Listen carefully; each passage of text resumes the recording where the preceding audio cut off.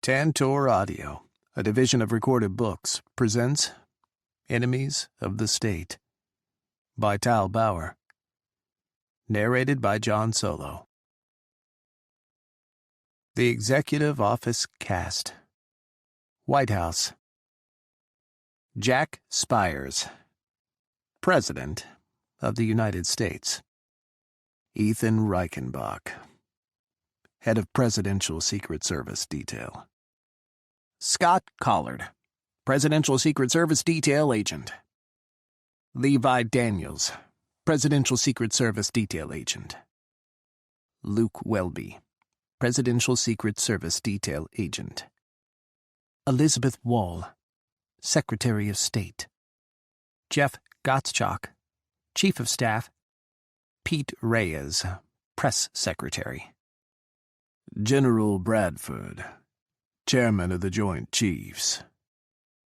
General Porter Madigan, Vice Chairman of the Joint Chiefs. Lawrence Irwin, Director, CIA. Peter Stahl, Director, Secret Service. Lieutenant Adam Cooper, Leader of the USMC Special Operations Team. Russia. Sergei Pukov, Russian President. Saudi Arabia.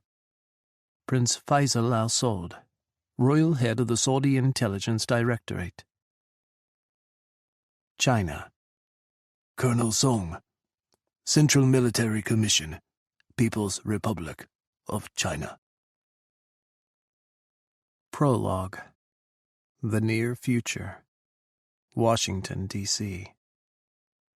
Early morning in Washington, D.C. was the time for ghosts, especially in winter.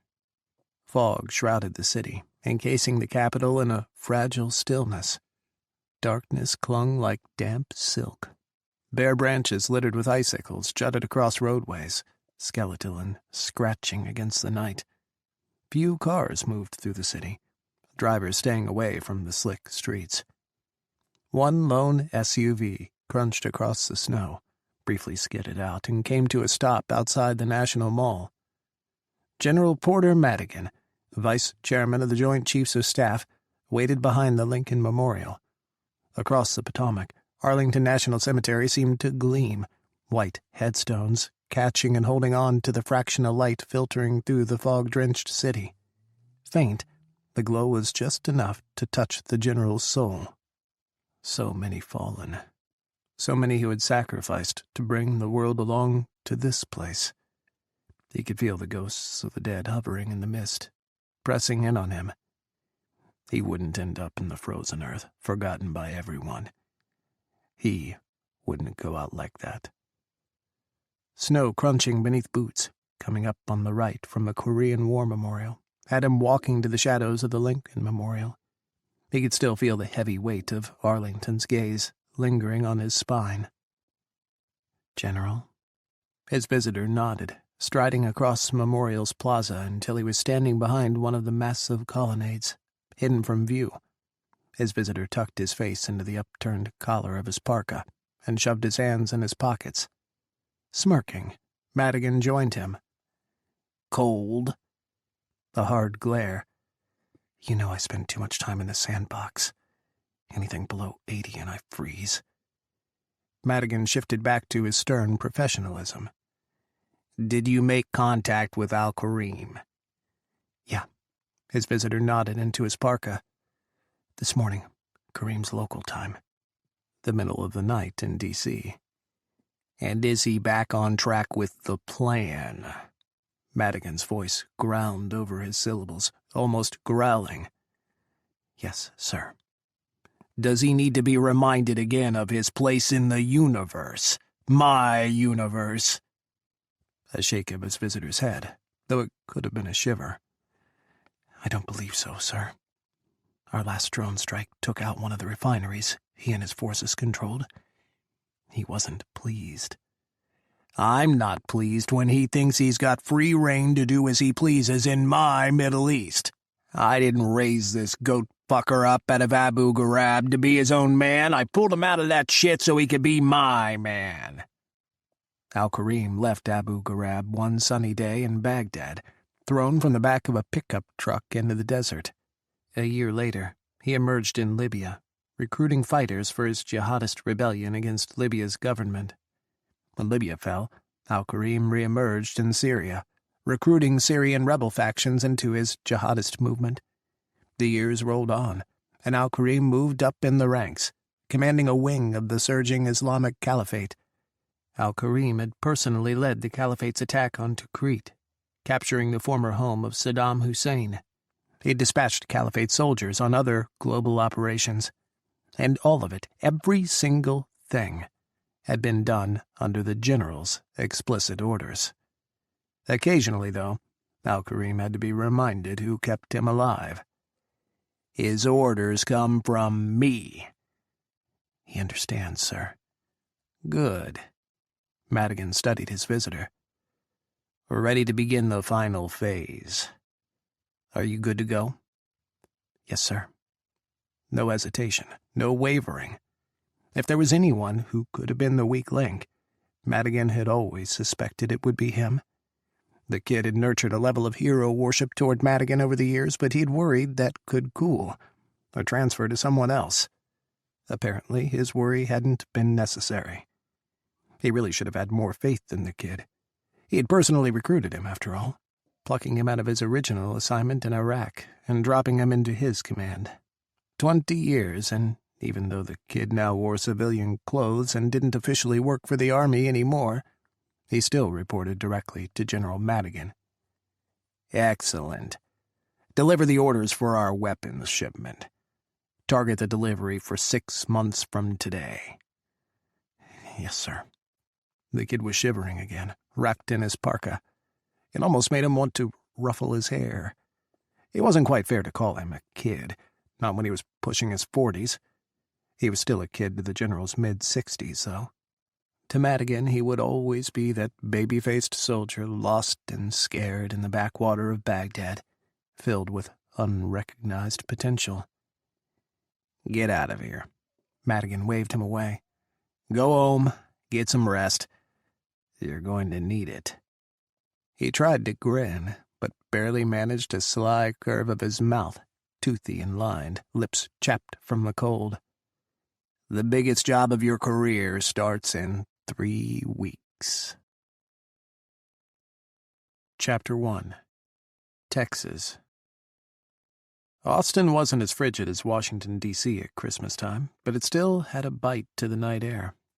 Cold winds snaked around Special Agent Ethan Reichenbach as he stood on President-elect Jack Spiers' balcony, overlooking Austin's downtown at the intersection of 6th and Congress. 6th Street, Austin, the vibrant, garish strip of neon bars, thrumming music lounges, country pool halls, and late-night tattoo parlors pulsing with the laughs and shouts of college students, locals getting down, and hustlers. Christmas Day, and the parties still raged. Ethan shook his head, eyeing long lines of smooth legs stretching down from miniskirts and sequined cocktail dresses. The girls shivered, huddling close together. He'd never understand women. Instead, his gaze drifted to a group of men, college-age by the looks of their clothes and lack of fashion sense. Faded jeans, T-shirts, and flannel overcoats, and loose beanies crammed on their heads. He could just make out the cut of their jaws, the curve of some of the guys' biceps. Some smoked, and others stood with their hands in their pockets, bouncing from foot to try to stay warm. Ethan smiled. He had been young like that once. What was it? Almost 20 years ago?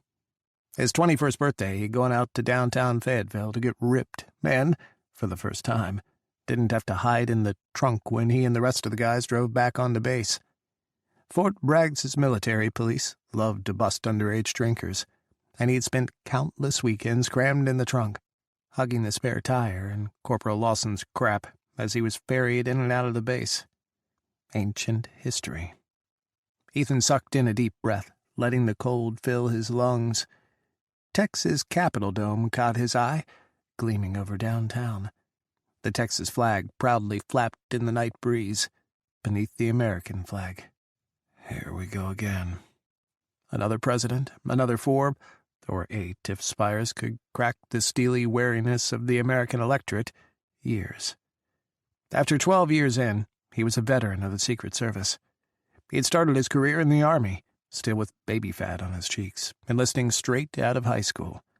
10 years into the Army, and he needed a change. It had been too stifling, hiding who he was or changing pronouns when he met up with a guy. He got tired of making up excuses for why he didn't want the guys to hang out with him when he needed to go out and find some guy to screw all night long. The federal government was much more lenient than the military, and he'd applied to every agency he could. All of the alphabet soup agencies and administrations there were, and a few he hadn't known existed. The United States Secret Service called him back first. 12 years and 3 presidents later, Ethan was the new senior special agent in charge of President-elect Spiers' protection detail, and had been handpicked to lead the president's Secret Service detail back in Washington. Headquarters put him with Spiers' campaign when it became more and more obvious that the senator from Texas was set to win the general election. Another one-term president, the 3rd in a row, was bumped from office in another display of the American public's disgust of Washington. Spiers was in, the easygoing pretty boy sent to clean up D.C. Unease hung in the air in the nation's capital, as if everyone in office had a timer on their back ready to pop, or a hook just out of sight waiting to pull them off stage. Presidents came and went. To Ethan, Spiers was just another protectee, just another job. Spiers was a promotion, a new face, and new routines, a new boss to get used to. The Secret Service didn't get involved with their assignments. They never got attached or friendly with their protectees. They were invisible, silent sentinels, standing their watch. Behind Ethan, the glass door to the balcony slid open. President-elect Jack Spiers poked his head out. Frowning, Ethan turned around. Why was the president-elect zipped up in his jacket? And why were his shoes on? He was supposed to be reading briefs in front of the fireplace where Ethan had left him, feet up and a beer in his hand. Sir? Hey, I'm going to pop on down to 6th Street and mingle a bit. Spiers nodded, as if that was that, and tried to close the door. Ethan grabbed the frame, stopping him. Sir, no, you're not. The president-elect pulled a face. Look, this is my home state. This is my home, in fact. I've gone down to 6th Street every Christmas. It's a tradition. I mingle with the people, we share stories, I listen to them, and we all have a great time. I can't stop now. Sir, it's not possible for you to go down into the crowds. No one has been vetted. The crowd hasn't been monitored. We haven't secured any of the locations on the street. It isn't safe for you to mingle, Mr. President-elect. It's fine, really. Spiers tried to force the sliding door closed against Ethan's hand. Ethan pushed back, opening the door and striding forward, making President-elect Spiers step back. Jack Spiers wasn't a short man. No president ever was. He was just under 6 feet, but he was nerdier looking than the other presidents. Younger, too. Mid-40s, with blonde hair streaked with gray from a lifetime of politics. He had a taut face, a slim jaw, and a lean swimmer's build. Black-rimmed reading glasses framed corn-silk blue eyes that had turned hard and were glaring at Ethan. Sir. Ethan paused, breathing deep. It wouldn't do to piss off his new boss before Inauguration Day. That would be a new record, even for him. It isn't safe for you to go out and mingle like you used to do. Things are different now. You can't move around without a protective detail, and you can't wander unprotected into crowds. He exhaled. Sir, all presidents go through this. It's tough, getting used to these changes. Constant protection, security, and surveillance. President-elect Spiers turned away, his back to Ethan. His hands landed on his hips. It's like being a rat in a cage. Spiers glared over his shoulder. Don't you have agents here who can provide crowd protection? Where's the rest of my detail? Aren't they supposed to be on call? Ethan's stomach sank. His promotion, and the warm smile Director Peter Stahl had given him, flashed in his mind. He swallowed. Sir, I confirmed with your chief of staff that your plans this holiday evening were to stay in your home and have a quiet night in. What's Jeff got to do with this? Jeff Gottschalk, the President-elect's chief of staff, was a quiet man, serious and dedicated to his service to the President. He was a man normally too busy for anyone else's questions. But he'd given that much of the President-elect's plans to Ethan. Perhaps he shouldn't have trusted Gottschalk's information. Sir, based on your chief of staff's information, I decided to give the rest of your personal detail the holiday evening off. Ethan held President-elect Spiers' gaze. This is the last Christmas they'll spend with their families for the next 4 years. Maybe even the next 8 years. Ethan watched the President-elect take a deep breath in, holding it in his lungs. Those blue eyes, so hard and frigid moments before, softened. He pulled his glasses off and pinched the bridge of his nose as he spoke. My personal detail. Those are the guys who have been on the campaign, right? With you? I mean, they're all coming to Washington with me. With us? Yes, sir. Agents Levi Daniels, Harry Anata, and Scott Collard. We've all been by your side since the Republican nomination. Agent Scott Collard was like an older brother to him, and they'd propped each other up with bullshit and good-natured harassment through the bitter end of the presidential campaign. When Spiers had won, they'd toasted to the loss of their social lives for the next 4 years with gas station vodka down from chipped motel coffee mugs. President-elect Spiers unzipped his jacket and shrugged it off his shoulders. He tossed it on the back of his couch. A spread of binders and spiral-bound reports, all covered in official red seals with confidential or top-secret clearance borders and stamps, littered the couch cushions. Well, Spiers sighed. Looks like I am staying in tonight. Relief swept through Ethan, unclenching his stomach. Yes, sir. Chuckling, the President-elect collapsed into the corner of his couch and reached for one of the binders.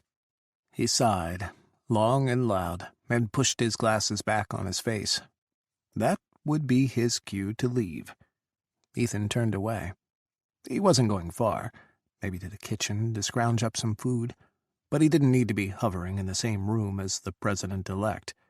Jesus, he was going to see enough of the guy over the next 4 years. He was going to be closer than Spiers' own shadow. President-elect Spiers' voice made him pause. Agent Reichenbach, that was a good thing you did tonight for your men. They've done a fine job on the campaign, and I know they'll be excellent in Washington, too. They deserve a night off. He tossed a glance over the back of the couch. And so do you. Ethan managed a tiny smirk. The cat stays and works while the mice play, sir. I think that goes a little differently. Now President-elect Spiers was smiling. Some of his stiffness leached away. I'm the loner of the bunch, sir. They've got families and loved ones. I don't. No partner, no lover, no long-term relationship. A few guys had tried, but he'd put an end to that quickly. He wasn't the man for long-term relationships. He didn't have that kind of life. He didn't have that kind of heart. President-elect Spiers' smile turned sad. Ethan kicked himself inside, forcing himself not to grimace, but his eyes darted to the folded flag encased in a memorial box on the mantel, right beside a picture of the President-elect's deceased wife, Army Captain Leslie Spiers. The year of her death was printed on the memorial case. 15 years prior, and the height of the Iraq War. Ethan had been lucky. He had lived through the war. The President-elect's wife hadn't. I'm sorry, sir, Ethan said quietly. Would you like a drink? Standing, President-elect Spiers gestured for Ethan to join him on the couch. and then to the small dry bar in the corner of the room. The sadness was gone from his eyes, replaced by a hard kind of pleading, a wish to not be alone. Disappointment crawled over Ethan's skin, sliding uncomfortably close to unease. "I can't, sir. I can't drink on duty." Not to mention he wasn't supposed to socialize with the president-elect or any protectee. Nothing personal, no friendships. He's just a job. But he was also a human being. A lonely human being, and Ethan understood that better than most. "I have some reports to do. I could bring my laptop in here?" God, he hated how his voice rose at the end, uncertainty dripping from his words. President-elect Spiers grinned. "Sure, plenty of room." He pushed 3 binders from the DoD and 1 from the CIA onto the carpet, opening up the end of the couch and coffee table for Ethan. Ethan grabbed his laptop and fumbled plugging in the power cord, first unplugging the Christmas tree lights, but then they were both sitting down, almost side by side, and absorbed in their own work. Quiet descended over the pair. Restlessness clung to Ethan, but it slowly dissipated as he buried himself in his reports. Still, with every turn of the page President-elect Spiers made, and with every shift on the couch, Ethan was uncomfortably aware that there was a line here that he was very seriously bending. Not the best way to begin his new position. President Jack Spiers' inauguration cheered by millions. President Jack Spiers' inauguration was cheered by millions of Americans as they crowded along Pennsylvania Avenue. Others packed themselves in front of the Capitol, watching the president take the oath of office and deliver his inaugural address. In the address, President Spiers reiterated much of what his campaign had centered upon: America's strength, tempered by her commitments to her allies in a dangerous world, the perils presented by the increasing powers of the renegade Islamic Caliphate, and his commitment to strengthen America's response to the shifting, uncertain political and military landscape. The president spoke about his commitments to NATO and America's European allies, especially in the wake of the refugee crisis of the past decade and the increasing number of terror attacks within Europe's major cities. Much of President Spiers' popular support comes from a broad base. The party leadership looks at President Spiers as a unifier, RNC Chairman Rick Smith said. "He's a likable guy. He delivers on his promises. He believes in America, and he wants what's best for everyone." President Spiers has enjoyed one of the highest popularity ratings of any recent candidate, but whether those numbers will translate into approval ratings is anyone's guess. Some wonder how much President Spiers' deceased wife, Army Captain Leslie Spiers, who was killed during an ambush in Iraq during the war in Iraq, may have impacted his campaign. Certainly his wife's death impacted President Spiers' life, Chairman Smith said. He never would have gone into politics had she not been tragically killed in action. He was a private practice lawyer in Austin, and she worked at Fort Hood. Then she was killed, and his whole life pivoted. He dedicated himself to serving active-duty soldiers and veterans, and ran in Texas on a platform to better our armed forces and provide better support to our veterans. In the Senate, he served on the Intelligence Committee and the Armed Services Committee, 2 committees deeply entwined with America's military efforts. He's shown nothing but the strongest commitment to our nation's heroes, and I fully believe that stems from the love he has for his wife, and how he honors her memory. Chapter 2. Washington, D.C. When Ethan finally made it back to the White House after the inauguration parade, all of the snow had melted from D.C. streets, and the temperature was a blustery 70 degrees. The calendar on his desk said March. "I still can't believe you got taken out by a bunch of punks." Agent Scott Collard, Ethan's best friend, swiveled in his desk chair, grinning like a madman. Ethan chucked a pin at his head as he leaned against Agent Levi Daniels's desk. He flexed his leg, straightening his knee, and then kicked Scott's chair. Scott scooted away just in time. "I didn't see you brawling on Inauguration Day. Where was my backup?" "You're the one who wanted to walk around in the crowd with the intel dorks." Scott shrugged. "Why you weren't walking on the route with us is your business." "We had credible intel that there was going to be an attempt to jump the perimeter and attack the Beast." The Beast was the unofficial code name for the presidential limo. "And by attack they meant pelt it with tomatoes." "It's still an attack." "You got your ass kicked by vegan vegetable throwers." Ethan loomed over Scott's chair. He was trying to be intimidating, but he knew his grin was ruining it. Scott snorted. "You had tomato dripping from your nose and hair." "What if they had hidden something in one of those tomatoes? You wouldn't be making fun of me then." "I'm giving you a new code name. Salad Reichenbach." Scott spun in his chair, shouting out to the agents scattered around the office. "You all here? Quarterback is now Salad. Copy?" Laughs and nods floated back to the two men. Ethan shook his head. He put his foot on the edge of Scott's chair and pushed, sending his friend wheeling away, down the rows and rows of desks and toward the lockers where the agents at the White House kept their spare clothes, extra suits, and even their tuxes.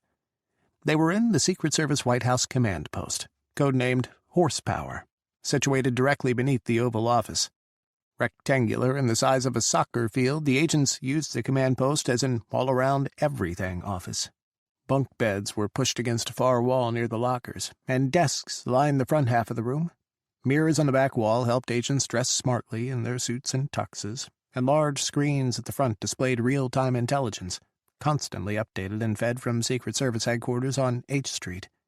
When the detail agents didn't need to be surrounding the president, or when they weren't standing post, they spent their downtime in Horsepower. "Hey, how's Agent Welby doing?" Ethan headed back to Daniels' desk and perched on the edge again, crossing his arms. Daniels cast him a droll stare, barely looking up from the email he was typing. "Welby's all right," he drawled. His eyebrows rose nearly off his forehead as he fixed his gaze on Ethan. "Stick up his ass, but he's all right." Ethan smothered a grin. Agent Welby had come in to replace him as presidential detail lead while he was out, recuperating from his busted knee after the brawl during the inauguration parade. Welby had seniority on Scott by 1 year, and it drove Scott crazy. Scott had texted him almost daily, bemoaning Welby's mulish, boring attitude and his laugh-a-minute personality. "You coming back in as lead?" Daniel's eyes shone, hopeful. "Got to go through a few more stacks of paperwork first, but yeah." Ethan winked at Daniels and stood, stretching. He tried for casual, speaking as he rolled his shoulders. "How's the president?" He failed. Daniels' eyebrows shot high again. "How's the president?" He stared at Ethan as if he had just claimed he was a prince from the planet Saturn. "Yeah, how's he doing?" No way to back out of it now. He might as well try to blunder his way through, as if asking after a protectee were the most natural thing in the world. Daniels frowned. "I try to stay out of his way, and I make it a point to not listen whenever I'm in the Beast. I don't want to know how his negotiations are going with Congress on the educational bill, or if he's banging any aides in the West Wing." "Is he?" Ethan frowned. "Nah, man, the guy's legit. Straight shooter." Daniels' wide smile broke over his face, and he laughed, pushing on Ethan's shoulder. "But seriously, man, I stay out of it. Keep my distance. Just like you taught us. Like you drilled us." Daniels peered at him. "This a test?" Snorting, Ethan clapped Daniels on the arm. A way out, and he took it with both hands. "You passed. Good job, Daniels." The look in Daniels' eyes said, "Fuck you," and he buttoned his suit jacket as he stood from his desk. "I need a cup of coffee from the press corps bullpen." The White House mess is 6 feet to the right. Beneath the Oval Office, on the basement level of the White House, the Secret Service command post shared space with the White House mess, the Situation Room, the National Security Staff, and Homeland Security's White House Control Center. It was an odd mixture of top-secret clearances and Navy stewards and chefs, but At least the coffee and chow were always close at hand. Agents went on fridge raids at all hours, and the Situation Room hosted impromptu slumber parties at the drop of a Predator missile strike. Smirking, Daniels led Ethan out of horsepower. "Yes, it is, but the mess doesn't have Annie Perkins working down there." Annie Perkins. They strolled up the stairs to the first floor of the West Wing, to the hallway between the Oval Office and the Cabinet Room. Daniels filled Ethan in on the voluptuous beauty that was Annie Perkins, reporter from the Tribune and a current project of Daniels's. Ethan chuckled, already well ahead of Daniels in the script. Well, he used the same playbook, just not with women, and never for more than a night or two. He'd seen this particular story play out time and time again. Daniels could woo the ladies in droves, and he stayed with them for a couple of months before cutting them loose and playing the field again. Mixed in were one-night stands and nights of debauchery, and several memorable nights where Daniels had chanced to go with Ethan out to the gayborhood. Ethan had told him the secret of picking up chicks in gay bars. Nearly all of them were straight, and they would swoon for a straight man confident enough to chill at a gay bar with his gay friend. Daniels never left alone. "Have you asked her out yet?" "Patience, man. Patience." Daniels held up his hands, trying to slow Ethan the hell down. He smirked, shaking his head at how hard-charging Ethan was. This was an old argument of theirs. Daniels played the long game and enjoyed dating his lady for a few months. Ethan liked his men hot and their encounters short. He was gone by morning. Ethan shook his head, retort on the tip of his tongue, when a voice down the hall called out his name. "Agent Reichenbach." Daniel's eyes grew comically huge, and he snapped to attention in a smart second, wiping the smirk from his face and hitting "professional" just as President Jack Spiers broke away from his chief of staff and strode down the hallway to the two agents. President Spiers held out his hand to Ethan. Ethan shook it, stunned. "Mr. President, how can I help you, sir?" "They told me you were injured and recuperating. I didn't know you were back on duty." The president was beaming at him, a radiant smile that went all the way to his eyes. The press had endlessly dissected that smile on the campaign.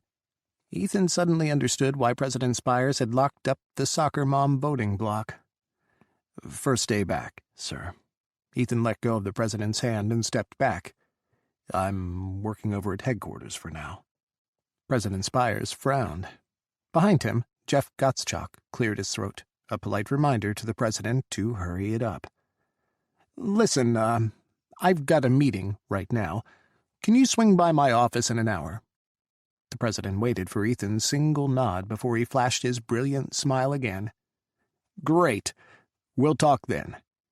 And then he was off, striding down the hallway and into the cluster of his staff. He reached for file folders and a binder and pulled out his smartphone all at once. His reading glasses slid down his nose, and he absently pushed them back up with one finger as he scrolled through his phone. When Ethan turned back to Daniels, the younger agent's incredibly unimpressed face stared back at him. His eyes narrowed. "That was nothing. Should I ask you how the president is doing?" "Shut up." An hour later, Ethan stood stiffly in the Oval Office, alone, his feet shoulder-width apart and angled at a perfect 45 degrees, hands clasped behind his back, spine straight, knees unlocked. His gaze darted around the office, taking in the changes President Spiers had made. His predecessor had thrown the Oval Office back to the good old days, as a physical reminder of what his campaign had been all about, and heavy red curtains had hung from the windows while the carpet had been replaced with a deep navy plush, making the presidential seal in the center of the rug stand out vividly. Red and white striped couches had been added to the room, and the whole office had looked like a 4th of July parade had exploded within. President Spiers, on the other hand, preferred a more stately and refined look. Gone were the heavy curtains and the blue plush rug. White gauze hung behind the resolute desk, and a cream and beige sunburst carpet stretched out around the presidential seal. Ivory and butter-yellow stripes lined the walls above the wainscoting, encasing the office in an almost serene feeling. The couches were revolutionary Americana, striped in white, pale blue, and tan, and with polished mahogany arms carved in a delicate spindle. Ethan stared at the picture of George Washington over the fireplace mantel, a staple of the Oval Office for every president. What the hell am I doing here? Why does he want to talk to me? I'm just a detail agent. Shit, was it something Welby did? That fucker. He bounced on his heels, and his eyes tracked the sweeping minute hand of the nautical clock perched on the edge of the fireplace mantel. President Spiers was late. Not much of a surprise. The world moved for the president. Time was something that happened to other people. When President Spiers breezed in, entering through his study in the private hallway on the left, Ethan jerked back to attention. The president didn't notice. His head was buried in his phone as he spoke. Agent Reichenbach, sorry I'm late. Congressional leadership was here with an update on the education reform bill. They know how to talk. He dropped his phone on the resolute desk with a clatter, sighed, and then smiled lopsidedly at Ethan. I was one of them, and I'm still amazed at how much they can talk around the subject. He waved Ethan closer. Please, relax. This is informal. Totally off the books, just a catch-up chat. He crossed his arms and leaned one hip against the desk. How are you doing, Ethan? Can I call you Ethan? Yes, sir. You can if you'd like. Ethan frowned. Is there something I can help you with, Mr. President? President Spiers tried to wave him off, squinting as he scrunched up his forehead. Please, no need for the formality. Like I said, I just wanted to catch up with you. See how you were doing. See when you were hopefully coming back? That last sentence ended on a higher note, a question, and the president's eyebrows rose. It is fucking Welby. I still need to take care of a few paperwork hurdles before I'm cleared to return to duty on the detail, sir. But you'll be back? You're good? No long-term injuries, no pain, nothing wrong? I'm fine, sir. Ethan grinned. Someone got a lucky kick in while we were subduing some miscreants during the inauguration parade. Nothing life-threatening. My leave has been mostly boring. President Spiers smiled. Glad to hear. And if it will help, I'd be happy to call over to the Secret Service and request your reinstatement as detail lead. Damn, Welby, what the hell did you do? Is there something wrong with your current detail lead, Mr. President? A long sigh, and President Spiers looked away, squinting through the glass-paned door leading to the West Colonnade and the Rose Garden. He's a great agent. He's solid. He knows his stuff, and he's reliable. But Ethan waited for the shoe to drop. President Spiers winced. He's a bit stiff. He's a little like a jailer. Agent Welby is a fine agent, and he sounds like he's being a textbook Secret Service agent to me. We have rules to follow, Mr. President. Rules that keep you alive. He frowned. Did you expect I'll be different? President Spiers' eyes met his. I think you can see the bigger picture when you need to. Ethan shifted, his gaze darting to the windows for a moment. Christmas flashed through his mind. He'd never told anyone what he'd done, or about how the president could have handed him his ass that night, but instead that they'd sat side by side and worked until the wee hours of the morning. You're standing here talking to me now, Ethan. Not many other agents would do that. We're not supposed to talk, sir. I am supposed to be your oppressive shadow, and a little bit of a jailer. President Spiers threw his head back and laughed. He reached for his phone, clattering on the desk. A quick scroll, and then he frowned, a single line creasing the space between his eyebrows. I just wanted you to know that I'm looking forward to your return, Ethan. He smiled and then waggled his phone. I'm sorry. Duty calls, but we can catch up when you're back on the detail. He grinned. right? He shouldn't be doing this. God, he shouldn't be doing this. This had bad decisions scrawled all over it. Even the slightest hint of friendliness with an agent's protectee was deeply frowned upon. But he smiled back, nodding. Mr. President. Excusing himself, Ethan slipped into the hallway, leaving the president scrolling through his phone. Chapter 3. Washington, D.C. 3 weeks later, Ethan was back as presidential detail lead, working alongside Daniels, Scott, and Harry Anata on the main detail team. There were over 300 agents on the presidential detail alone, spread out to cover every shift and hold down posts in the White House offices and the residence. They all traded barbs with the vice president's detail and shot the breeze and horsepower together, but the four main guys, the closest protective detail assigned to the president, were Ethan and his team. Ethan had tactical command over the whole detail, and he managed the agents' shifts and assignments, kept up with intelligence from H Street, and reviewed all of the squeal sheets, reports of all incidents and threats to the president from the past 24 hours. He moved with President Spiers when the president left the White House, staying by his side in the crowds and riding in the front seat of the Beast. And, when he wasn't with the president and wasn't working in horsepower, he helped train the junior agents on the detail, shadowing their posts and giving them pop quizzes over coffee he personally delivered. He thought things were going well. He'd set the Beast's radio to the president's favorite stations and asked him if he saw the recent game, golf, basketball, or hockey, since it was spring. Then he'd shut up, monitor the radios, and advise Anata in the driver's seat while the president scrolled through his phone or flipped through his padfolio of folders and briefs and memos. The president hadn't asked to chat with him again, and Ethan was going out of his way to interact with the protectee, stepping out of the shadows to ask him a few meaningless questions. He was doing more, he knew, than Welby had done.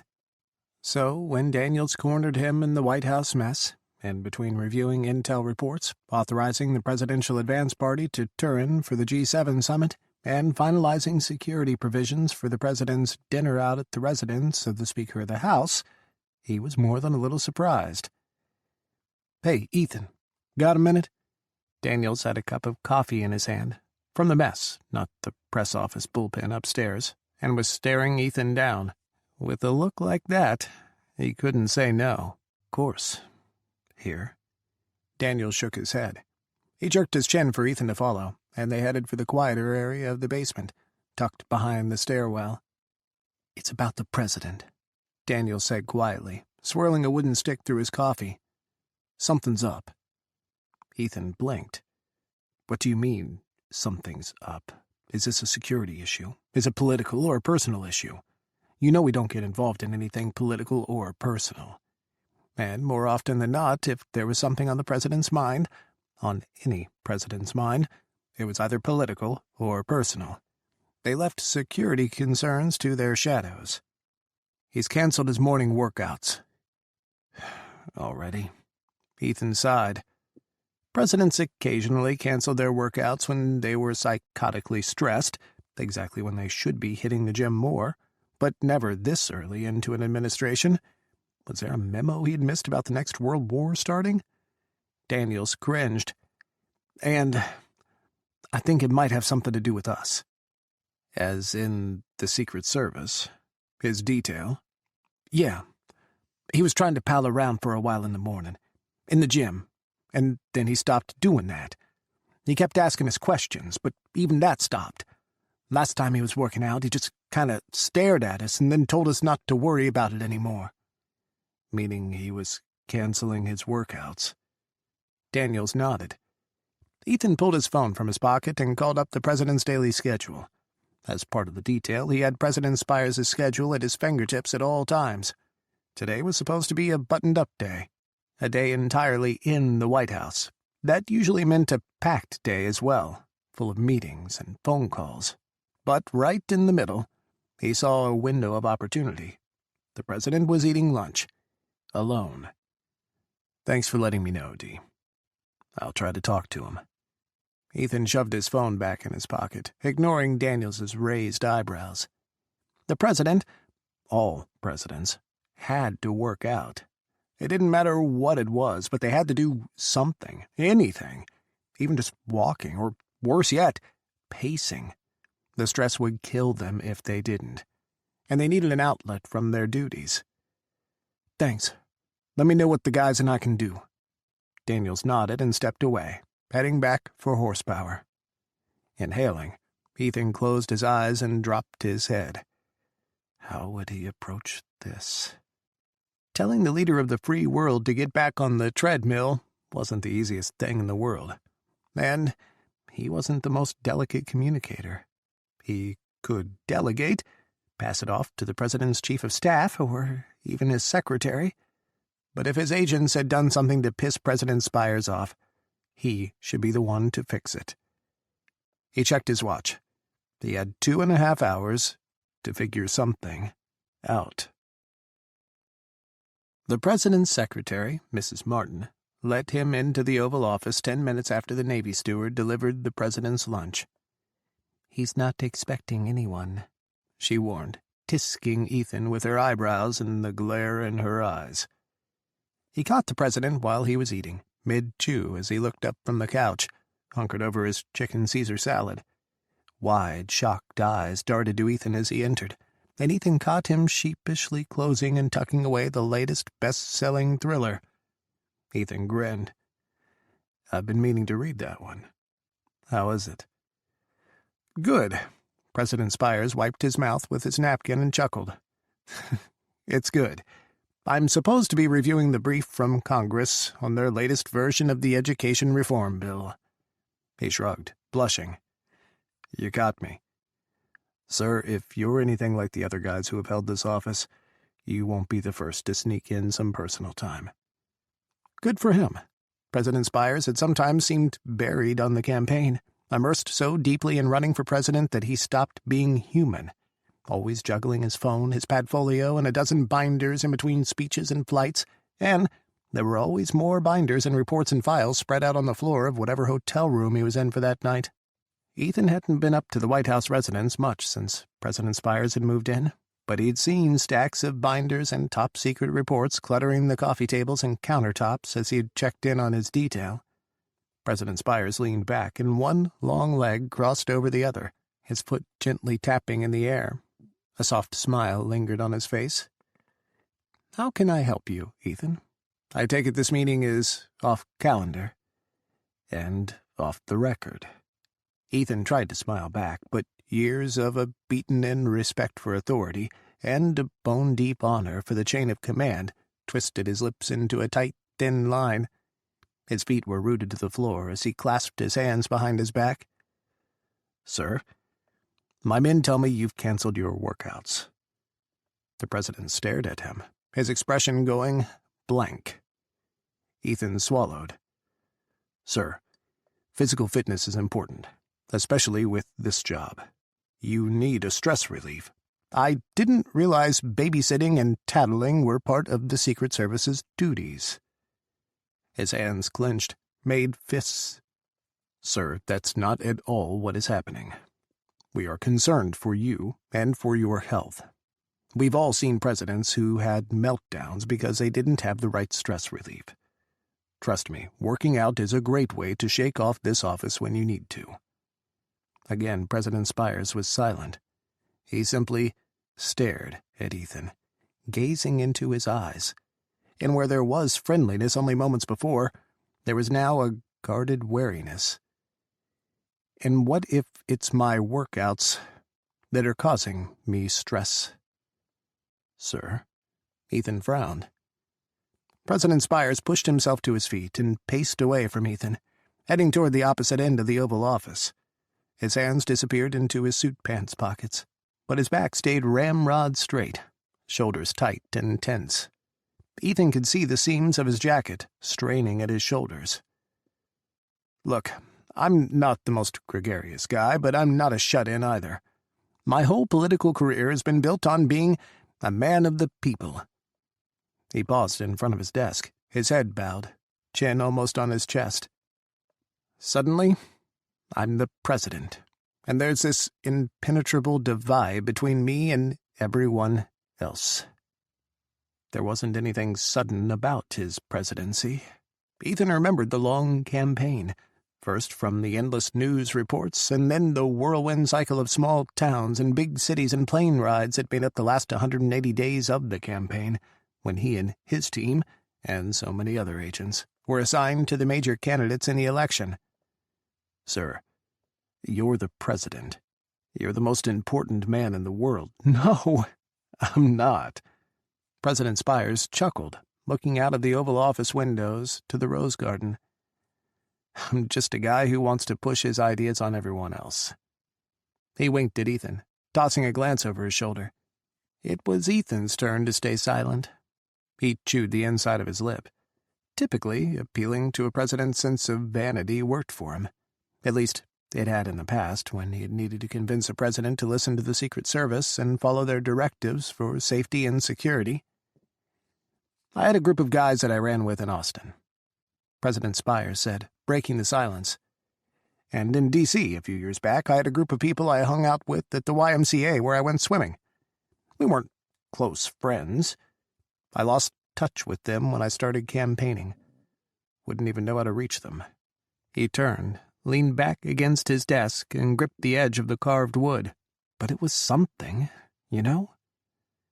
We can invite members of Congress to join you on a run, or hire a personal trainer for the White House weight room. Or if you have associates locally here in D.C., we can vet them and run a background check, and if that passes, they could join you during your workouts." Ethan scrambled, trying to come up with some kind of solution. President Spiers laughed. "I don't know any members of Congress who would voluntarily run anywhere, even with the president." He grinned, but it faded quickly, and he shook his head. "And it's not about hiring anyone. I've got enough people working for me as it is. And don't you think it's a little depressing that anyone and everyone I've ever known has to submit to a complete background check to even see me, or take a jog with me? I'm going over to dinner at Bob's house, and the whole evening has become a three-ring government event." Bob was Robert J. McNaughton, the Speaker of the House of Representatives, and the entire evening was a very big deal to the Secret Service. Ethan stayed silent. Sighing, President Spiers crossed his arms. "Ethan, I appreciate your consideration, and where the concern comes from, and I remember what you said at Christmas. I am having a hard time adjusting, I think. I'm like a goldfish in that gem. Your guys are out there standing guard, and I'm all alone in there, sweating it out under the spotlight. It's weird." He shook his head. "I can't be the only president to have gone through an adjustment phase." "You're the only one who didn't love the spotlight, the adulation, and the sudden spectacle being made of himself." Ethan shook his head. "No, sir, but, Mr. President, can you resume your workouts? He trailed off. "I'll think of something." Where had that come from?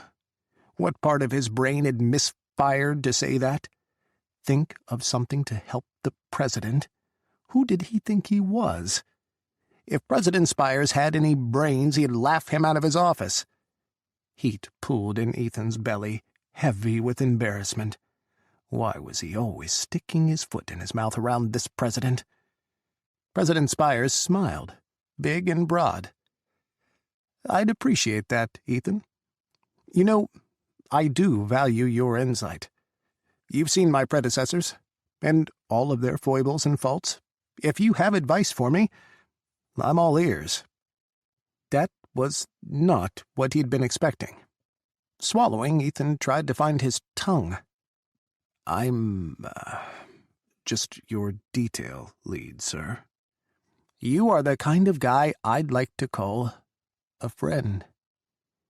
And there it was, that invisible barrier President Spiers had bemoaned, slamming down between them with all the force of the guillotine.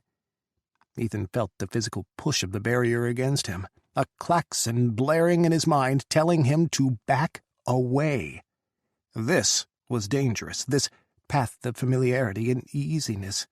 Where there was familiarity, there was laxity, And where things were lax, there was danger and risk and breaches in security.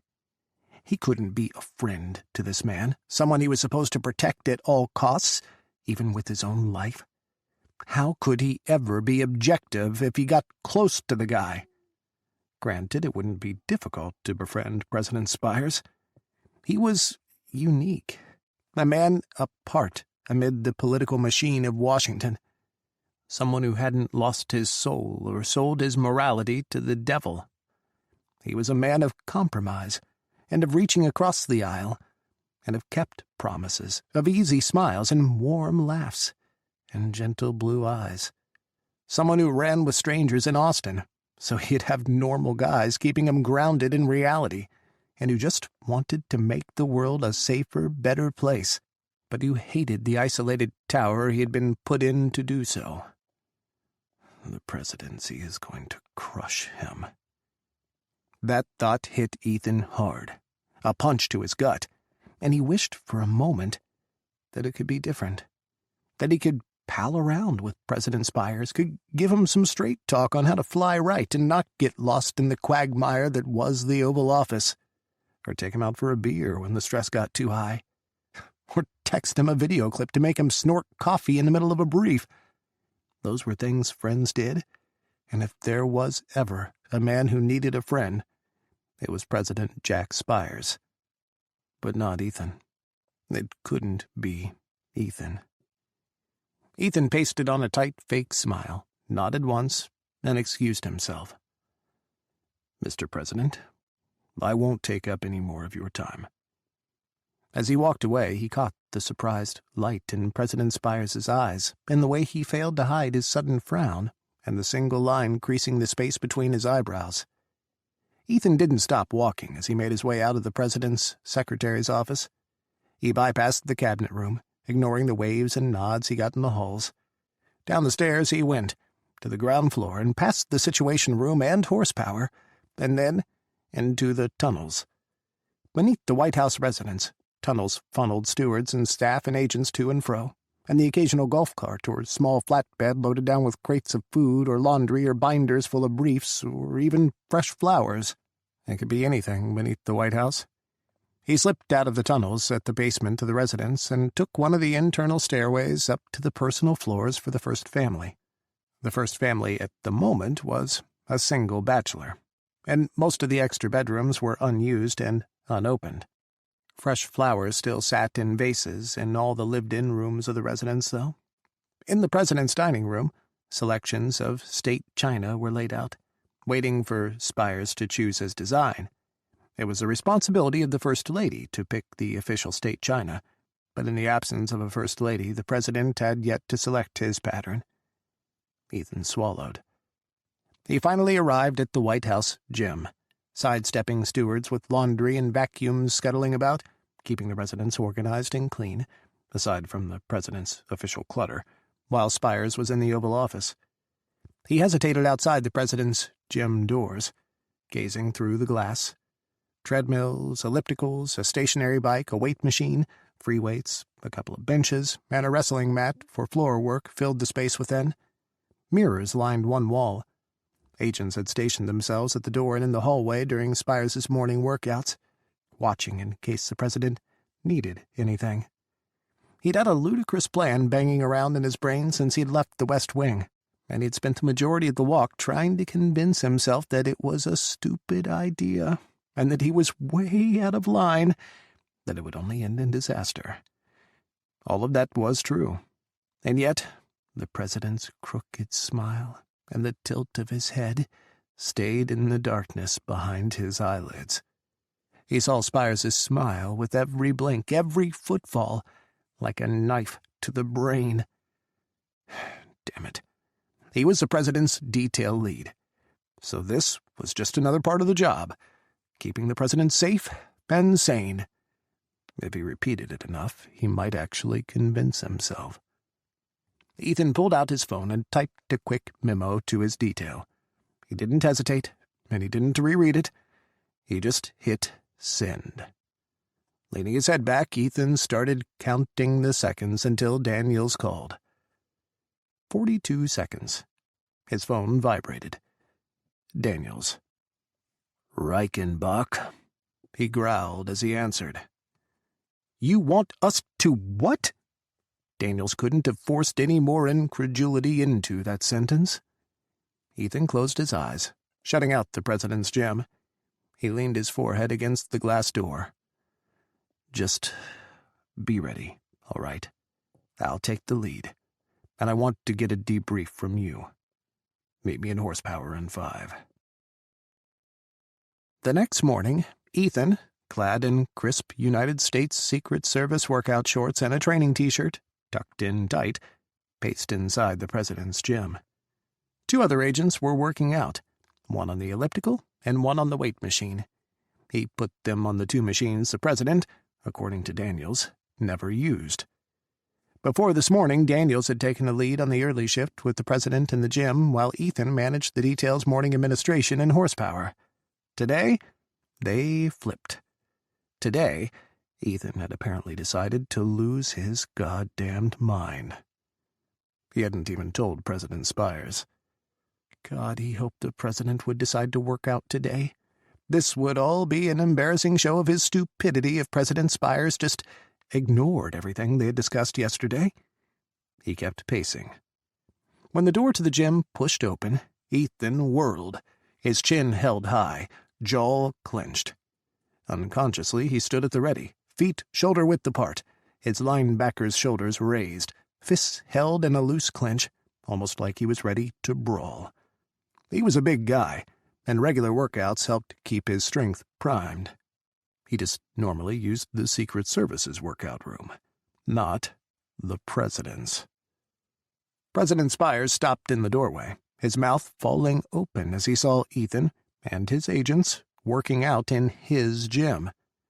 Spiers wore a ratty t-shirt from the University of Texas and baggy sweats with coffee stains on them.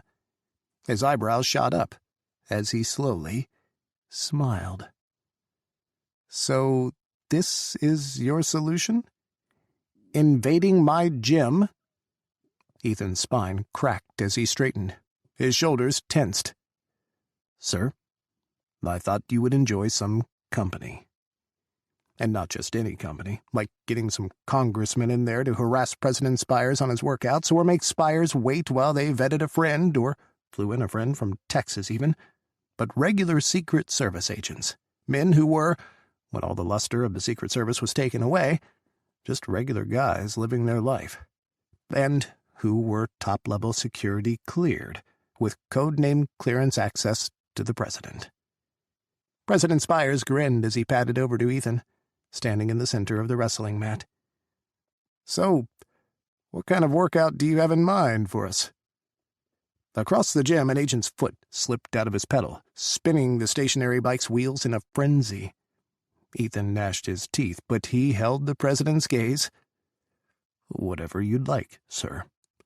We can run laps and then move to the free weights, like your normal routine." "I don't know whether to be creeped out or impressed that you know my routine." "Part of my job, sir." Ethan flashed a quick grin.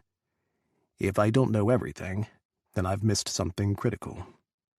President Spiers stretched, leaning over and bracing against his knee. "Army Special Forces?" Ethan nodded. "You'll have to tell me all about that. I love hearing from vets." Ethan kept his mouth shut as he stretched alongside the president. Eventually, President Spiers shucked his sweats. He wore an old pair of running shorts that barely stretched to the top of his thighs. His legs were toned, long and lean, and dusted with light hair down to his ankles. Ethan glued his eyes to the ceiling. "All right, let's do a few miles to warm up and then hit the weights. I'll spot for you if you spot for me, though." President Spiers trailed off as he studied Ethan's bulging biceps, straining the limits of his t-shirt sleeves. "I think I'd kill myself if I tried to lift what you were capable of." "We could always do a push-up contest." Ethan clamped his mouth shut. Who was this guy who stole his tongue and spoke for him in front of the president? That asshole always said the dumbest things. President Spiers laughed. He flexed, and his compact musculature didn't stand a chance against Ethan. Where Ethan was buff and brawny, the president was lean and trim, a swimmer with a tight body. Even in his 40s, the president was fit, with only a tiny cushion padding his midsection. Ethan hadn't boasted a washboard set of abs since he was in his 20s, but he had a flat stomach and a broad chest, and he'd never gone home alone. His arms, big as some people's thighs, pulled so many in. "I'll sit on your back for a handicap, then you can do push-ups." President Spiers winked. Across the gym, the bike spun out again, and the agent cursed, covering up the slip with loud coughing. Ethan set up his treadmill beside President Spiers's. He started slow and let the president run at a faster pace than him. He wasn't a sprinter, but he could run for hours once he found his pace, a pace that was generally faster than President Spiers's. But he was doing this for the president, and that meant working out at his speed. He kept telling himself this was all part of the job. Seeing that smile on President Spiers's face didn't hurt either. "So, Ethan," the president grinned, his face nearly split in two. "Yes, Mr. President." "I was thinking of taking up kickboxing. Want to spar?" "Don't push your luck, sir. I'm already off the grid doing this.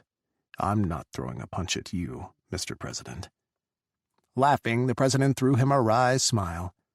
Ethan shook his head, but smiled back. Jokes. Now they were doing jokes and teasing each other. Christ, he was in trouble. "Since we're working out together, you really can call me Jack." This time, President Spiers wasn't joking. He could see it in his eyes. "Yes, Mr. President." Neither was Ethan. They ran in silence for the next 20 minutes until President Spiers slowed to a jog and then a walk. After cooling off, they moved to the free weights. Ethan felt the burn of his agent's stares on his back for the entire morning workout. President Spiers visits Arlington National Cemetery for Memorial Day. President Spiers visited Arlington National Cemetery today to pay his respects as Commander-in-Chief to the nation's fallen military heroes. He participated in a wreath-laying ceremony at the tomb of the unknown soldier before making his way across the memorial on a personal visit. 15 years ago, Spiers's wife, Captain Leslie Spiers, was killed in combat during the war in Iraq and was laid to rest in Arlington National Cemetery.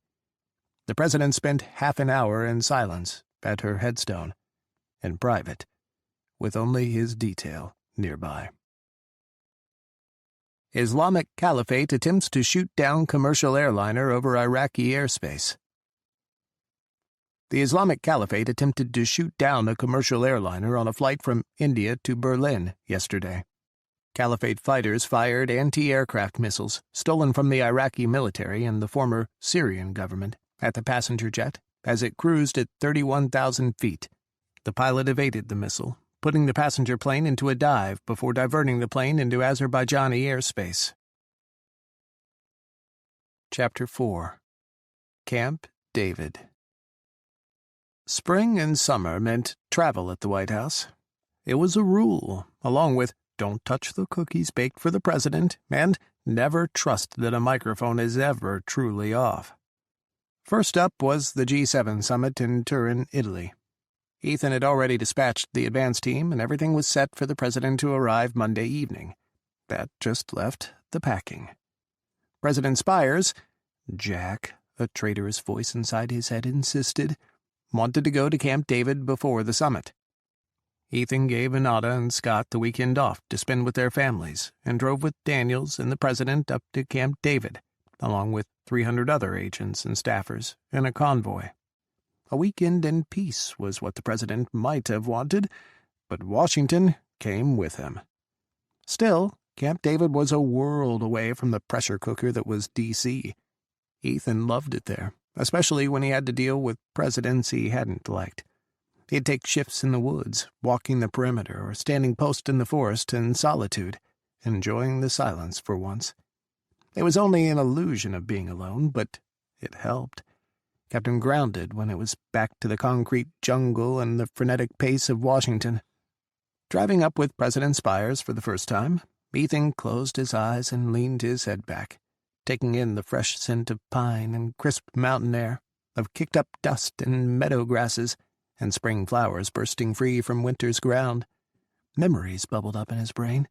Days as a child running in the backwaters of Wyoming, fresh pine logs crackling in fire pits, and fingers sticky with tree sap grasping at the rusted handles of his single-speed bike. He opened his eyes, a grin lingering on his face, and froze.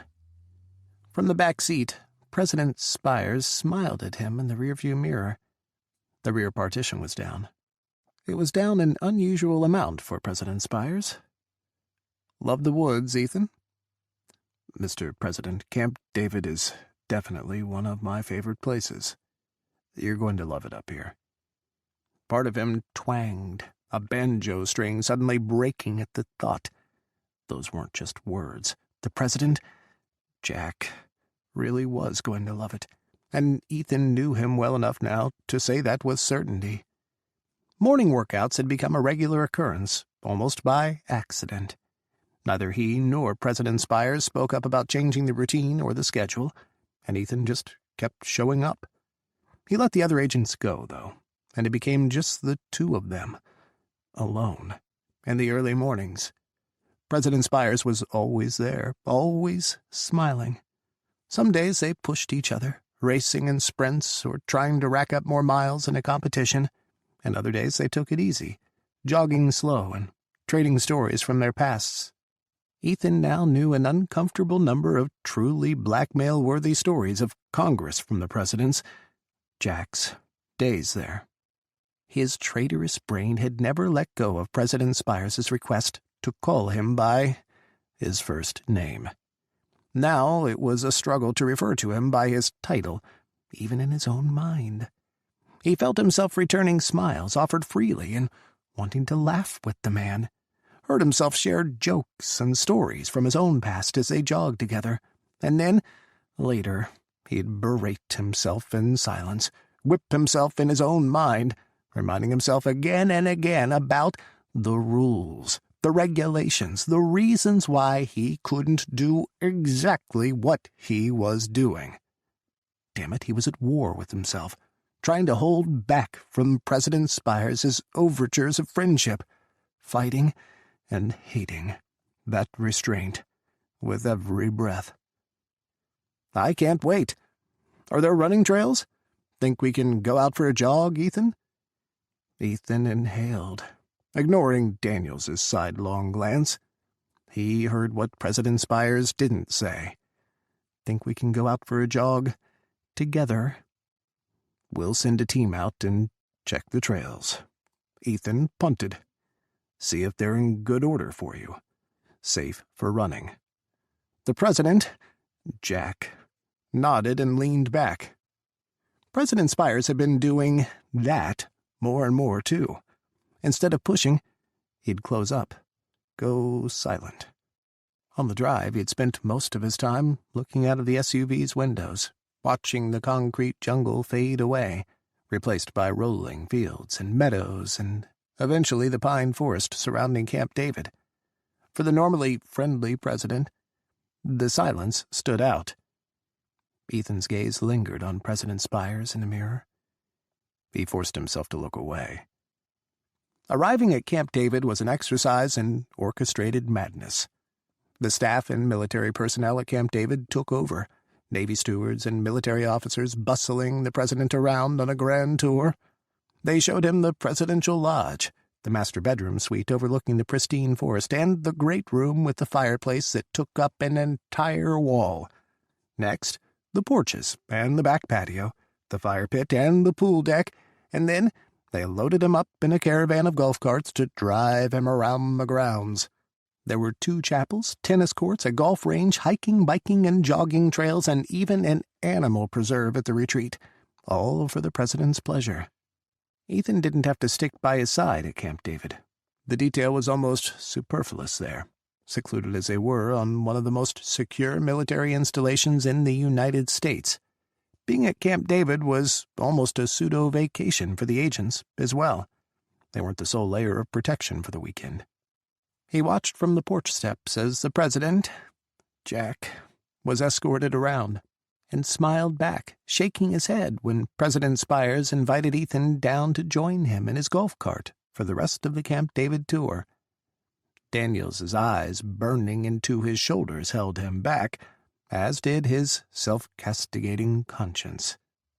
Ethan and Daniels watched President Spiers' golf cart caravan drive off, kicking up dust as the tiny engines whined and almost 100 sets of wheels sped by. Finally, there was silence. "Gonna go check the trails?" Daniels eyeballed Ethan. "Yeah." Ethan hesitated. "Want to take a walk?" He hadn't spent much time with Daniels outside of their duties, and when they were on, they were on. There wasn't much room for small talk. Catching up with Daniels would be good. "I haven't heard about Annie Perkins in a while." "Man, she's ancient history." Daniels smiled as he sauntered down the steps, shaking his head and his long arms, seemingly shaking D.C. out of his system as he took a deep breath of fresh air. "I'm enjoying the single life again." "Ah, one of those times." Ethan chuckled, and they set off down the main dirt road before turning out at the first trailhead. They'd worn boots and cargo pants for the drive up, ditching their suits back at the White House. Daniels kept quiet for the first mile. Ethan's spine uncoiled as they walked, losing its rigid, almost frantic clench. His shoulders loosened, his muscles seeming to relax for the first time in months, as damp earth squished beneath his boots, and fallen pine needles and spring buds filled the trail with spring's clean scents. Fresh grass and blooming flowers tickled his nose, late spring in full bloom. This was what he loved. Simplicity. Quiet. No presidents around to make his head spin, nothing nearby that tried to pull his attention, divert him from what he needed to do, who he needed to be. He knew the quiet was too good to last. Daniels finally spoke up.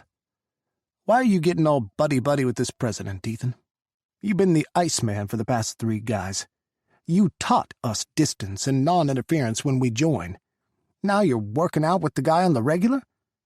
Daniels shook his head. "I don't get it."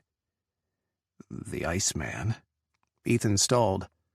"Iceman Reichenbach. That's what they called you when they told me I was going to be working with you." Daniels watched Ethan as they turned down one of the side trails. Swallowing, Ethan shook his head. "It's nothing, Levi." He put one foot in front of the other, wet leaves and flower petals sliding beneath his boots. "And you're right. Distance is important, critically important. You can't be objective if you're involved with the protectee." "You telling me you're involved with the president?" "No," Ethan answered quickly. "I'm the detail lead, and as part of my job I'm trying to keep him safe and sane, making sure he works out. I'm keeping him grounded, that's all." "That what you're telling yourself?" Ethan let out a long breath. "He's a good guy. Better than the last 3. I'm not talking about politics or anything. I mean, he's a good man. A good person." Silence. Then, "Are you attracted to him? Like, think he's more than just a hot dude?" "What?" Ethan shot Daniels a horrified glare. Panic slicked up his bones, heat burning him from the inside, searing his blood. He wanted to dive into the bushes, disappear like he was in a cartoon and could pull himself out of the frame. "What the hell, Levi? What kind of question is that?" "I'd ask any female agent or any male agent who is attracted to men the same question if they were spending time with an attractive male protectee. President Spiers is a good-looking guy, Ethan. I'm not into men, but I ain't blind, and like you said, he's a decent man."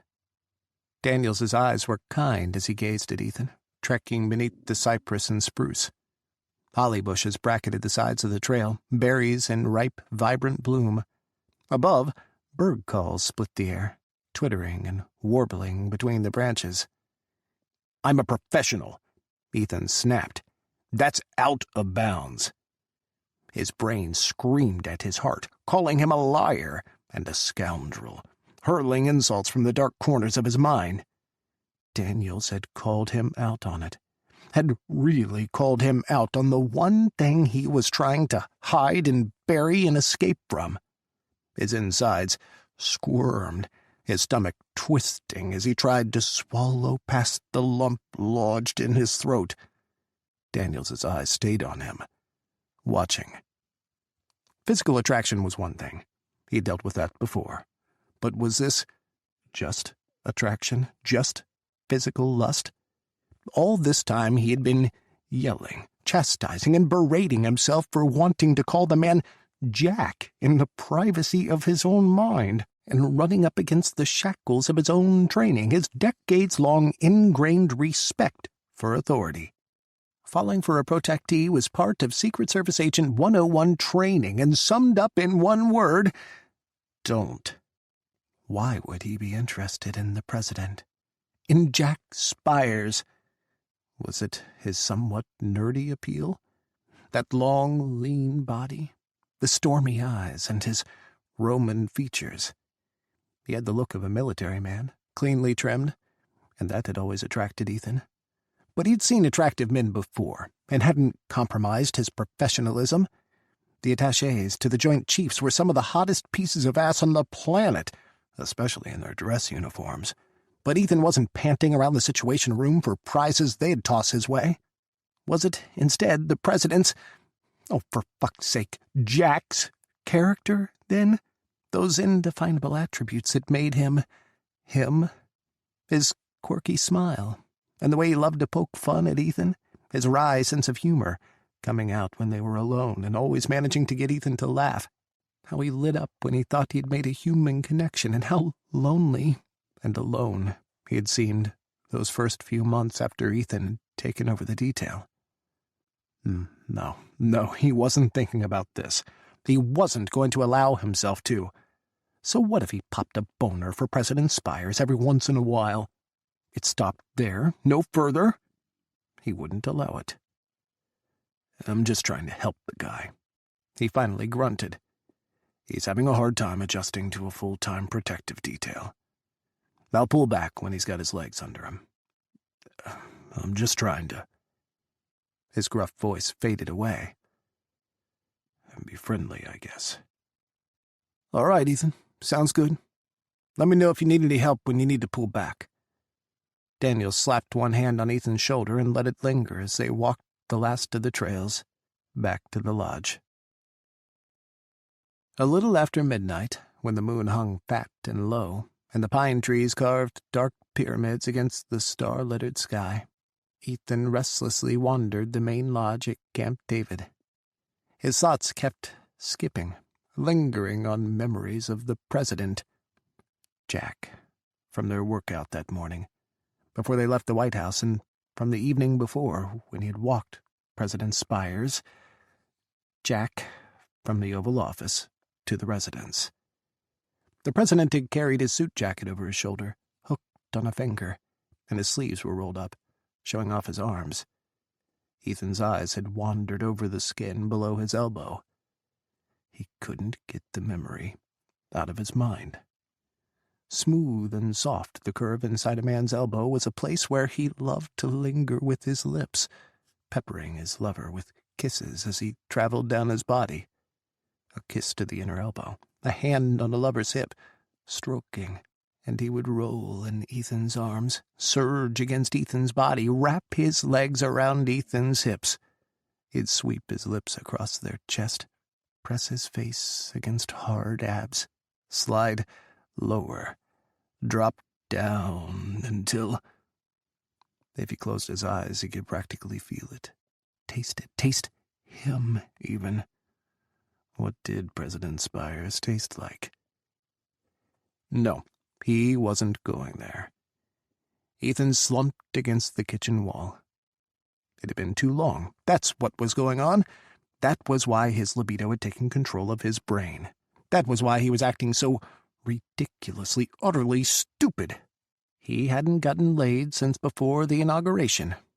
A quick hot fuck during the waning days of the campaign had been his last one-night stand, a Midwest campaign stop, and an overnight reprieve from the stress of being an agent, while Scott took over for the night. He hadn't meant for his dry spell to go this long. That wasn't his usual procedure. He never wanted for a partner. Never. Regular sex any time he wanted it, with just a few hours out at the bars. Was this what happened when he went too long? Was he really this much of a sex fiend that he'd pant after the president? After Jack Spiers? For God's sake, Daniels had called him out on it today. It wasn't just something he was struggling to contain on his own with uncomfortable dreams and suppressed boners and quick jerks in the shower. This was something that others could see, too. Christ. Could the president?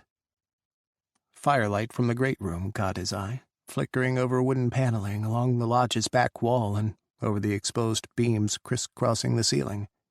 Echoes of the flames danced across the bay windows overlooking the lodge's back patio. Outside, soft ripples from the wind caressed the surface of the lit pool, and beyond, the pine forest whispered with midnight's gentle breeze. He slouched again, staring outside. If he could capture some of that peace, some of that serenity out in the woods, and bring it into his soul, he'd be a much better man. He could get a grip on this horniness, control his wildly inappropriate thoughts. Camp David had always been a place of solace for him, one of the better perks of the job, and God, he desperately needed that now. His eyes traced the shiver of a pine, watched the flutter of branches against the stars. Get a hold of yourself, Reichenbach. Don't be a jackass. Don't throw everything away because of your cock. You're better than this. Ethan? His throat closed.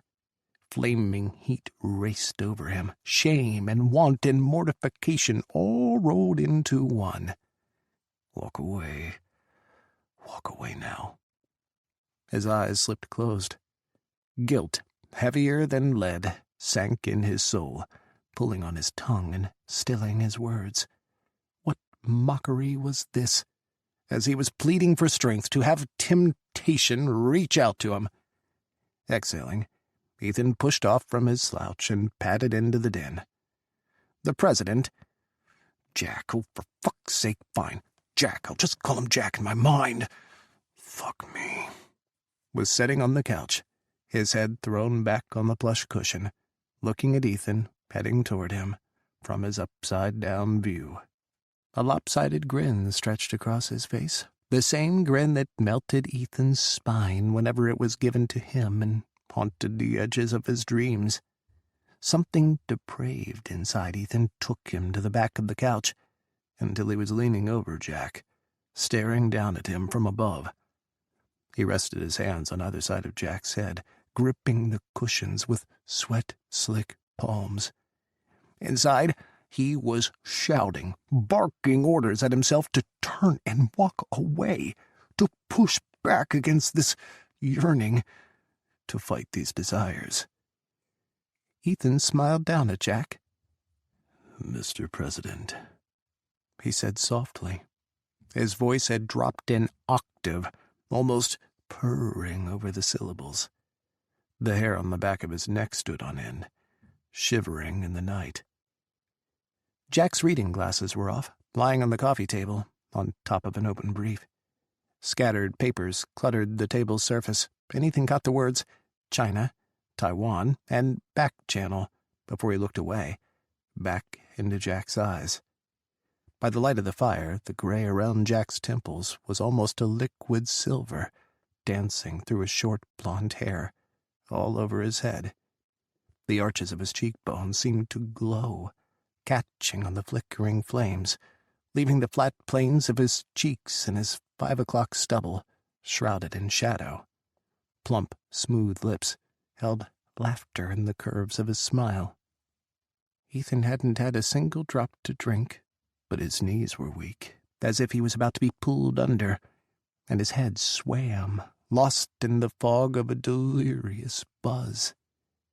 He couldn't have stopped the slow smile from spreading across his face if he had tried.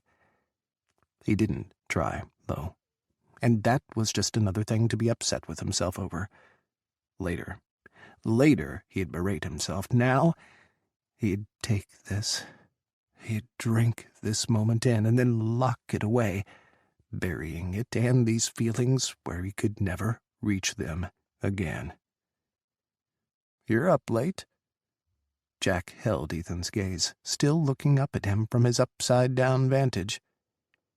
"As are you." "President's prerogative. No bedtime." Jack winked. Chuckling, Ethan stepped to the side and crouched down, crossing his arms over the back of the couch and laying his chin across his wrists. He was suddenly on the same level as Jack, bare inches from the warmth of his skin. Jack's scent, sharp pine, clean and crisp, teased Ethan's brain. God, why did he have to smell like pine? Was it just the place, Camp David, suffusing everything and everyone? Or did Jack truly smell like a slice of Ethan's heaven on earth? "Can I ask you something?" Jack rolled his head sideways, staring into Ethan's eyes. He tucked one hand around his knee and waited. Guilt tongue was back, flooding Ethan with shame. God, what could Jack be asking? "What's going on here? Why do you look at me like that? Don't you think we should keep this more professional, Agent Reichenbach?" Heat burned through him, searing the inside of his skin. Here it comes. Castigation, repudiation, demotion. Ethan nodded, trying to steel himself for the blow. His gaze wandered over Jack's face one last time, trying to hold on to the beauty. "What do you think about China?" Ethan blinked. He didn't breathe, simply stared at Jack. He blinked again. "Excuse me." Jack pushed up from his slouch with a groan, dragging himself to the edge of the sofa. He rested his forearms on his knees and jerked his chin at the piles of papers spread before him. "China. Their whole mess and the nightmare we've got going on between them and Taiwan, courtesy of my predecessor." Jack shook his head, pinching the bridge of his nose. "When China invaded Taiwan 18 months ago, my predecessor had drawn the U.S. military down to such a level that we couldn't respond to help Taiwan without opening ourselves up somewhere else. And with the bombings all across Europe and the threats rising against the homeland, very few in Congress were willing to authorize a military mission to Taiwan, despite our obligations under the Taiwan Relations Act. China took Taiwan without so much as a peep from us." Jack shot Ethan a rueful glare. "So much for being a strong partner and ally." "They invaded because of the Caliphate attack on the capital, the one that destroyed the Parliament building in Taipei." Ethan remembered the frantic energy of that day and the distraught look of failure that haunted the former president's eyes. The president knew, that day, that he was done. He couldn't respond to an ally, couldn't answer China's invasion, shrouded in a military aid mission to help the besieged Taiwan, and he couldn't fight back from the damage that did to his presidency. It had been like watching a wounded gazelle get stalked on the savannah by 14 different kinds of predators. "Exactly." Jack leaned back, crossing his arms behind his head and slouching into the couch cushions. His back was straight, his stomach flat. Ethan tore his eyes away from the stretch of his shirt across his chest. His memories betrayed him, calling up flashes of skin he'd spied when Jack had wiped his face with the edge of his T-shirt, revealing his tanned stomach and light hair disappearing into his waistline. Ethan dug his fingernails into his palms. "I've been reviewing the intelligence on that attack. The Caliphate hasn't been able to get any foothold in East Asia, despite its best efforts. China has been ruthless with any hint of Caliphate activity. There's no religious freedom of expression there." Whatever Ethan had expected when he walked in, chatting with Jack about the United States' tangled foreign policy with China and Taiwan wasn't it. He slowly stood, pushing himself up, then paced around to the front of the couch. There was a chair with Jack's suit jacket lazily thrown across it, and an empty space next to Jack. Ethan hesitated. Jack gestured to the couch beside him. "Please, sit. I want to hear your thoughts."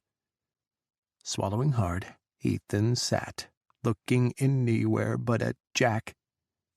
"Sir, I'm not qualified to speak on this subject. I am not one of your cabinet members.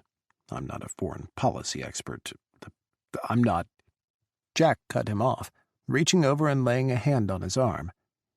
"Ethan, relax. I don't want a wonk or a policy expert on this. I want someone I can trust, someone I can just vent to and bounce ideas off, someone who is—" He smiled, leaned back, and shrugged. The fire caught on his eyes as he tilted his head. "Normal," he finished.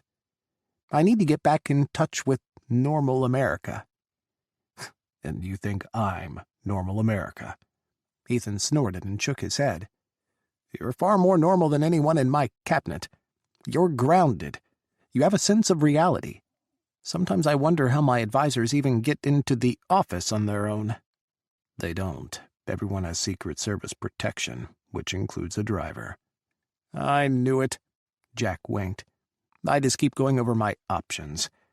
The wonks have their opinion. My cabinet has a different opinion. I have my own opinion. Do you have a minute to chat? Help me bounce ideas around?" Ethan shrugged, throwing his hands wide. "Just don't listen to me if I advocate a nuclear strike." Jack smiled. He grabbed his beer bottle from the table, rolling it between his palms as he spoke. Ethan stared at the beer, desperately wanting to be the bottle in Jack's hands. "I don't understand how the Caliphate found a foothold in Taiwan, much less Taipei. China's secret police should have stopped that attack. Somehow they didn't, and the devastation was enough to push mainland China into invading Taiwan. Taipei fell, China took over the island, and we were left out in the cold with no options. It was a bad day for America." Ethan nodded, following the narrative with his own memories of the former administration, and with the former president's ferocious anger, lashing out at anything in the aftermath of Taipei's fall. His wrath at how he had boxed himself in had been legendary, and his fall in the approval ratings astonishing. "Are you planning on invading Taiwan?" Jack shook his head. "No, we still don't have the manpower in the military, not with everything that's been going on around the world. Europe's under constant alert against more terror attacks, and the Caliphate has been moving against all our allies in the Middle East. Besides that, I don't want an all-out war with China. I don't want war at all. I want peace, and I want security. Peace through a strong military and an aggressive defense posture in the world, and firm commitments to allies." Ethan remembered the campaign. "Since that day, we've cut off official diplomatic ties with China. We don't have direct communication with their government. We put tariffs on their imports, but we can't do much more, not without torpedoing the global economy. It's not like trying to sanction Iran, who we could effectively isolate. This is a major global economic player." Jack took a pull from his beer and set the bottle down on the rug, tucked next to the edge of the couch. He leaned toward Ethan with burning eyes. "But we'll have a back channel to China during the G7 summit in Turin," Jack said slowly. "They've set it up. They're reaching out in an overture." He paused. "So, do we engage them? Or do we keep them on ice?" Ethan's eyes widened, growing large as Jack stared at him. Jack was asking for Ethan's opinion on foreign policy? And not just trivial foreign policy, like would the Prime Minister of Great Britain prefer golf or polo during their visit, but world-shaking decisions. Ethan wasn't the guy for this. He wasn't someone a president should listen to about what to do regarding China. "Sir, I'm really not qualified." "Please, Ethan, I just need to chat it out with someone. I think my mind is made up, but I want to be sure." Jack smiled. "And you really can call me by my first name." Mr. President." Ethan licked his lips and looked away. His thoughts spun on, swirling as he stared into the fire. He tried to focus on China, on Taiwan, on the dangers of invasion and the complications of icing out a global player in the world economy, but all he could see in his mind's eye was the curve of Jack's lips and the dimple in his cheek when he grinned lopsidedly at Ethan. Pine floated to his nose, and Ethan's eyes closed as he took a breath, greedy for the scent. He was in so much shit. So much deep shit. Ethan looked forward, clasping his hands between his knees. "I told you, I'm not a politician. My specialties are military tactics and protective details. This isn't either of those things." He shook his head, trying to convert global politics into round numbers, something more familiar, more like what he was used to. "Whatever we do, it's not going to be exactly what China wants. What they want, what they've always wanted, is equal footing and equal status. They want to be a co-world power. They always have. But we won't give them that. They're not a world power. They're a world influencer." Jack's interruption was smooth. Ethan nodded. "Just their human rights issues alone knocked them out of that race. So they tried to force our hand. Take Taiwan. Surely we'll have to deal with them as equals now, right? At least in their mind. Like a bully making noise, shouting threats that they demanded to be taken seriously. So the choice is to engage as equals or walk away entirely?" Jack waited for Ethan's response. "Middle grounds can be dangerous. Sometimes they're just holding zones to worse places." Ethan cringed. He should know. He was stuck in the middle ground, and it was only getting more slippery. "Look, I'm not good at this stuff." "No, you're better than you think you are." Jack hitched his leg up, tucking one foot beneath his thigh. "Give yourself more credit. And you're right, I don't want to engage them on equal footing. I don't want to give them that satisfaction. They invaded our ally, seized Taiwan. Now they want to go back to what we were before all of that? No, not while Taiwan is under Chinese occupation. I want to keep China on ice for now." He frowned. "But something still isn't adding up for me. Why invade Taiwan and then go dark? They haven't tried to make a spectacle of the invasion. When Putin invaded Ukraine, it was years of posturing. With China, it's like they want to be forgotten and have the world forget they invaded Taiwan. But now this overture?" Ethan's eyes narrowed. All his years in the Army and the Special Forces were sending warning signals to his brain. "I agree, sir. Something isn't right. Could they be biding time, saving up their energy for something bigger? Is this just a distraction?"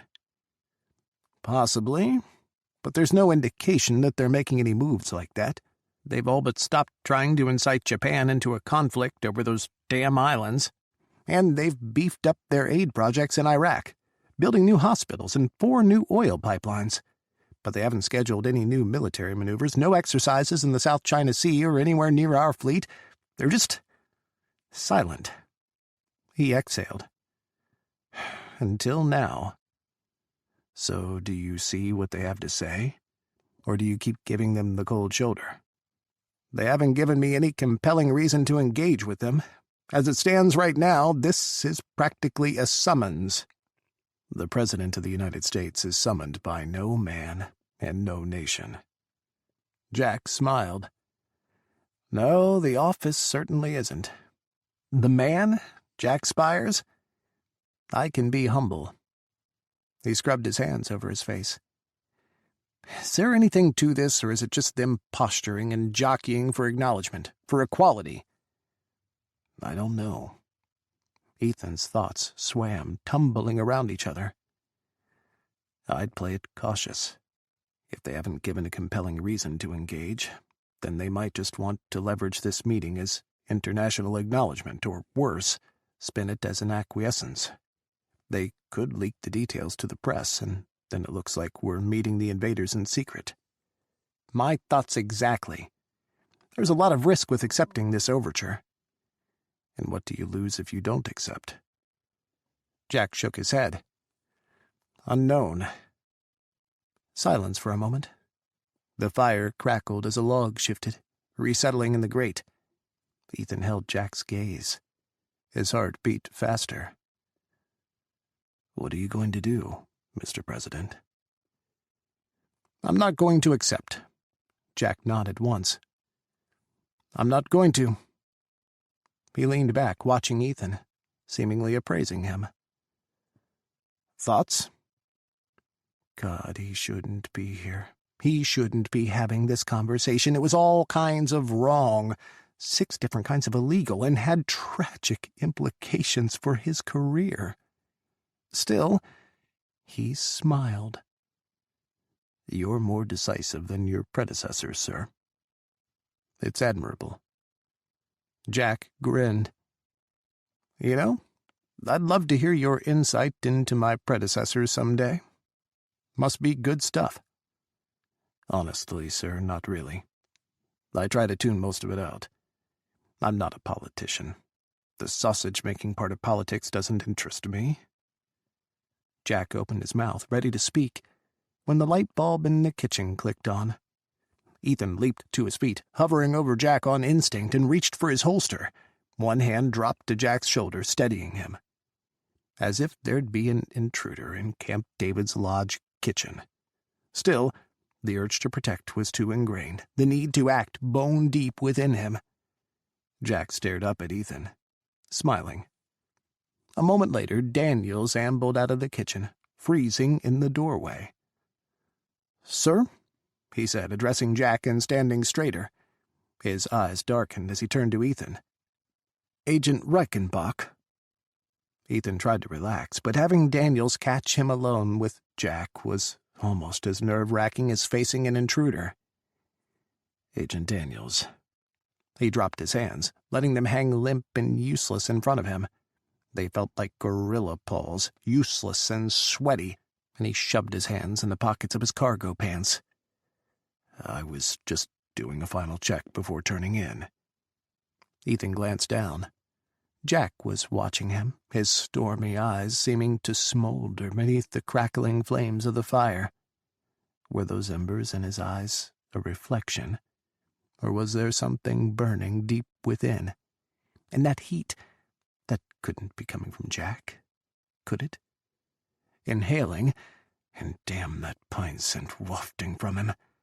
Ethan pulled away, tearing himself from Jack's side. He was seeing things, imagining something that wasn't there. He might want to believe Jack looked at him with something other than just a hint of friendship, but that wasn't reality. In reality, he was way, way out of line, projecting his desires inappropriately on his protectee. I'll walk back with you. Ethan crossed the great room to Daniels, leaving Jack behind. Good night, Mr. President, he called out, turning at the kitchen doorway. Jack nodded back, waving. Night, Ethan. See you tomorrow. Daniels was silent the whole way back to the Secret Service guest house. He gripped Ethan's shoulder, squeezing once, and then left him to his thoughts. Just after dawn, knocking broke the serenity of the only morning Ethan and Daniels had to sleep in, shattering their day of rest and relaxation within the confines of Camp David. Banging echoed through the Secret Service's guest house. Ethan jolted awake, and then padded to the door in his boxers and T-shirt as Daniel stayed in his bedroom, groaning and cursing loudly through his door. Grumbling, Ethan threw open the door with a glare. If whoever it was wanted to be a dick and wake them up like this, on their day off, then they could deal with his grumpy ass. He froze when he saw Jack on the guest house stoop, clad in running shorts and a long-sleeved Dallas Cowboys shirt, stretching out his calf muscles. "Great morning for a run," Jack said with a smile. "Want to head out?" He frowned a moment later, seeming to catch Ethan's bedridden, just-awoken state. "Did I, wake you?" Ethan scrambled for something to say. Sleep and shock stilled him, blanking his mind. Seeing Jack so unexpectedly and in his domain sent his heart into a wild frenzy and his throat into the grips of a vice. "Mr. President," he choked out, "we were planning on taking the morning off. Naval security and the Marines were going to pull shifts today. It was considered a professional courtesy to both sides. The Navy and the Marines got the prestige of pulling personal security for the President, and the Secret Service took some much-needed time off." "Shit. I'm sorry, Ethan." Jack backed away, his eyes full of embarrassment. "I didn't know. I'm sorry. I shouldn't have just barged down here like this." "No, you shouldn't have, but that's my fault for letting you think that any of this is all right." Sighing, Ethan thunked his forehead against the door, cursing under his breath as he watched Jack walk away. "Mr. President, I'll be ready in just a minute." He shut the door on Jack's "Are you sure?" and raced back to his room. Daniels was cursing from behind his door, cussing out whoever had woken him up, and at Ethan for not telling them to go fuck off. Ethan ignored his grumbles as he stripped, pulling out his running shorts from his duffel bag and throwing them on. He left his t-shirt on and grabbed his hoodie, pulling it over his head, nothing to do for his hair. He grabbed his Secret Service ball cap and plunked it on his head.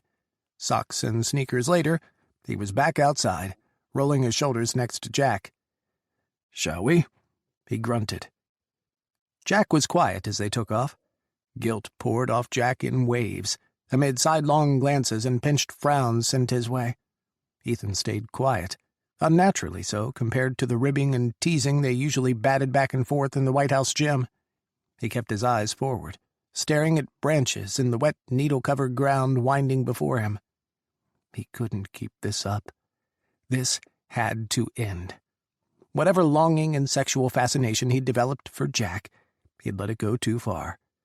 Jack couldn't be seeking him out like this. He just couldn't. It wasn't right. It wasn't appropriate, and he'd be lucky if he got off with a write-up and a reassignment. And last night, the President asking him for advice about foreign policy? That was dangerous in the extreme. He'd stayed up nearly all night, tossing and turning as moonlight crept in through his guest-house bedroom window. Self-castigation turned to anger, which morphed into shame as the clock struck 3 a.m. Jack had been lonely, seeking out a friendship and some regular male bonding, and he'd perverted the situation, turning it into his own twisted fantasy.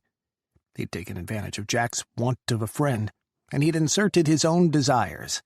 He could barely be around the man without imagining something else, something hotter, a little more horizontal.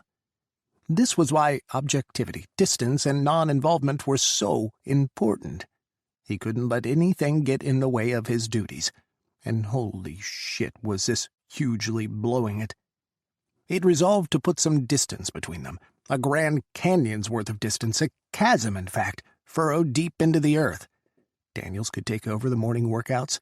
He'd promote Scott into the lead of the President's detail and take on more of the administrative role. He'd stay back, stay way out of Jack's orbit, and let this, whatever it was, die. He had to be ruthless. He had to be quick, kill it entirely, take out the threat and go back to normal operations. He had excised Jack from his life. And he'd go back to the bars, pull some fresh piece of ass, and pound this out of his system. He decided all of that as the clock struck 4 a.m., and he'd finally been able to get to sleep a little while later. So why was he running at 8:30 in the morning with Jack? Anger clung to his bones, made his feet hit the dirt harder than normal. He ran faster, pushing his body in a physical exorcism. Beside him, Jack breathed hard, but stayed by his side. Worried glances burned into Ethan's profile, Jack's eyes tracing over his skin every so often. Jack would eventually realize this was crazy, that this whole morning was weird, and awkward, and not right. He'd pull back, too. He'd have to. This just wasn't normal. Ethan worked hard to convince himself, repeating his decision inside his head like a baseline drumbeat, pounding it into his brain with each slap of his feet against the ground. By the time they rounded the last bend of the trail and headed down the final stretch, he couldn't think of anything else other than getting as far from Jack as he possibly could. They slowed to a stop, breathing hard, and stretched in the clearing behind the lodge, beneath the pool deck and near the guest-house parking area. Jack doubled over, hands on his knees, sweat dripping from his temples and the ends of his blonde strands. He gazed up at Ethan from his slouch, a question buried in his eyes. Ethan turned away. His stomach clenched. He swallowed, but he couldn't shake the guilt lodged in his throat. "I'm sorry, Ethan," Jack said between breaths. "I shouldn't have bothered you." "It wasn't a bother, sir. Always happy to run with you, Mr. President. I'd do this every day if I could. Jack." Ethan shut his eyes against his rebellious mind, throwing his decision in his face as his desire flared. He wanted to comfort and soothe, reassure Jack that it was all good. It was fine to spend time together. In fact, they should go back out for a more private exploration of the trails and of Jack's body. He'd start at the top and work his way down, licking sweat from his neck and stroking his skin. Seduction 101, his usual game. Seduce and sweep him off his feet, a whirlwind of sexual delight. He squeezed his fists until his nails bit into his palms. "If you need anything security-wise, Mr. President, the Navy and the Marines will be able to assist you until tomorrow morning. We'll take over for the drive back to D.C. He nodded once, briefly meeting Jack's eyes. Jack nodded. He looked down, staring at the dirt as a bead of sweat rolled down the tip of his nose. Ethan wanted to lick it off. "Understood, Agent Reichenbach. Have a good day." Straightening, Jack headed back for the lodge, his shoulders square, back straight, and head held high. He never looked back. Ethan watched him until he disappeared into the lodge's back door. He trudged to the guest house, slipping between the parked SUVs around their door. Whirling, he slammed his fist against the reinforced steel plating on the president's backup SUV. It didn't dent, and the pain tore through him, rocketing up his arm as the skin across his knuckles split. Blood welled and slipped to the gravel beneath his feet. He had to cut this out, excise this fascination, this obsession. Jack. It just sucked to do so. It hurt. Far more than it should. Rumors of American-Chinese communications chilled at G7 summit amid reports of increased Chinese aid to Iraq and Africa. Rumors swirled at the G7 summit in Turin, Italy, regarding conversations between American diplomats and Chinese envoys chilling, perhaps even freezing altogether. China, while not a member of the G7 summit, sent envoys to the world event, as did other nations on the periphery of the G7 nations.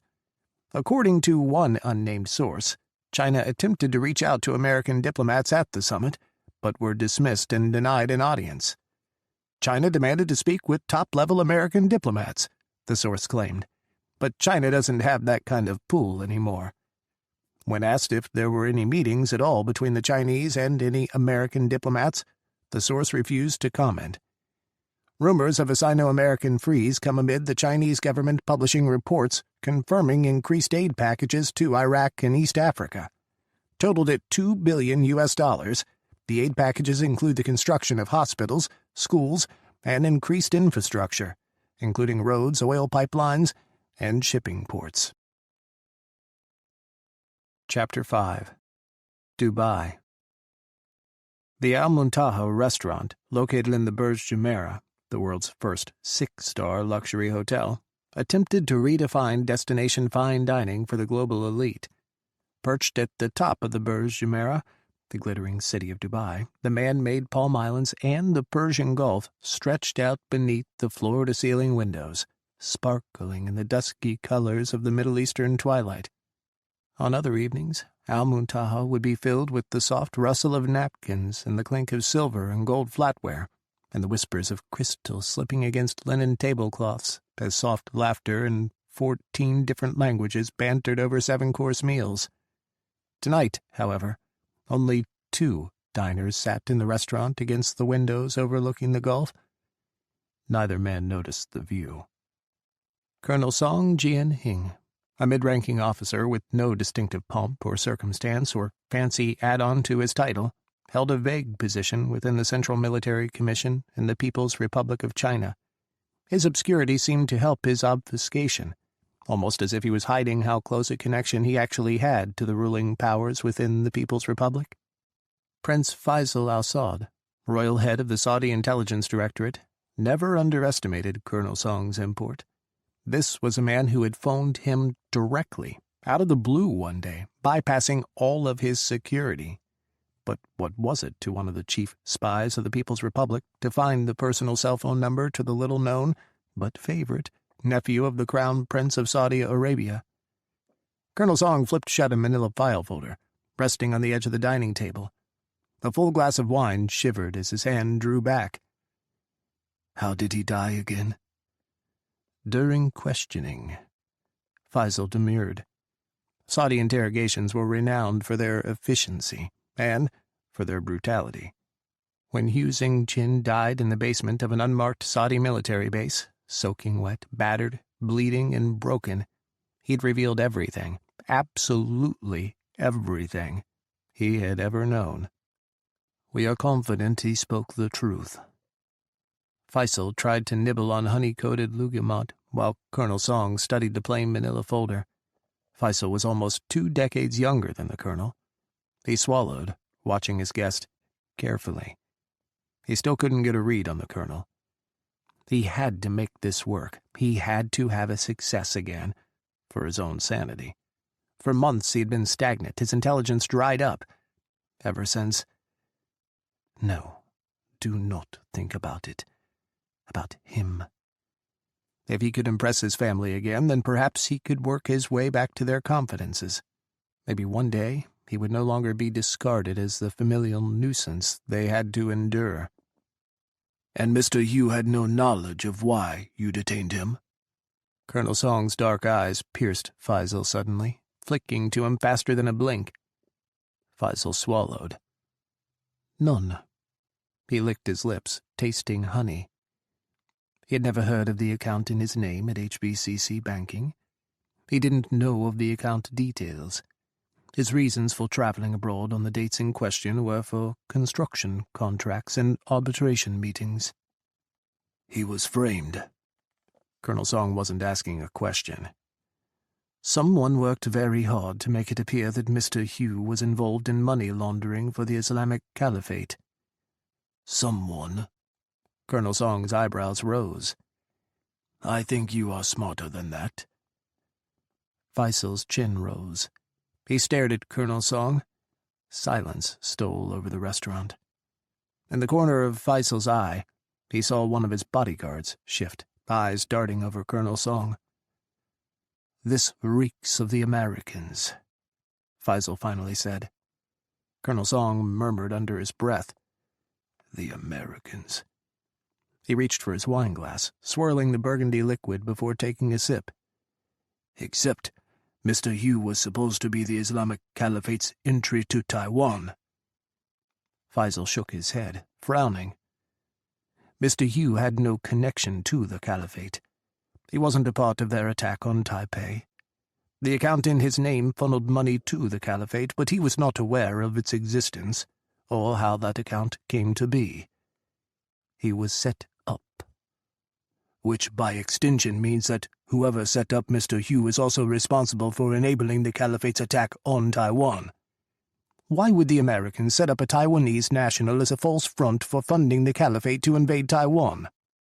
The Americans are not known for their forward-thinking foreign policy. They armed the same people who turned on them years later. They want to play the world police, but lack the ferocity to do what is needed. Colonel Song spun the stem of the wineglass between his fingers.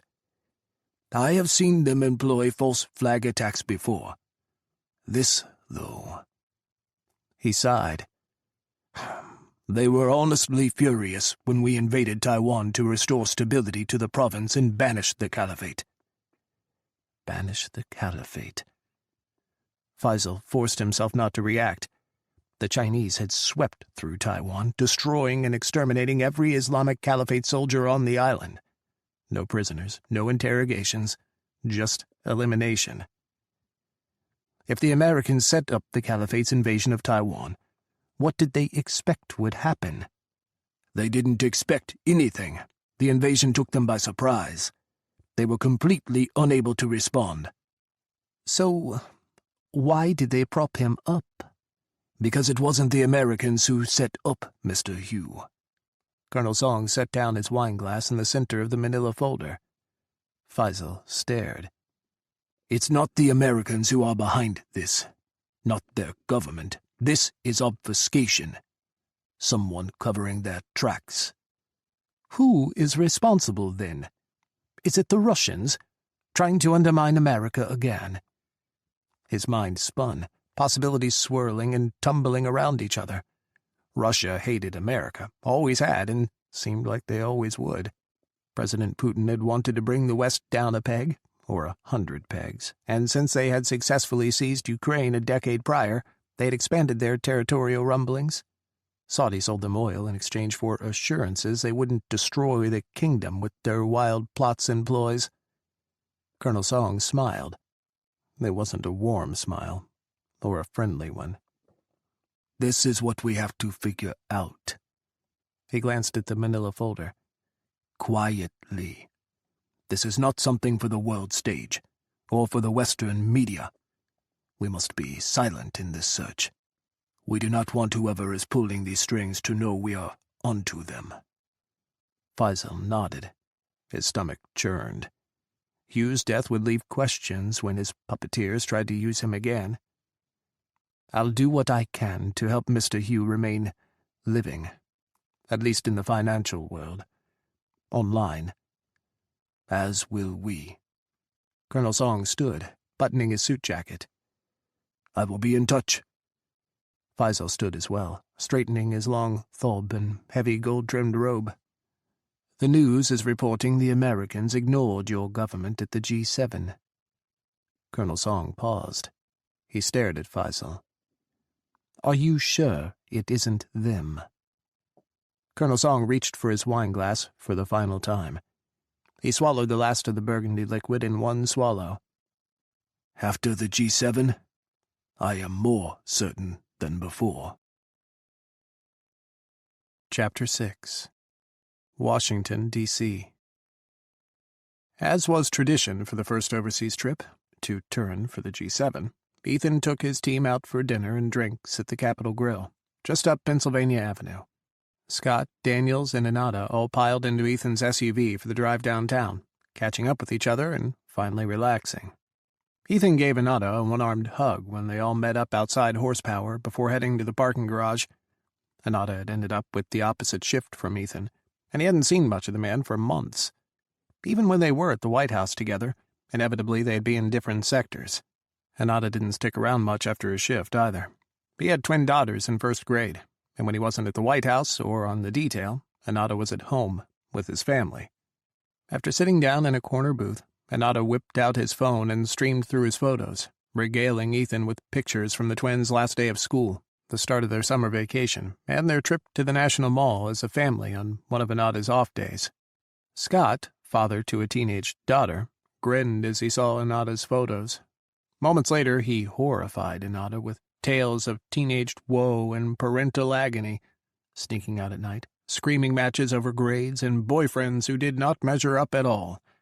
Anada put his hands over his ears and refused to listen, especially when Scott kept telling him he had a double dose of teenagerhood heading his way. Daniels, the ladies' man, and Ethan, the men's man, chuckled on the sidelines, shaking their heads. Scott egged Daniels into spilling the beans on his serial girlfriends. He laughed when Anada shot him a dirty look. Hey, I'm married. I can't go shopping, but I'd like to at least hear the reviews of what's out there. Daniels talked through the appetizer and into their steaks, but then passed the ball to Ethan with the mischievous twinkle in his eye. And how are things going for our other player? I'm not the only one to have a more active love life than you two. He waved his fork between Anada and Scott. Ethan shrugged. Honestly, nothing to report. He shook his head as Daniels scoffed. No, really. A bum knee isn't the sexiest thing in the world, you know. Scott mocked Ethan sarcastically as Anada, always the sensitive one of the bunch, nodded at Ethan, very sympathetic. "But you've been back for months now. Surely you've gone out since." Daniels frowned, just the tiniest bit. It was the beer that did it. He was relaxed, and he didn't see it coming. "Nah," Ethan said, slicing into his steak and spearing a piece. "Funny thing, you know. Being detail lead is pretty time-consuming. Doesn't leave a lot of personal time. I go home, sleep if I'm lucky, shower, shit, and shave, and then I'm back at the office." Daniels and Scott shared a long look. Ethan froze, his fork halfway to his mouth. "Well, that's because of all the extra duty you're pulling," Scott said slowly. He had a teasing smile on his lips, but heaviness hung in his eyes as he looked at Ethan. "You pulling extra shifts, Ethan?" Anada, totally out of the loop, missed the exchange. Ethan chewed, scrambling for cover. He hadn't told Scott anything, not like he had told Daniels. Scott would run him through, read him the riot act, and then force him to fly right. They'd been best friends long enough to call each other on their shit the hard way. "I'm not pulling anything extra anymore," Ethan said, swallowing. That was just an adjustment phase the president was going through. "It's all good now." Daniels smiled at him before turning back to his dinner. Anada dismissed the entire exchange, forgetting about everything when his wife texted him to let him know they were on the way home from their Girl Scout meeting and that he should head back now to see the girls before bedtime. Scott's gaze lingered on Ethan. Daniels made excuses to head out shortly after Anada. He had a date with a lady friend at a bar, he said. When Ethan shook his head and asked for her name, Daniels said he'd tell Ethan tomorrow, after he met her. A wink and a backslap later, Ethan watched Daniels saunter out of the restaurant, leaving him and Scott alone. It felt like a trap. He hadn't missed the long look Daniels and Scott had shared as they said their goodbyes. Scott waited until the waiter cleared their plates and brought them another beer each. He held Ethan's gaze, staring at him across the table in silence, small, knowing smiles playing over their lips. Ethan looked down finally, playing with the corner of the tablecloth. "So, Levi talked to you?" Scott nodded. "He did. He's worried about you, especially after Camp David. Look, I'm fine. There's nothing going on. He's got nothing to be worried about." "Is that why you moved me into the lead position on the detail and took a back seat in Turin?" Scott cocked his head to the side. Ethan took a pull from his beer, stalling. "We all knew President Spiers was different from the usual clown we get in office," he said, gesturing with his beer bottle. "He had a harder adjustment period than the others. He's not used to being isolated, and he definitely wasn't used to a protective detail. He was lonely. We were the only ones around him at the time. It was the perfect storm for a misunderstanding." "A misunderstanding?" Scott's eyebrows rose. "On whose part?" "The president wanted a friend." Ethan set down his beer bottle and leaned forward, elbows on the table. He stared Scott down. "I helped him get settled in his new routine of being president. But he knows that there is a line separating us, separating protectee from Secret Service detail agent. There isn't a friendship. He knows that now." Scott held his stare, not blinking. Holding his breath, Ethan waited. He'd sold Scott his revisionist history. It was up to his friend to buy it. After Camp David, Ethan had called Scott and bumped him up, while Ethan took over the back-end administration. He ran the command post during the trip to Turin, sitting at monitors and running with the advanced teams, while Scott, Daniels, and Anada moved with Jack throughout the G7. There were no morning workouts. There were no late-night conversations. There was no contact of any kind between him and Jack. It hurt the first few days. He rode back to D.C. from Camp David in a different SUV than Jack. He forced himself to not head for the Oval Office when they returned, not bump into Jack in the hallways to make small talk or ask about the game. There were agents stationed in the residence for Jack's protection, and if he needed a friend, then he could call someone he knew. The Secret Service wasn't there to be rent-a-friends. He'd forced himself to stay in horsepower for hours, catching up on his paperwork, as he bullied his feelings out of his system, as he'd buried his want and his desire. If he'd watched Jack on the monitors, his eyes lingering on the man's face, he didn't have to admit that to anyone, especially not himself. They left for Turin the next morning, and it was a whirlwind, as it always was, of calculated movements and choreographed security scenarios, moving the president from one place to the other and keeping a constant watch on him during the event.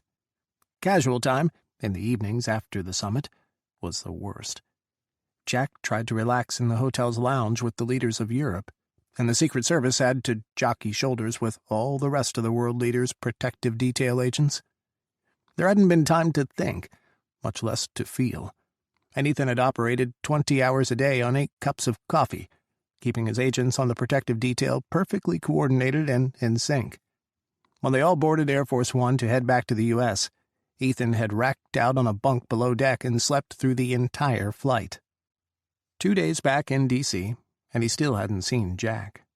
He was calling that a success. A painful success, but something that had to happen. Different time, different place. Maybe he would have flirted a bit more, pushed the limits a bit. Or maybe not. He'd never been one for straight chasing. That was just a headache, and not necessary. There were plenty of gay men around, men who knew they wanted other men, who he didn't have to constantly search out signs and signals with, or try to divine meaning behind gestures or looks or turns of phrase. No, this was for the best. He was a professional, and he wasn't going to let something like this interfere in his duties. There were a million fish in the sea. And it wasn't like he was searching for anything in particular anyway. He wasn't one for long-term anything. If he had to put a number to it, the length of his relationships could be measured in hours, the length of time it took to rock and roll in bed, get dressed, and slip on out. There wasn't any point to spending the night after a hot, horizontal humping if he wasn't interested in anything that came after. Panting after Jack for a one-night stand was out of the question. So he crushed his libido, tried to kill his desire. It was a fantasy, nothing more. Where it came from he would never know, but what was done was done. He had washed his hands of the business. Now, to convince Scott he was through and there was nothing to worry about. Did the president ask about me? Scott's eyes widened. Shit, that wasn't the way to convince Scott that he was over the man, or that Jack knew their boundaries. Ethan fumbled, stuttering. I just wanted to know if he understood the boundaries, or if it needs more reinforcement. God, he could be so fucking stupid sometimes. He never mentioned you once. Scott watched him closely. Well, that stung. For some reason, no matter how much Ethan convinced himself he was done, through, so beyond Jack it wasn't funny, he'd find himself wandering right back to his memories, or getting stung by an offhand comment. Maybe the start of that friendship actually meant something to you. Good, Ethan said, forcing cheer into his voice. He grinned, slouching back in his seat, going for nonchalant. That's great, see? Things are fine. You going to take over as point man again? He froze, his beer bottle hovering in front of his lips. We'll see, he shrugged. I'll play it by ear. See how things shake out now that we're back into our routine. Scott was still watching him. Look, seriously, it's fine. It's all fine. There's nothing going on. The president is doing what he has to do. You're doing a great job as point man. I'm taking time to get familiar with all parts of this detail lead role, both point man and administration. It's all good, Scott. I swear. Slowly, Scott smiled. He reached out with his beer bottle, holding the neck at an angle. Ethan tapped his bottle against Scott's and downed the rest. You really should go get laid again, Scott said as he set down his empty beer. You know, there are limits to this friendship. Ethan grinned, shaking his head. No, there aren't. You said once that the best part about being gay was the constant sex. If you're having a dry spell, then what the hell does that mean for me and my future? Okay. Your sex life goes over here. Ethan mimed putting something inside an invisible box. in this box of things we don't talk about. You didn't have any limits when you were telling me about that flight attendant you banged." He was flexible. Ethan winked. "Or the lawyer you picked up at that state dinner 2 years ago."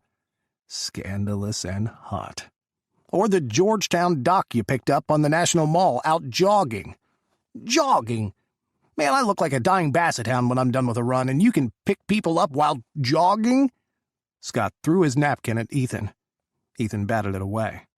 "Why didn't you pick up some nurse while you were out with your knee all busted up, saving the president from the vegans?" It was Scott's turn to wink. Shrugging, Ethan leaned back, smirking at his friend. Why had this dry spell come over him? Until his libido had fired off over Jack, he really hadn't noticed the sudden change in his sex life, from full speed ahead to barely dog paddling. "Don't know. Maybe I'm just getting old."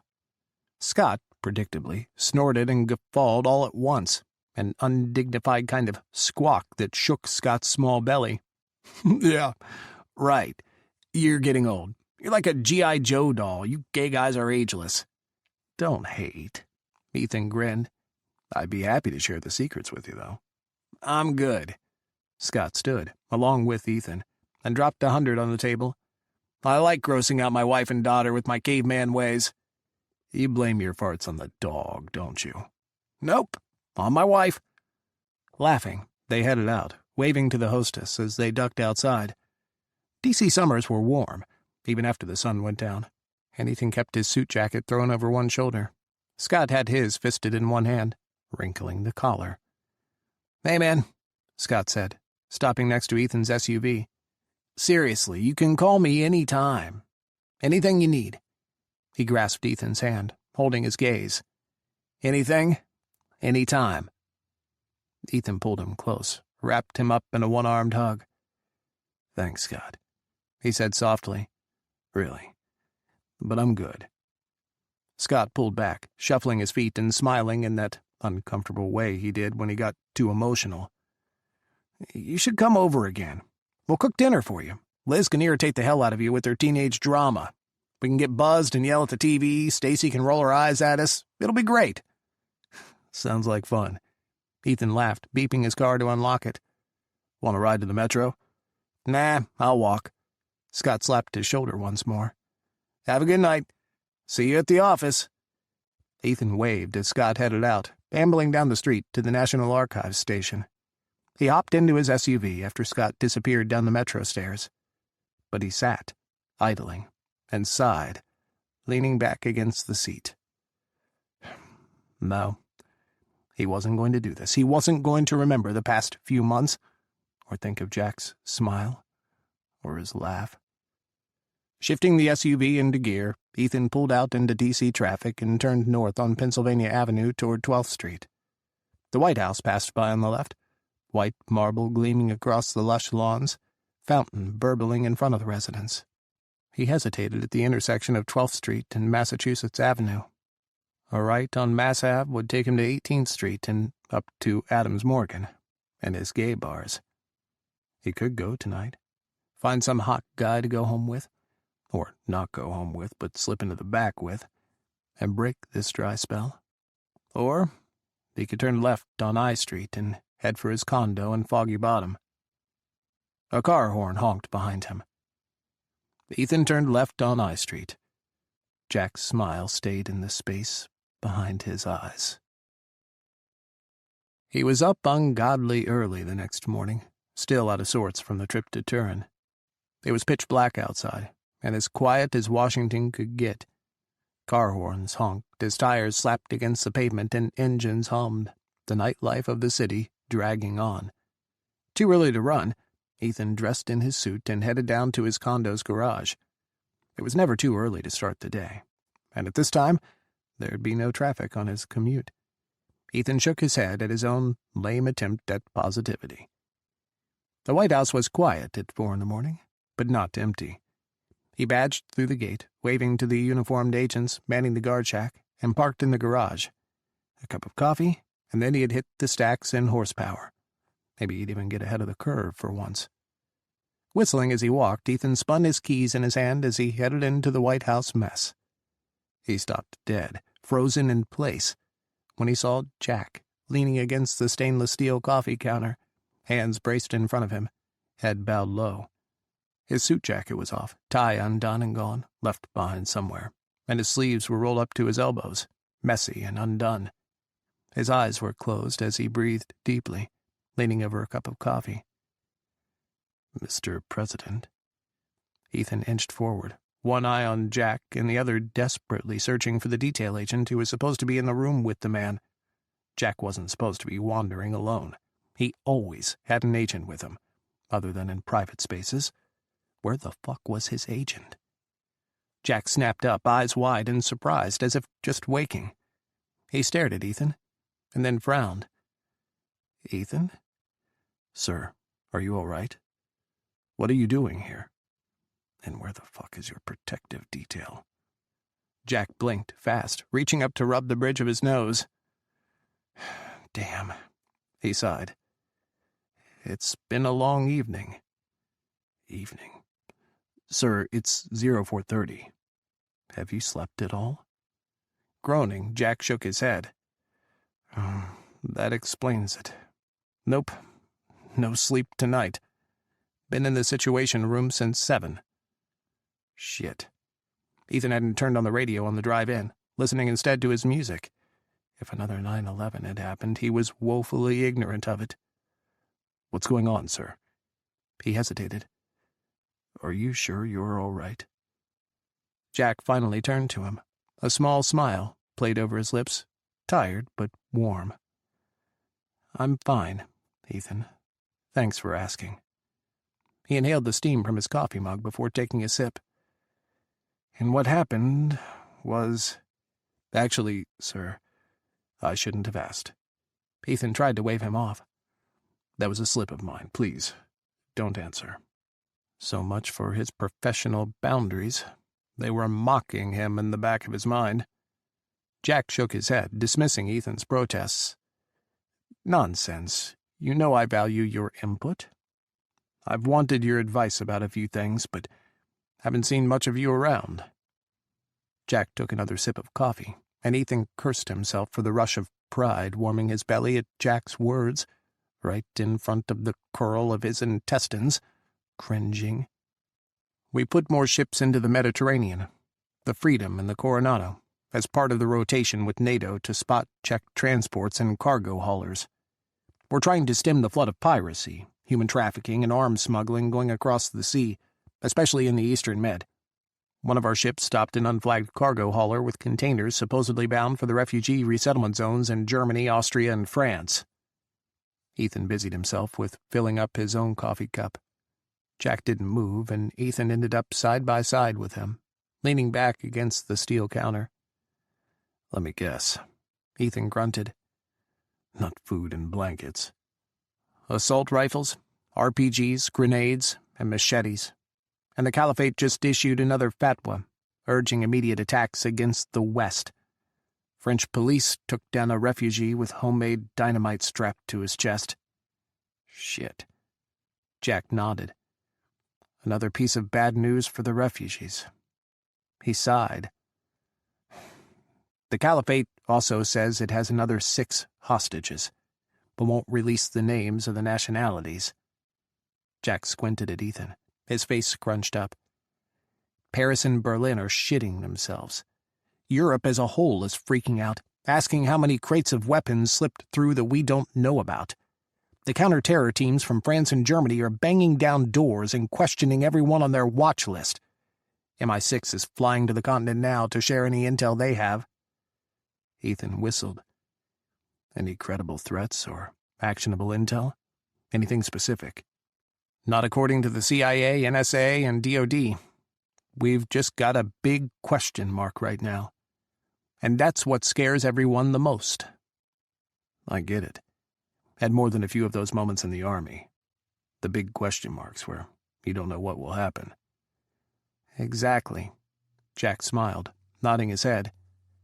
It was too easy to keep talking to him.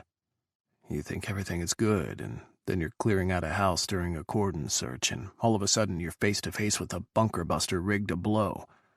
Or a BCIED. Jack's smile turned brittle. You were caught in a building-contained IED? Building-contained improvised explosive devices, BCIEDs, had taken out more soldiers than Ethan could count. Giant IEDs rigged inside houses or buildings, set in the path of U.S. military units clearing and searching houses and neighborhoods. Not ever hurt in a blast. I defused the ones we ran into. Never was unlucky enough to get caught when they blew. I had good spotters on my team. Good guys who knew how to track wires and find the bombs. Jack looked down, deep into his coffee. Long lines stretched from his tired eyes, reaching for his temples. Leslie was caught in a BCIED, he said softly, almost whispering. It vaporized her unit. Was there never going to be a moment where he didn't royally fuck up when talking to Jack? Maybe this was his punishment for even talking to Jack again. He was supposed to be distant, right? Instead, here he was, making an ass of himself. Again. Jesus, he stammered. I'm sorry, sir. Shit, I'm sorry. I didn't mean... It was a long time ago, Ethan. Jack rested a hand on his forearm, stilling his words. It's all right. And I'm glad that you and your guys all came home. Ethan's arm burned where Jack touched him, even through his suit. His gaze was glued to Jack's hand, to his fingers, and he could barely think, let alone speak. His tongue was heavy, his thoughts dizzy, as if his mind was full of helium. Sir, I really am sorry, he whispered. He didn't even know what he was saying. You don't have anything to apologize for. Jack breathed. A smile played over his lips, dimpling his cheeks.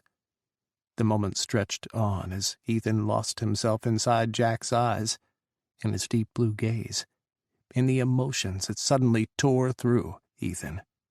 A bolt of want, an aching longing, struck him straight in the heart. Ethan inhaled sharply, just a bit, and caught Jack's subtle pine scent. He nearly groaned, nearly whimpered as he held himself back. Focus. Focus. What the fuck is wrong with you? This is the president. And he's straight. He's talking about his dead wife, for fuck's sake. His heart only burned hotter, trying to melt the ice flows in Ethan's veins. Jack stepped away, pushing off the steel counter as he clutched his paper coffee cup. I missed you in turn. I don't think I saw you at all over there. No, sir. Ethan fumbled his own coffee, spilling it over the back of his hand. He cursed under his breath, shaking his hand, and then grabbed a wad of napkins. I was running the back end of the trip, in the command post. You did a great job. I'm still alive. Jack grinned. Now that we're back, we might be able to see more of each other again? Jack's voice rose, a question in his words. He swallowed, and Ethan's eyes fixed on the rise and fall of his Adam's apple. Ready to kill me on the treadmill? I can't escape this man even if I tried. And God help me, but I don't want to try. Ethan licked his lips. The stench of coffee clung to him, but he could still sense the lingering hint of pine, and a deeper, warmer scent that was all Jack hanging in the air. His heart pounded, almost beating out of his chest. Why this man? Why this place? Why now? I can't. Good God, I can't fucking do this. Sure, Mr. President. How about tomorrow? I can come by at our usual time. Beaming, Jack nodded. Sounds great. He headed toward the Situation Room, but paused at the door. You know, he said, turning back to Ethan, you really can call me Jack. Ethan nodded. Mr. President. He smiled. Jack shook his head and walked out. Heaving a gasp, Ethan collapsed backward against the steel coffee counter, barely setting down his cup before his hands flew to steady himself against the railing. Fuck. He was in such deep shit. What was his problem? This was more than just lust. He wasn't dumb enough to deny that. But how? And why? He'd closed the door on this kind of thing years ago. He wasn't that man. So why was he falling head over heels for Jack? For the president? A sandy-colored head of hair poked into the mess. The young detail agent spotted Ethan, and his eyes went wide. He swallowed, hesitated, and opened his mouth, closed it again. "Agent Beach," Ethan growled, straightening himself up to his full height. He towered over most people. "What is your post and duty?" The younger agent's eyes went wide. "I traded my shift with Kiefer and took his overnight. I was supposed to be standing post in the residence, but then the president went down to the Situation Room. He hesitated again. "I fell asleep, sir." "Have you seen the president?" Ethan closed his eyes and counted to 10, breathing deeply. If he murdered this young agent, he wouldn't ever get to see Jack again. The president headed back to the Situation Room. He growled, "When your shift is over, and you've stayed awake for the remainder of it, come see me in Horsepower." Russians flex military might over refugee arms crisis. Panic tore through Western Europe when news broke of a cargo hauler carrying freight containers filled with weapons bound for refugee resettlement zones in Germany, Austria, and France. Western European leaders questioned the NATO-led Mediterranean inspection fleet's effectiveness. In response to the crisis, Russia issued a condemnation of the NATO-led Mediterranean inspection fleet and declared that their occupied lands in Eastern Europe would be guaranteed safety from any terror attacks thanks to the security of the Russian military and the Kremlin. European leaders from Germany, Austria, France, and England will gather with President Spiers at Camp David at the end of this week in an emergency summit to address the continuing security concerns within Europe. Also on the agenda are Russia's military movements, both in Europe and in the Middle East. Chapter 7. Camp David. The next time they headed up to Camp David, over 2,000 people accompanied Jack, and it wasn't for a weekend vacation. The British Prime Minister, French President, and the German Chancellor were all crammed into Marine One, along with their own protective details.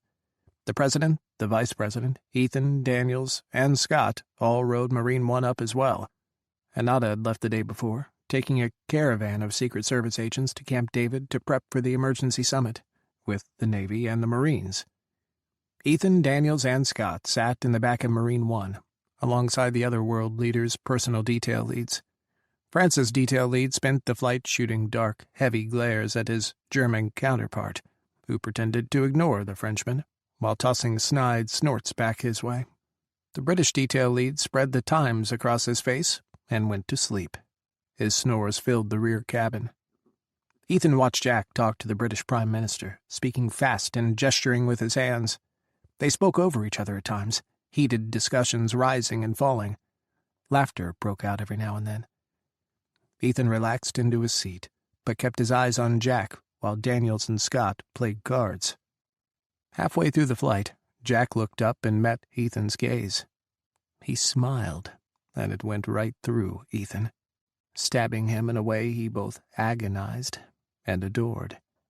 He grinned back, even though his heart was aching and his palms were sweating, and he berated himself just a little bit more every single time this happened.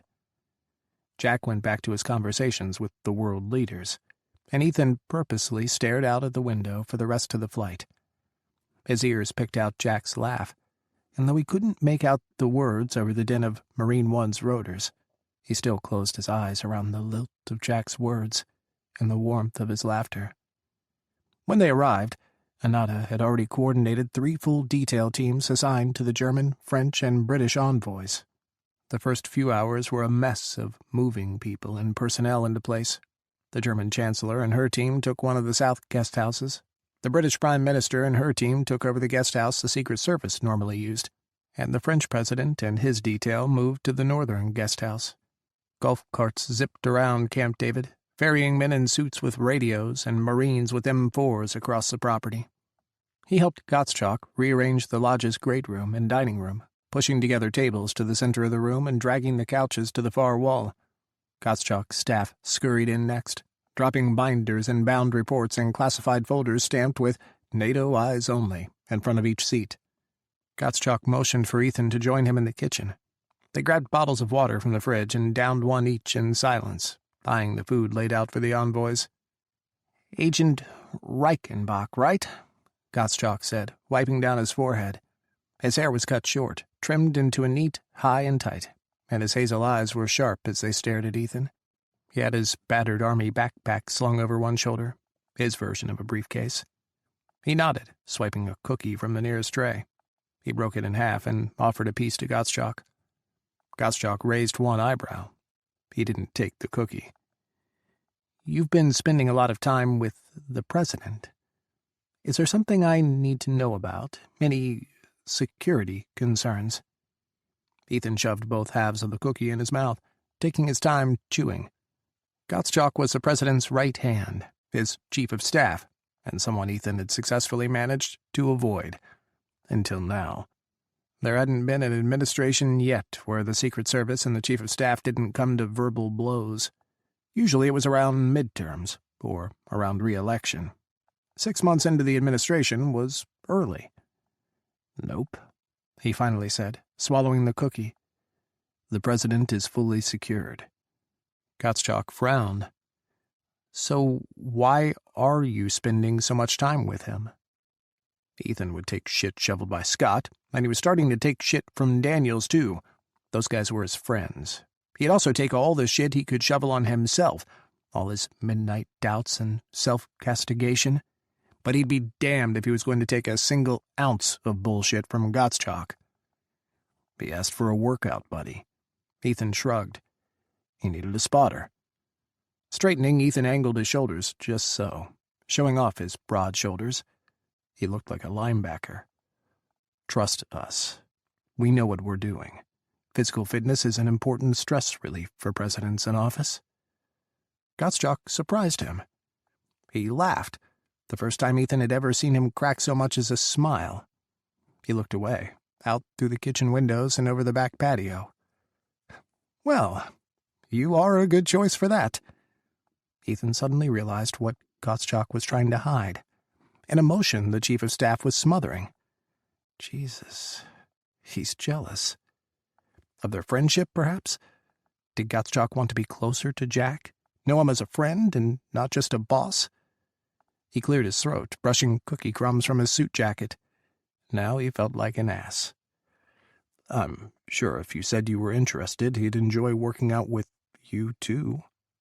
It hurt to offer some of his sacred time with Jack to someone else, but it was the right thing to do, for so many reasons. Gottschalk would be a far better choice for a friend than Ethan. Gottschalk smiled, but it was faint on the edges. "Thanks, Agent Reichenbach.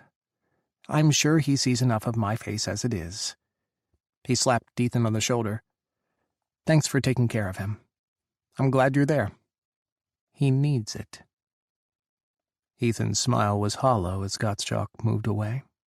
He was on thin ice, and it was only getting thinner.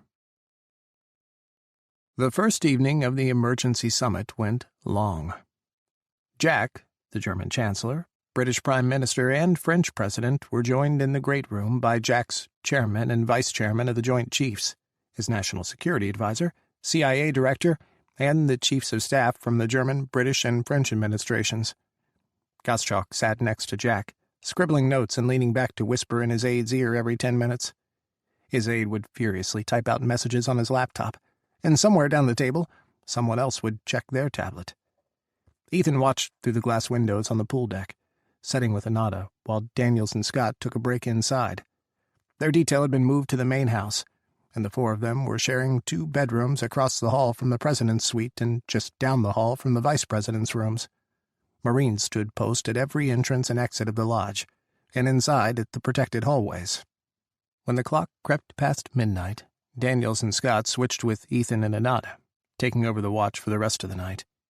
Ethan slipped inside, his eyes tracing over Jack's profile before he headed down the hall to his and Anata's room. He gazed at Jack's closed door. Visions played in his head, visions that made his blood run hot and his cock grow in his suit pants. He wanted. Damn, he wanted. Closing his eyes, Ethan turned away to his own bedroom. The summit didn't resume until lunch the next day. Ethan ran alone in the morning, jogging through the trails in the backwoods of Camp David. He spotted the German and French detail leads jogging together at a break in the trails, each of them arguing with the other in their native language. Ethan headed in the opposite direction, shaking his head. He spent the day working on the patio deck, watching the summit proceedings through the bay windows. Everyone was more casual on the second day, dressed down in polos and khakis, and the German Chancellor and the British Prime Minister wore knee-length skirts and cardigans. Jack was in jeans and a cowboy's polo. Ethan had a feeling his shirt would be untucked by the end of the afternoon. He heard snippets of conversation as aides moved in and out of the lodge. Russia was on everyone's lips, as was the Caliphate. General Bradford, chairman of the Joint Chiefs, made a presentation to the group about the support the United States military could offer their allies. Ethan spotted locations identified in Europe for U.S. troops to forward deploy, alongside their European counterparts, and an increase in boots on the ground at Ramstein, Lunchtal, Brunsum, and Aviano. A new naval fleet in the Mediterranean was proposed. Ethan saw potential drop zones for an airdrop into Syria and even western Iraq, Anbar province. Maybe now the world was going to straighten Syria out. Finally. The summit broke apart before dinner as each of the participants started going cross-eyed, pinching their noses and rubbing their temples. Aides buzzed, shepherding their people into convoys of golf carts as everyone headed back to their guest houses to rest and refresh. On the pool decks, stewards began setting up a long banquet table. Ethan was unplugging his laptop and stacking his files when Jack wandered outside. He had a crease down the center of his forehead. Exhaustion clung to him. As Ethan predicted, his polo was untucked, loose around his hips. "Mr. President." "My brain hurts." Jack stuffed his hands in his pockets. "Want to sit in for me in there? Do me for a spell?" Ethan's brain went to all the wrong places, imagining everything he could do to Jack if only given half a chance. Coughing, he focused on rolling his laptop cord in a tight spiral. "I'd lead the world to the apocalypse," he chuckled. "You definitely don't want me in the driver's seat." "Nuclear trigger finger?" He mimed, firing in the air. "If it weren't for that pesky fallout radiation." It was black humor, but Jack grinned, and that was all that mattered. He sobered, gathering his laptop and files into his arms. "Looks like you got good work done in there." Not that it was any of his business. "Yeah, I think so." Jack led the way inside, holding the door open for Ethan. There was all kinds of backward, and Ethan hoped no one would see. Of course, the first person he laid eyes on when he walked into the lodge was Gottschalk, staring at them. But Gottschalk just looked away, smothering a tiny grin. Maybe he was wrong about the chief of staff. Ethan shifted in front of Jack as they headed down the hallway to the president's suite and the Secret Service's rooms. Jack spoke again once they were alone, past the Marine standing guard. "We've got some options for preparing ourselves for all possible scenarios. Scalable responses. We're going to try to work with Russia, too." "Work with Russia? Isn't that like asking a bear not to eat you?" Jack snorted. "Yeah, it really is. But the last thing we want them to do is provide material support to the Syrian Provisional Government while we're trying to support the rebels against the SPG. We'd have a brand new proxy war, this time in the world's nuclear powder keg. No one wants that." They stopped at the end of the hall, outside Jack's suite and the door to Ethan's bedroom. Anata was somewhere on the grounds, and Daniels and Scott were probably still sleeping off their overnight shift. They were alone. Really alone. Maybe it was the closeness of the hallway, or Jack's casual slouch against the wall, a lopsided grin stretching his lips.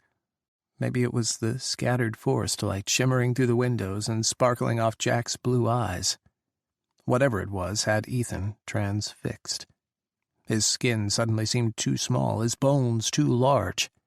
He was floating, untethered from gravity, and at the same time, he was free-falling, screaming toward some chasm of the unknown. His tongue stuck to the roof of his mouth, thick and heavy and frozen. He scrambled for something, anything, to say. "Big dinner they're setting up out there?" Jesus, Ethan could really kick himself sometimes. How could he pick up anyone he wanted at a bar and yet fumble so stupidly in front of Jack time and time again? "Yeah, they want to impress the visiting heads of state or something. I suggested a good old-fashioned barbecue. Chef voted me down." Jack hesitated, and Ethan saw wariness creep into his gaze. "Are you free later? I mean, off-duty? I didn't see you after we shut down last night." Ethan swallowed hard, his heart lodged in his throat. "My shift ends at midnight, Mr. President." He grunted. "Your talks ran late yesterday." "Too late." Jack scrubbed a hand over his face. "Tonight might go late again. In Turin, these guys like to jawbone and throw back a few drinks. If you're around, can you stage a rescue for me? Maybe we can set up a signal?" Jack trailed off as Ethan laughed. "What, you'll flap your arms like an eagle and I'll swoop in for the rescue?" "Something like that, sure." Jack grinned. Ethan relaxed, the tension uncoiling from the base of his spine. "I'll see what I can do, Mr. President. I'm with you all the way. I'm sure we can arrange a rescue, though—" He hesitated. "Isn't that more your chief of staff's role?" Jack shook his head. "Jeff would laugh at me. He leaves me to the political conversations and prefers to stay behind the scenes. He doesn't even talk to the press. I think he likes it when I squirm." Jack smiled, but it faded into a soft, wistful look. Jeff knew Leslie and her unit. They served together. I didn't know him, but as soon as I found out they knew each other, I knew I wanted him on board, no matter what. Now Ethan felt even worse. His stomach dropped, heavy with guilt. Sounds like a good guy. I like good people around me. Makes me look better. Jack winked, then he reached out, squeezing Ethan's elbow. Ethan reacted before he thought, reaching for Jack's hand and holding him in place. Warmth spread from his touch, blooming across Ethan's body. His heart beat faster as his fingers tingled. He licked his lips, his eyes darting down to Jack's mouth. Confusion started to tangle with the light in Jack's eyes. Across the hallway, Daniels and Scott's door opened. Daniels stopped dead, his eyes going wide as his jaw dropped. "Mr. President," he said quickly, straightening. He was dressed down in cargos and a Secret Service t-shirt, a towel still around his neck. Daniels's eyes dropped to Jack's and Ethan's hands, both still linked together and resting on Ethan's elbow. "Agent Reichenbach?" He looked up, staring at Ethan with burning eyes. Jack spoke first, pulling away from Ethan and shoving his hands in his pockets. "I'll quit bothering you, Agent Reichenbach. Remember our deal. You need to save me. It's your American duty." "On my honor, sir." Ethan smiled as Jack nodded to Daniels and walked away, heading back down the hallway and past the Marine standing guard. Ethan watched him go, not looking at Daniels. Finally, he turned to his friend. Daniels leaned against his door jamb, staring at him, his lips pursed. "What?" "I hope you know what you're doing." Dinner ran long, in the European style, descending into conversation over bottles of wine on the pool deck as the stewards cleared the table. Ethan hung back with Anata, Daniels, and Scott, eating leftovers in the kitchen with the other members of the international detail, while the dinner party carried on outside. Shortly before 11, the heads of state stretched from the table and spread out around the pool deck. The German Chancellor and the British Prime Minister both folded themselves down into pool chaise lounges with refilled wine glasses and stared up at the sky. The French president sat alone, smoking a cigar with his feet dangling in the water, his suit pants rolled up to his knees. The detail agents, Secret Service and foreign nationals, had moved outside, standing scattered around the patio and pool deck, and watching their protectees. Gottschalk sat with Generals Madigan and Bradford, vice chairman and chairman of the Joint Chiefs, sharing a bottle of whiskey. For once, Gottschalk looked relaxed, his tie loose, his shirt unbuttoned, and a tired smile on his face. It was good to see, and Ethan nodded as he met the Chief of Staff's gaze across the deck. Gottschalk raised his glass and invited Ethan to join them with a smile and a nod toward the table. Ethan shook his head, but part of him wanted to go over there and take a seat and forget about the gnawing worry chewing on the back of his brain. A worry named Jack. Ethan spotted him standing on the patio above the pool deck, looking down at the smattering of foreign heads of state and political power. Ethan moved in from behind, sliding alongside Jack soundlessly. "Are you in need of a rescue, Mr. President?" "Thank God you're here." Jack nudged Ethan with his elbow. "I really didn't want to go sit with the French president for another 2 hours. Quick, motion like you need me inside and I'll follow you in." Smothering a grin, Ethan slapped his official "don't fuck with me" face on and nodded to Jack, gesturing toward the lodge. He escorted him in a moment later, shutting the door behind them both with a quiet snick. They weren't alone, though. Not yet. A Marine still stood guard, and the chef and a few stewards puttered in the kitchen. Jack held his finger to his lips and nodded toward his suite. Ethan followed behind Jack. He hesitated as Jack pushed open the door to the president's suite. He shouldn't be doing this. He shouldn't be doing any of this. Jack held the door open for him with a smile, beckoning him inside. Ethan followed, and he just knew he had that scrunched-up grimace on his face, the one Scott said made him look constipated. Great. Just what he wanted to look like in front of Jack. "I never thought I'd say this, but I am ready to go back to Washington." Jack bypassed tables covered in reports and papers and headed for the mini-fridge tucked under the sideboard. "Ethan, can I open you a beer? I owe you a serious thanks for everything you've done for me. Sit with me, please. Let's hang out." He couldn't breathe. Air wouldn't fill his lungs, wouldn't drag in through his clenched throat. His duty, his professionalism, and his career all screamed at him, shrieking that he turn away, that he say no.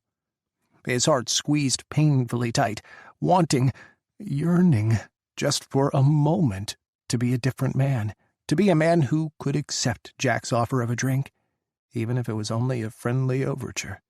To be a man who could accept Jack's friendship openly and honestly for what it was and not try to twist it around, see things that weren't there, read meaning into Jack's actions that he wished for but weren't really present. As much as he wanted this invite to be a sign of something more, in reality, it wasn't. That ached. The one man he'd gone and fallen for. And Jack was so many different kinds of off-limits. The first and most important, of course, being that Jack was straight, and he was treading on the edge, the very, very edge of being fired. He was going to lose everything if he kept going. He would lose Jack, whatever friendship they had, and his job, his career. He shouldn't be here at all. "Mr. President." "Jack, please," Jack interrupted, gently. "Mr. President," Ethan repeated. "I can't. I'm sorry, but I can't." The hardness in his voice masked his sorrow. "I'm your detail lead, sir." Jack huffed, his hands rising to his hips. "Well, when can I have a drink with you? Not until I'm out of office?" Ethan stayed silent. "Never" hung in the air, unspoken. It was like a switch had been flipped. One moment, Jack was watching him carefully, asking for something Ethan just couldn't give. And then, after Ethan declined, Jack straightened, squared his shoulders, and nodded once. "Okay, Agent Reichenbach, I apologize if I've put you in an uncomfortable professional situation. It won't happen again." He nodded to the door. "Have a good night." Ethan's jaw dropped, but Jack didn't see. Jack disappeared into his bedroom, shutting the door behind him. He tipped his head back, and he cursed under his breath as his hands clenched into fists. One step forward, 10,000 gigantic leaps backward. Chapter 8. Camp David. Ethan was as good as a ghost the next day. Jack paid no attention to him, nothing more than he paid to any other agent on his detail. He was polite, yet distant, saying a quick thank you whenever Ethan held open a door, but that was it. Gone were the smiles, the quick looks, and the inside jokes. It was as if they had never been friends. It was exactly as it should have always been. It felt like Ethan had scraped his heart raw with a cheese grater. His eyes lingered on Jack behind his sunglasses. No matter how much he told himself that this was how it was supposed to be, that this was how it had to be between himself and any president, the quiet, hopeful part of his heart, a part he had tried to destroy, tried to bury, mourned in silent, searing agony. Ethan begged off Marine One, putting Daniels and Anata in charge of the detail back to the White House while he closed down Camp David. Anata had to get back to his family, he said. Even he didn't believe his excuses. Scott seemed to sense something was off, and he volunteered to help with the post-summit wrap-up, despite all of Ethan's protestations. Hours after Marine One lifted off, taking Jack and the rest of the summit back to Washington, Ethan and Scott piled into their armored SUV and began the drive back. Silence filled the truck for the first half hour. Scott seemed content to let Ethan stew as he napped behind his sunglasses. Ethan's jaw clenched over and over, the muscles bulging outward in time with his pounding pulse. "How do you know when a woman likes you?" Ethan finally broke the oppressive silence.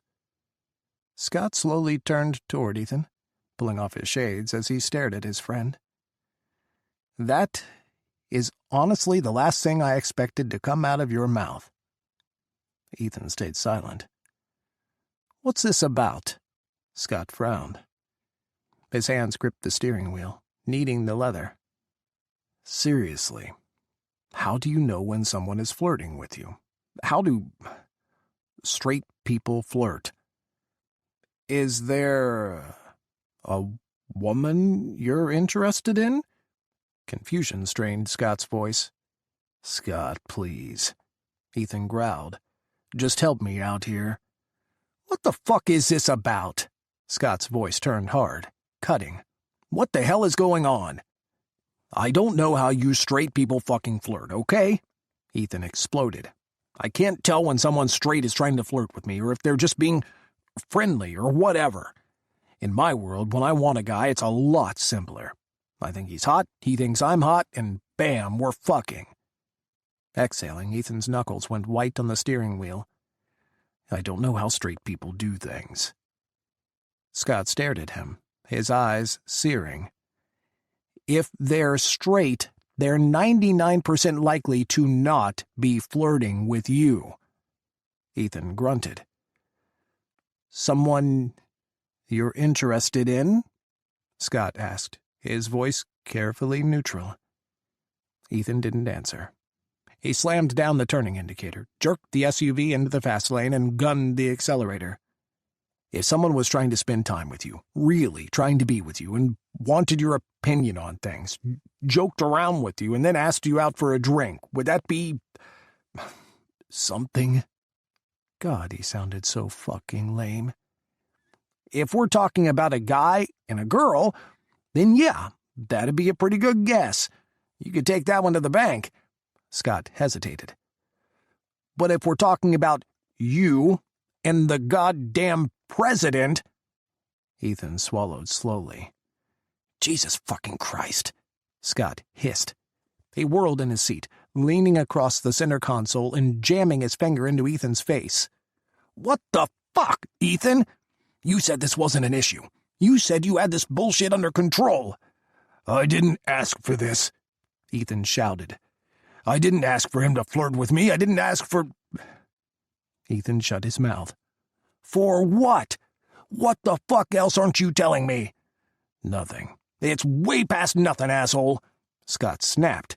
You're so goddamn compromised you're beyond firing. This is everything that we are never supposed to do. He started listing Ethan's sins on his fingers.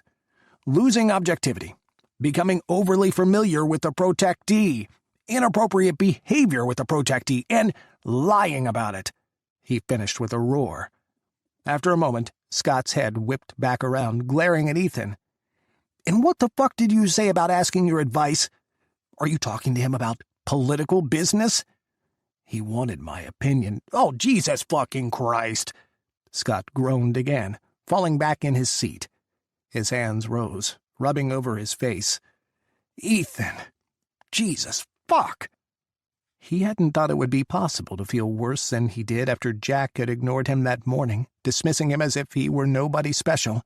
But Scott's furious anger hit him like a wild punch. It had been safe, living in his make-believe world where only he knew about his fantasies and only he knew about Jack's constant overtures of friendship. He was handling it to his friends and, behind their backs, reveling in the forbidden. Suddenly, on a sunny afternoon in an armored SUV, everything was all coming apart. It felt like ice cracking, like a glacier fracturing deep in his chest. He inhaled against the pain and the frigid chill sweeping through him. His throat closed, and Ethan blinked fast behind his shades. God, don't be this fucking stupid. I didn't... Ethan started, but stopped when his voice wavered. Scott stared at him. I didn't ask for this, he finished through gritted teeth. You didn't do anything to stop it either. Scott wasn't shouting anymore, at least, but his voice was still hard. I didn't want to stop it, Ethan finally admitted. I still don't. Scott sighed, bracing his elbows on his knees. The seatbelt stretched long, whirring through the buckle, the only sound in the cabin. You know the president is straight, right? Scott finally said. I mean, he was married. To a woman. He's a widower. Lots of gay men were married before. The traitorous part of his mind tried to protest. Ethan shut that down. He didn't need any more false hope. False hope was what got him to this place. I know, he choked out. And that's what's been driving me crazy. He's not... Ethan hesitated. Was he really going to talk about this? He's not giving me any signals, like I'd expect if he were interested, or if he were gay. I mean, if he just wanted to fuck, we could have already done that 100 times. Jesus Christ, Scott muttered. Thank God for small miracles. What the fuck, Scott? Hurt wound through Ethan's words. Oh, for fuck's sake, Scott groaned again, closing his eyes. I don't give a fuck that you're gay. You know I love you like you're my brother, but I am worried as hell about your career and about your decisions right now. This is insane. We're talking about you freaking wondering if the president is flirting with you. Really? Is he flirting? Is that what he was doing? Ethan, Scott's tone held a warning as he exhaled. Scott, please. I'm going crazy. No shit, Scott snapped. After a moment, he continued. I mean, yeah, straight guys do all of that. How did you and I become friends? We drank together, bullshitted together, laughed together, all of that. You weren't confused over me, were you? No offense, ma'am, but I never wondered about you. Ethan ground his teeth. I never wanted you either. Not like I want. He shut down his brain, gunning the engine to drown out his thoughts. Scott sighed. I've thought for a while that whatever you and the president were doing together was weird, even before Levi talked to me.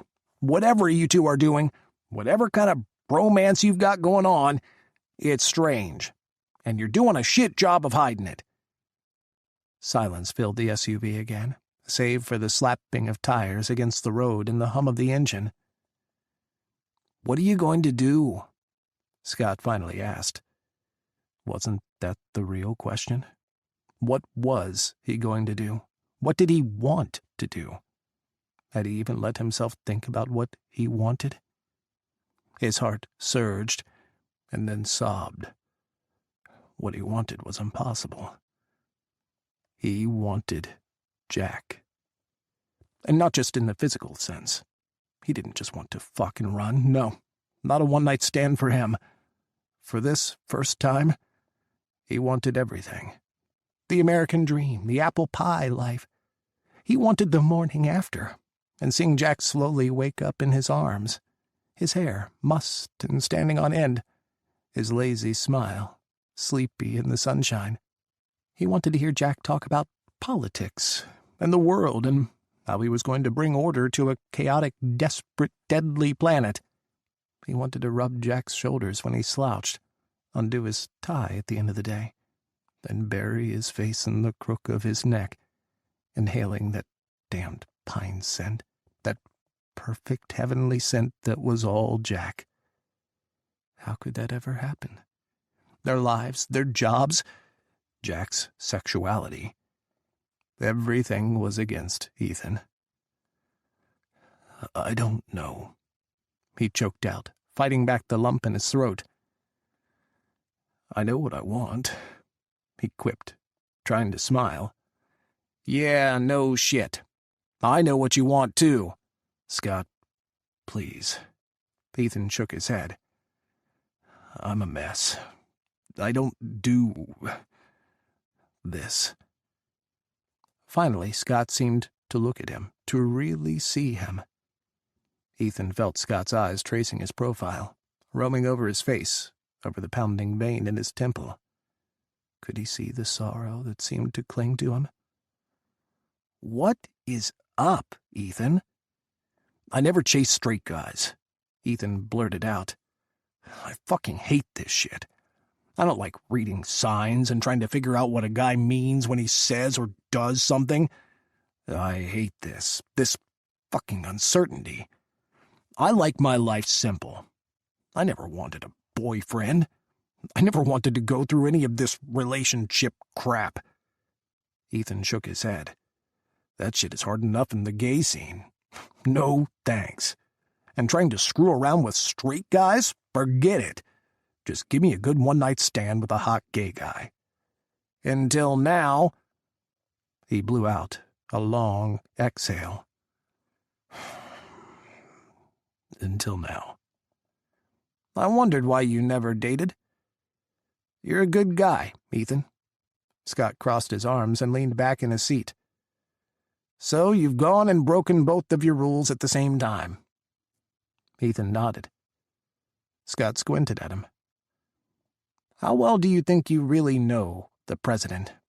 I mean, you work out with him, you've spent time with him off the record, you guys chat here and there.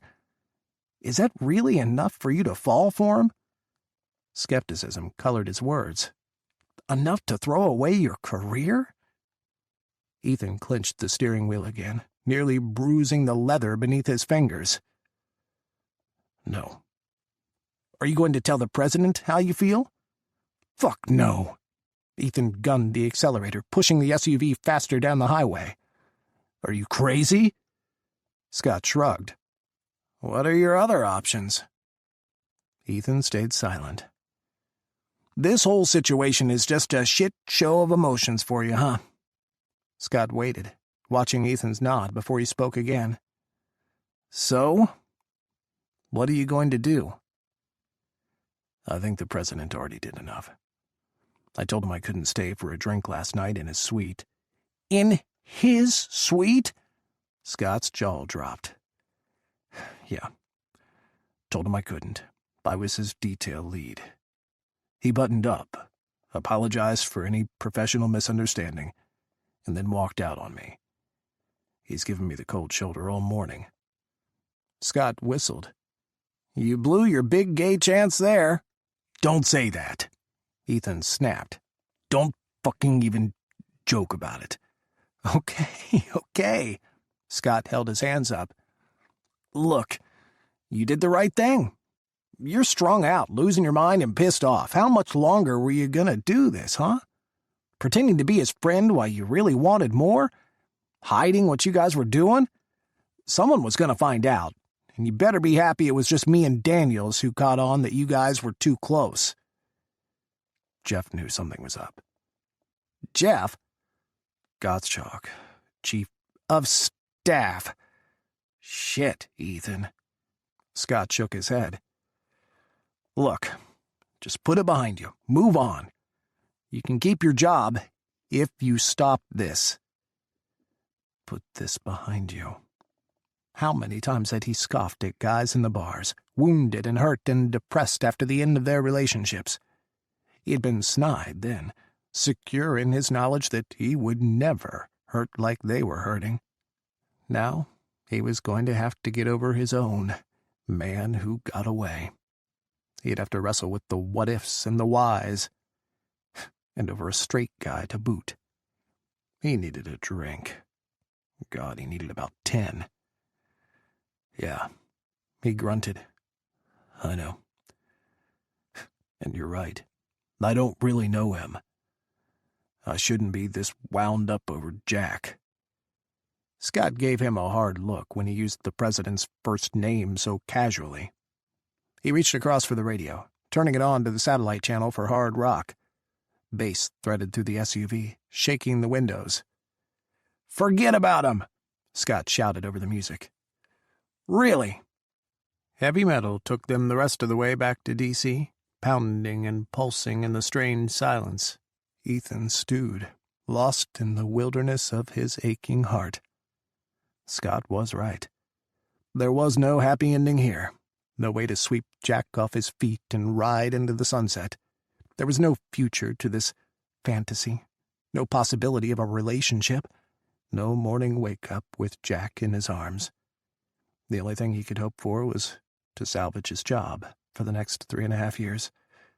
Or 7.5 if Jack managed to win re-election. Maybe he could ask for a reassignment, work a different detail. There would be questions, and it would hurt his career. There were rumors that he was being reviewed as possible assistant special agent in charge for headquarters. But if he requested a reassignment off the presidential detail, it'd torpedo any possible promotion. That was what he wanted, right? A good career, promotions, achievement. He hadn't cared about relationships. Why start now? What was so special about Jack? Daniels texted when they hit D.C., reporting in that everything was secure and good to go. The White House agents were already rolling with the president, and if Ethan and Scott wanted to, they could take the afternoon off. Ethan dropped Scott off at his house in the suburbs of Maryland. Scott shook his head, holding on for a long moment, and stared at him over the rim of his shades. "Call if you need anything," he said. "You'll get through this. You're stronger than this." He left tire tracks on Scott's driveway when he peeled out, and he smelled burning rubber for 2 miles. He took 16th Street south into the district. Ethan turned at Columbia Heights and drove into Adams Morgan. He ate an early dinner at one of his favorite burger joints, a local gay-run dive with burgers named Deep Throat and The Money Shot. He drank beer after beer as he sat on the patio, watching the gayborhood come alive around him. These were his people. This was where he was at home. His eyes roamed over tight, tanned bodies, skinny jeans, and popped collars on sport coats. He downed another beer.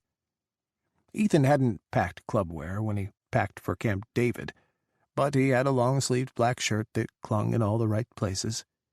He changed behind his car in one of D.C.'s ubiquitous parking garages and swapped his cargos for his jeans. Close-fitting, they hugged his ass and showed off his muscular thighs, and then headed for the bars. First up, his pre-game dive. A group of college-age kids were making noise at the bar, loud and catty. Ethan downed another beer as he idly watched them, keeping one eye on the door. Nothing but youngsters walking in tonight. Ethan paid his tab and headed out. He ended up at his regular haunt, a bar that wanted to be a club but wasn't quite there yet. The dance floor in the back was small but packed, and the bar in front was always full of men watching the dance floor. A lounge patio catered to the business clientele, with TVs alternating between the news, sports, and softcore gay porn. The music pounded into him, shaking his bones. On the dance floor, young, barely clothed men gyrated in time with men dressed in rumpled suits, disheveled ties, and unbuttoned shirts. Older men hung back, watching, and sometimes joining in. Ethan slid onto a seat at the bar and ordered a beer. The bartender grinned at him. "Haven't seen you in a while, sexy." Ethan puffed out his chest. He smiled back. "Been busy. Haven't been able to get out." "You were missed." The bartender winked before moving on. Ethan watched him go, his eyes glued to the sway of the bartender's ass. This was what he needed. Yes, this. Sex, raw passion, and the feel of another man. He needed this. An hour later, and several drinks in, Ethan made eye contact with one of the young dancers. Shirtless and blonde, the younger man had a bubble-ass, perky nipples, and round lips that begged for a cock. Ethan smiled at the dancer, and the younger man headed his way. He draped himself in Ethan's lap, sweaty and smelling like sex and sin. His small shorts, up close, were dark leather, so purple they were almost black, and split down the side with a fishnet inlay. "Hi, Daddy," he purred, wrapping his arms around Ethan's neck. "I'm Blaine." "Daddy." Ethan frowned, but wrapped one arm around Blaine and grabbed a handful of his ass. "Hey, sexy," he rumbled. "You look damn fine out there. Can I buy you a drink to cool you off?" "Only if you heat me up again." Blaine winked at him and leaned in close. "I'll take a dirty martini. Extra, extra dirty." Ethan ordered, and Blaine's hands found his fly. He palmed Ethan's half-hard cock through his jeans. Closing his eyes, Ethan leaned his forehead against Blaine's sweaty hair. Yes, a little bit harder. Right there. This was exactly what he needed. Jack's face flashed through his mind and slammed into his heart. He shuddered, and then froze.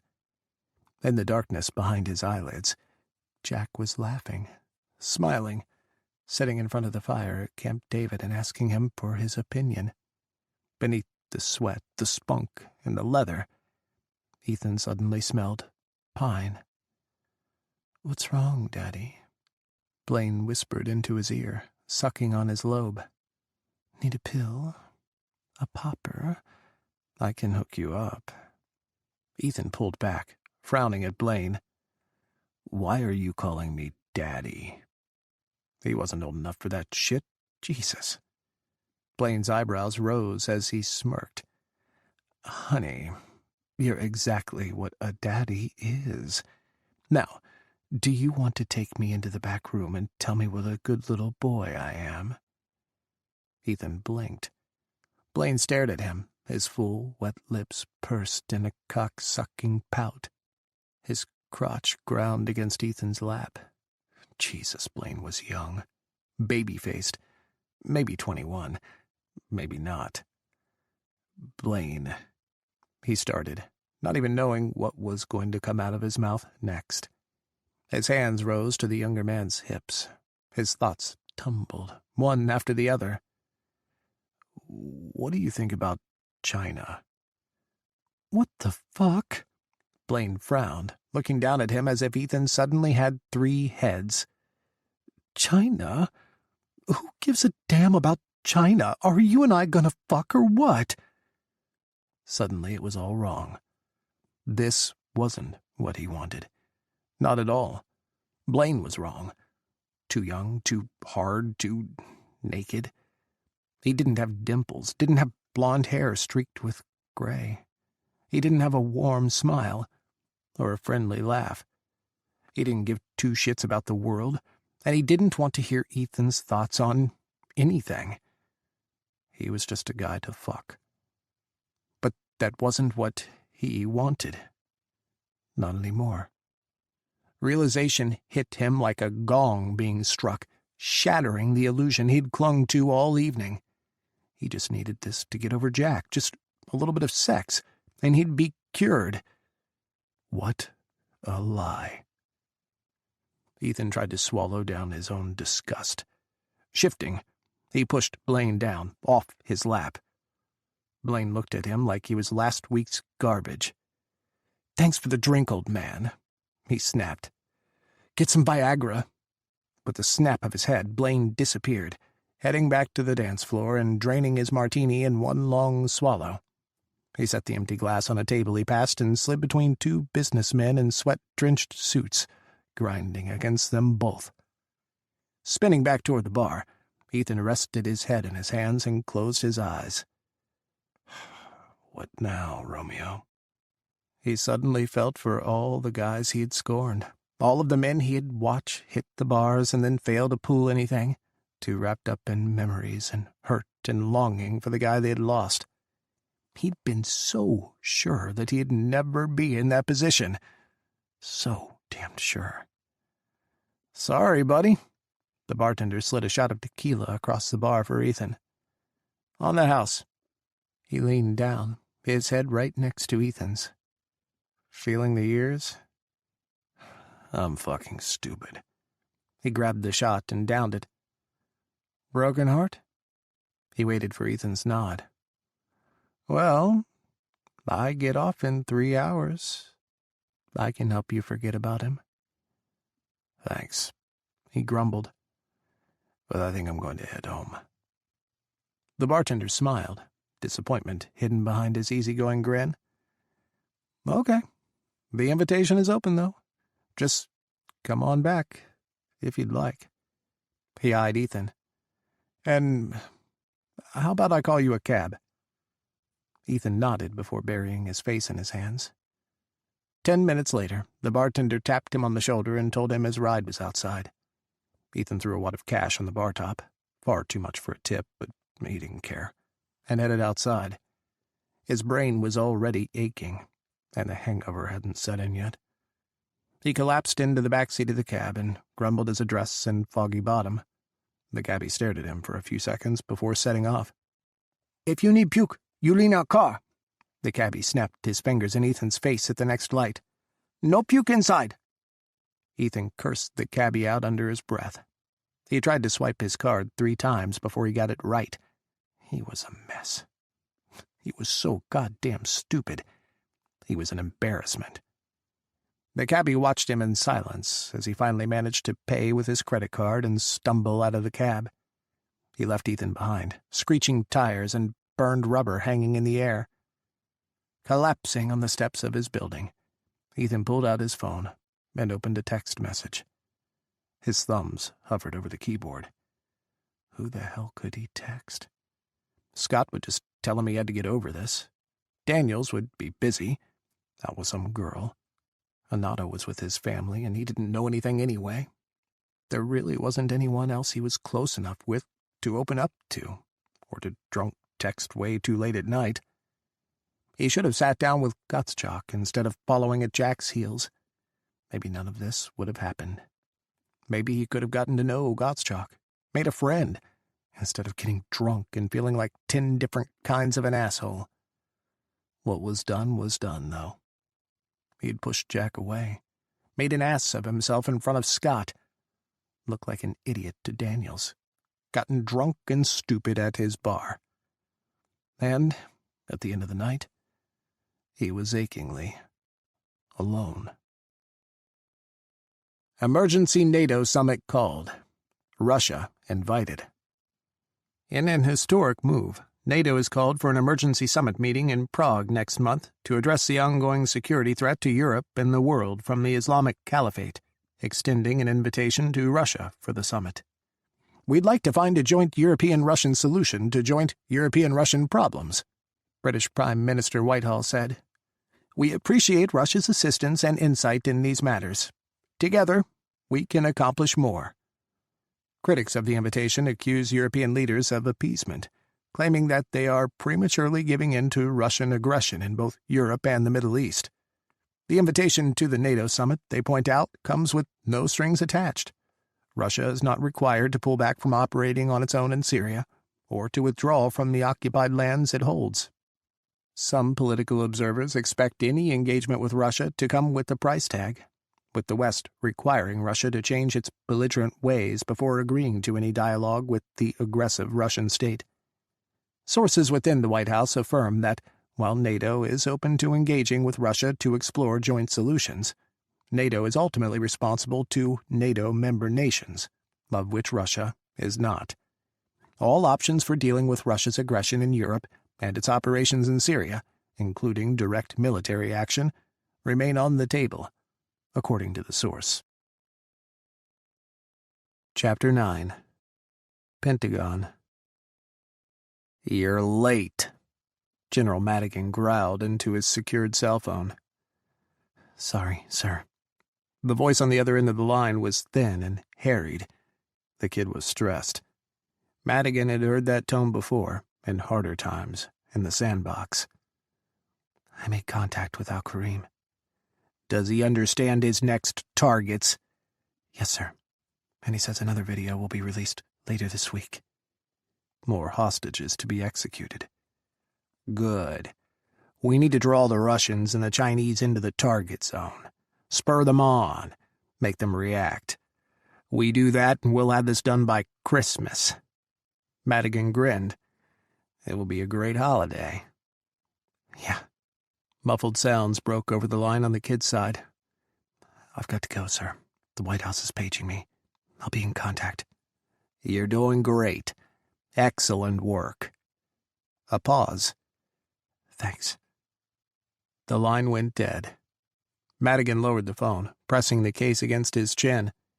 If the kid was following protocol, he'd have turned off that phone the instant he hung up and removed the battery.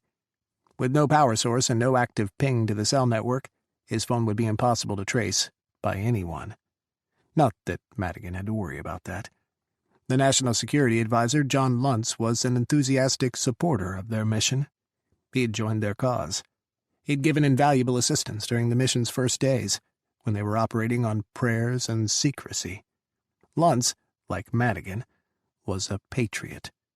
Someone who looked ahead. It was too bad about General Bradford, though. He wouldn't understand their mission. There would be a purge when the time came, in the White House and the government as a whole. It wasn't personal. It was just national security. It was the future. And when the whole world fell apart, Madigan and his people would inherit the rubble and establish a new order, a new promise of peace and stability. Just a few more remaining pieces had to be maneuvered into place. Then they would rip the world to shreds, and none of the president's maneuvers for peace would make one bit of difference. Chapter 10. Taif, Saudi Arabia. Colonel Song leaned over Faisal's chair, bracing against the prince's desk. He stared at the monitors, watching Faisal work. "Here, this phone number calls these individuals with an update. Now this number," Faisal typed furiously, calling up a second screen, "is a legitimate contact. When we called our partners at the American Embassy in Riyadh and tipped them off about the Russians building a base in Syria, all of these numbers were called. Embassy officials, State Department officers, the CIA in Langley." Faisal scrolled through the numbers in his phone tree, a diagram of who called who in the United States government. "But then this number was called." He pointed to an isolated number, all alone. "And it's the same phone number we have flagged as one that Al-Karim receives calls from." "Al-Karim, the leader of the Islamic Caliphate's military wing in the Greater Levant." Colonel Song's eyes pierced Faisal. "Yes, That Al-Karim. We know nothing of the person who called him, though. The number doesn't correspond to anything we have in our databases. It's not assigned to any government agency, and we haven't been able to trace it. More typing. We did more digging, though. We know that this mystery phone calls the vice chairman of the Joint Chiefs. It calls the National Security Advisor. It calls Langley. He listed off 5 numbers that the unknown cell phone had called, but we can't pinpoint its identity. The phone is kept off unless it's making a call, and whenever a call is placed, it's always on the move. We've tracked its location in Washington, D.C., Turin, and Maryland. Maryland. Colonel Song frowned. Camp David is in Maryland. Do you have the coordinates of the phone call? Let me pull them up. Faisal threw one of the windows from the desktop monitor to the wall monitor embedded across the back of his office. A few quick searches, and then the data file for the call intercepts opened. Here you go. Colonel Song nodded. That is Camp David. You know that? How do you know that? Faisal frowned, staring between Colonel Song and the data. Camp David is the American president's secret retreat. It's Camp David. It's not that secret. It's on Google. Colonel Song leaned back. Someone close to the American president is running communications with Al-Karim. Is Al-Karim CIA? No, we've already confirmed that. Could whoever it is be responsible for setting up Hugh? Possibly. He could still be a decoy. Colonel Song tapped one finger against his lips. Have you kept Mr. Hugh alive in the digital world? Faisal nodded. He flew Saudia to Thailand last week. He's in Jakarta next week, and then checking into the Burj Jumeirah the week after. Good. And the email account in his name that Al-Karim's lieutenant was emailing is still active? Yes. We've been watching it. No messages from Al-Karim's men, or from the Caliphate. Colonel Song paced in front of Faisal's desk, one finger still tapping his lips. Hugh was set up as a fall man. Someone built him a double life, one as a Caliphate supporter. A sloppy bank transaction through Saudi Arabia brought him to your attention. Colonel Song nodded to Faisal, a kind of acknowledgement. Faisal held his chin high. You discovered this falsity, started digging, and you have found an unknown connection between a member of the American president's administration and Al-Karim. Yes. Faisal fidgeted in his seat. Was he supposed to have more? Colonel Song was as mysterious as an alien. He couldn't read the emotionless spy. He was also, quite honestly, terrifying. Adam, I wish you were here to help. He banished the thought almost as soon as it appeared. A new worry rose in its place. You said that this wasn't the Americans. He frowned. You said after the G7 that you were sure it wasn't the Americans. This is not the Americans. Colonel Song stopped, facing Faisal. The American government is not this Daedalian. He shook his head. This is something deeper. A splinter cell broken off from the American government, perhaps. A breakaway faction operating outside of sanctional governmental policy. He hummed under his breath. But who do they take their orders from? Song strode across the room, back to the list of calls made by the mystery phone, along with the dates displayed on the wall monitor. Each of these dates and locations corresponds to a trip made by the American president. Whoever this caller is, he is within the president's circle. Perhaps he gets his orders from the president. Or, Faisal said slowly, the American president is unaware of what is happening. We won't know that until we know what it is they are planning. Colonel Song nodded once to Faisal. I will return to Beijing and get my people unhacking that phone number. We will find a way to record those calls. How? We can barely track the phone. It is offline and unpowered when it is not in use. Colonel Song smiled.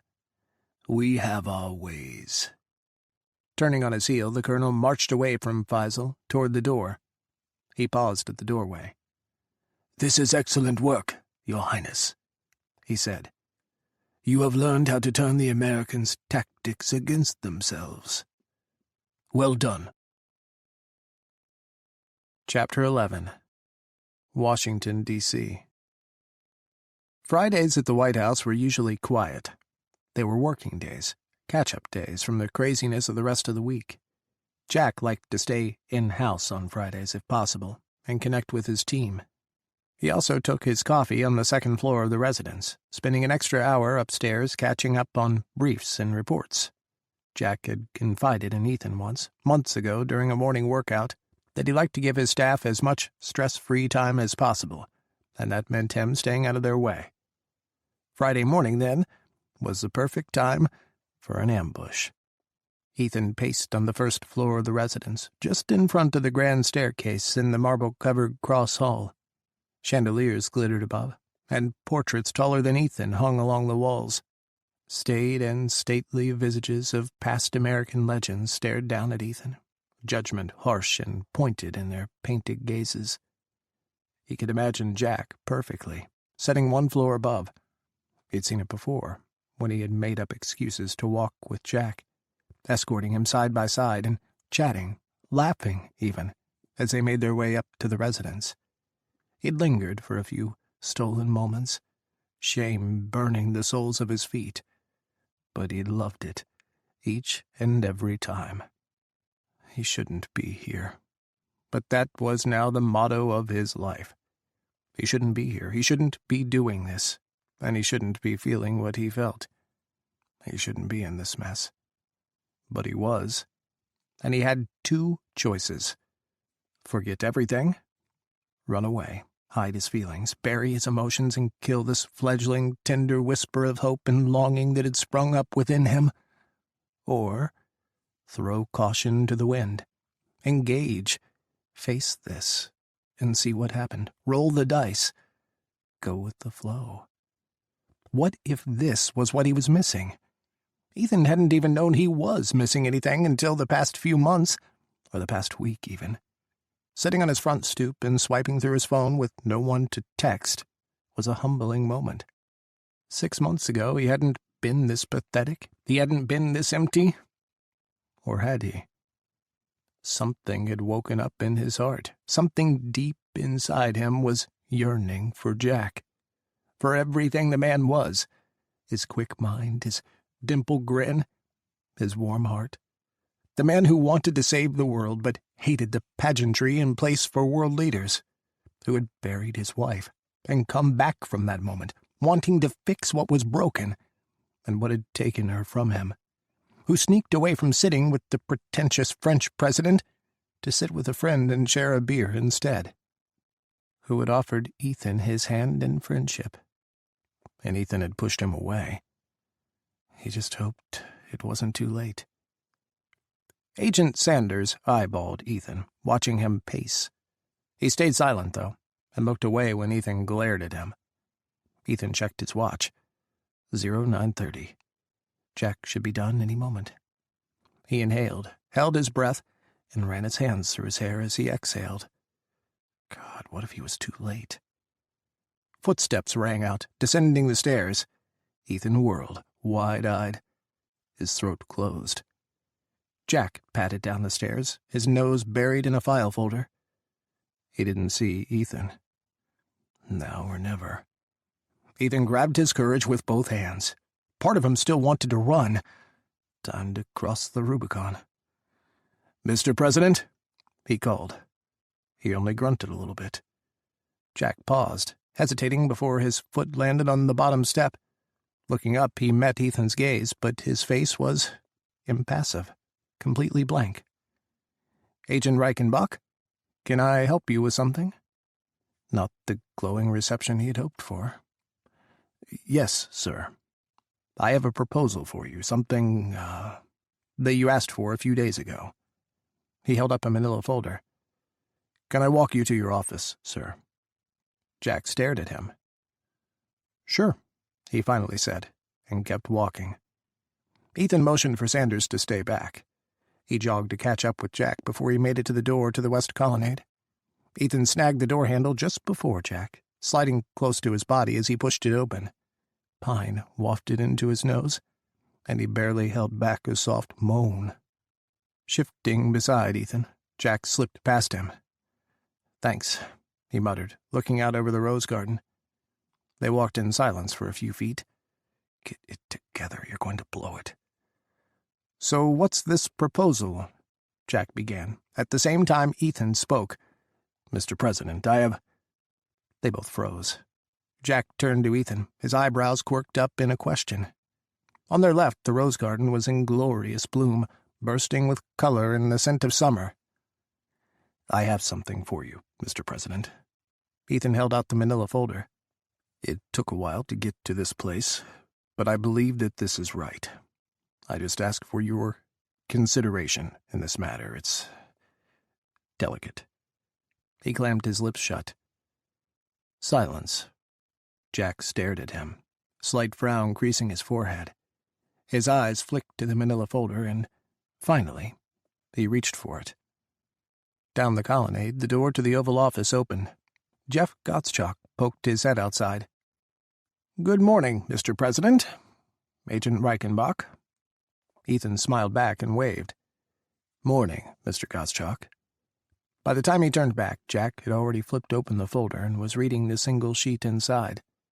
Swallowing, Ethan followed Jack's eyes as he read Ethan's handwritten message. "Mr. President, this is my personal cell phone number. I'll be fired if anyone finds out I gave this to you. But I'm sorry for what happened at Camp David, and I really wish I'd stayed and had that beer with you." Jack closed the manila folder. He took his time meeting Ethan's gaze. When he finally did, his normally warm eyes were closed off. "I'll take this into consideration, Agent Reichenbach. Have a good day." Ethan waited until Jack had met up with Gottschalk and disappeared into the West Wing before he let himself exhale. He tipped his head back and let the warmth of the summer sun play over his skin, and the scent of the White House roses, blood red and bleeding all over the garden, fill his nose. Anything to get rid of Jack's memory. Friday evening, the Caliphate seized another city in northern Iraq, further dividing the country and splitting Iraq into the no-man's land of the Caliphate, the Kurdish region of the north, and the beleaguered capital, Baghdad. When the Caliphate moved in, they executed everyone who stood against them, or didn't immediately join their rigid rules, or who looked sideways at them. All the civilians who tried to mount a defense, the Iraqi military had long since fled, were executed, as were police, teachers, and politicians. Gruesome videos flooded the internet, along with cries of rage and anguish from refugees scattered around the world. They cried for it to stop, taking the streets throughout Europe in a night of furious protests. The protests turned as they wore on, and cars and garbage bins were lit on fire, and windows smashed in Paris, Berlin, and Budapest. The White House buzzed until the wee hours of the morning, trying to figure out what to do next. Jack and his national security team buried themselves in the Situation Room, going over intelligence reports and news broadcasts. They watched the Europeans deploy riot police, and as the sun rose in Europe, smoke billowed on the morning winds. They argued late, strategies and scenarios to combat the Caliphate batted down as those for and against bitterly argued. Harsh words flew around the room. There weren't any pressing American interests in the region. Russia and China were embroiled in the region now. Let the fight stay isolated in the Middle East. The loss of life was tragic, but ultimately not an American problem. By that logic, Ethan heard Jack snap, not much at all would be an American problem. "Strange bedfellows were made from common enemies," General Madigan offered. He spoke over the arguing directors, proposing to continue their wait-and-see approach to the region. "Let's see what the Russians do. They have more interest in the region than we do right now." Ethan slipped out after that. He had only ducked into the Situation Room to check on the agents standing their posts and to deliver each a fresh cup of coffee. His eyes lingered on Jack, but Jack never looked Ethan's way. He stayed late in Horsepower, reviewing intel reports from the field offices and the advance team's proposals for the upcoming NATO summit in Prague. He had good relations with the security services there. It would be a coordinated, high-stress travel event, but it wouldn't be difficult. Ethan signed off on the advance team's travel plans. After walking through the White House and checking on his agents, he finally left just before midnight. The overnight shift was set, and the agents taking a break in horsepower were playing a pickup game of basketball, playing with the battered plastic hoop suction cup to the mirror in the office's old ball. He waved and walked out as Agent Beach laid up a basket around Agent Caldwell, to loud cheers and jeers. Gottschalk was on his phone outside the Situation Room as Ethan walked out of horsepower. Gottschalk waved, smiling as he pulled the phone down and away from his mouth. "Have a good weekend, Ethan." The White House parking garage was quiet. Ethan slid into his SUV, but hesitated before starting the car. Leaning back, he let his eyes slide closed. He had been hopeful just this morning. Maybe too hopeful. His first full weekend off duty loomed before him. He was going to sleep this whole mess off. His phone buzzing on his nightstand woke him up just before 9 a.m. Squinting, he grabbed it, reaching across his bed and pulling it into the pillows with him. Shirtless, Ethan rolled onto his back with a groan before pulling the phone up to his face. A new message greeted him. "Is this Ethan?" His heart skipped a beat. He checked the area code. It wasn't D.C. Ethan pulled up the internet and searched the number. It was a Texas number. Austin. He swallowed. "Is this POTUS?" "You really can call me by my first name, especially if we're engaging in clandestine texts now." Ethan smiled hard, a smile breaking his face in two. Jack was texting him. That had to mean something. "Sure thing, Mr. President." "You're hopeless." Ethan struggled for something to say. He pushed himself up, leaning back against his headboard. "Long night? You guys were still going strong when I left at midnight." "We called it quits just after 1 a.m. "And you've slept, right?" "Yes, Mom." "Just doing my duty. Can't have a POTUS go insane from lack of sleep." "Your dedication is admirable. You should be promoted." "I'm fired if anyone finds out about this, and a promotion would take me out of the White House. I'm happy where I am." There was a long pause. Ethan stared at the phone, willing another text to buzz in. His foot jiggled under the covers. God, he had to pee, but he didn't want to miss a message. Cursing, Ethan ambled out of bed and padded into the bathroom. He bit his phone between his teeth and pissed, and naturally his phone nearly cracked his teeth when it buzzed. He spat it out, catching it one-handed as he finished. "You mentioned that before. I don't understand. Why is it a big deal if we are friends? I'm friendly with other members of my staff." He washed his hands and headed back to bed, trying to figure out what to say. "Your staff are all princes of politics. It's all good to be friends with them. We're just the help, sir. It's unseemly to befriend us. Beyond that, it's an agent's job to maintain objective distance with their protective detail assignment. If someone gets too close to a protectee, they might make a bad judgment call or be prejudiced toward that protectee. There's also a power differential and a power perception. The rules are there to protect you, sir." He bit his lip after he hit send. He had just condemned himself and made it sound like he was all right being fast and loose with Jack's security. He typed quickly. "Getting to know you has made me more dedicated to you, sir, and to your safety." Ethan waited. "That's good to hear. I have never had any security concerns. You and your men are amazing. And I'd like to think that as adults, we know how to separate professional and personal."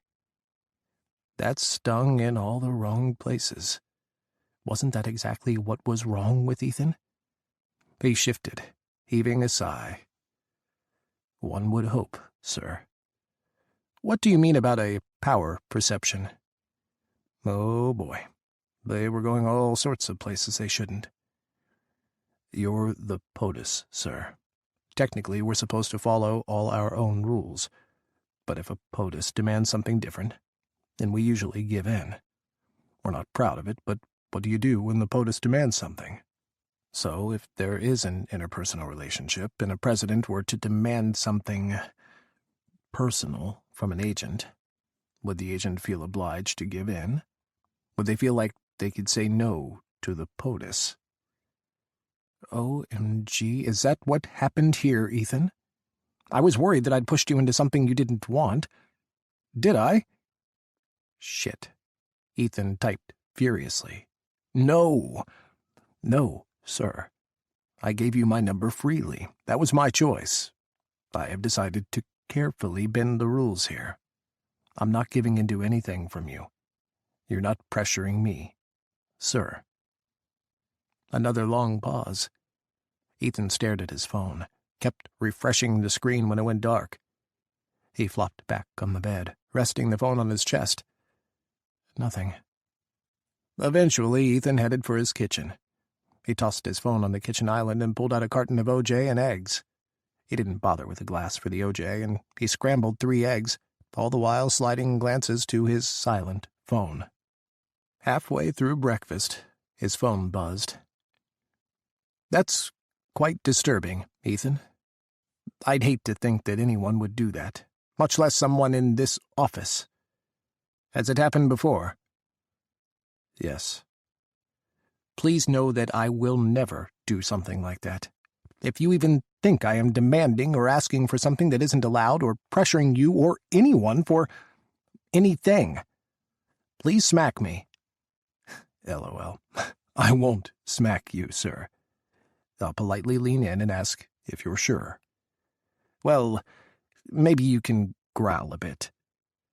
Fuck. Ethan dropped his fork. His cock twitched. Damn it.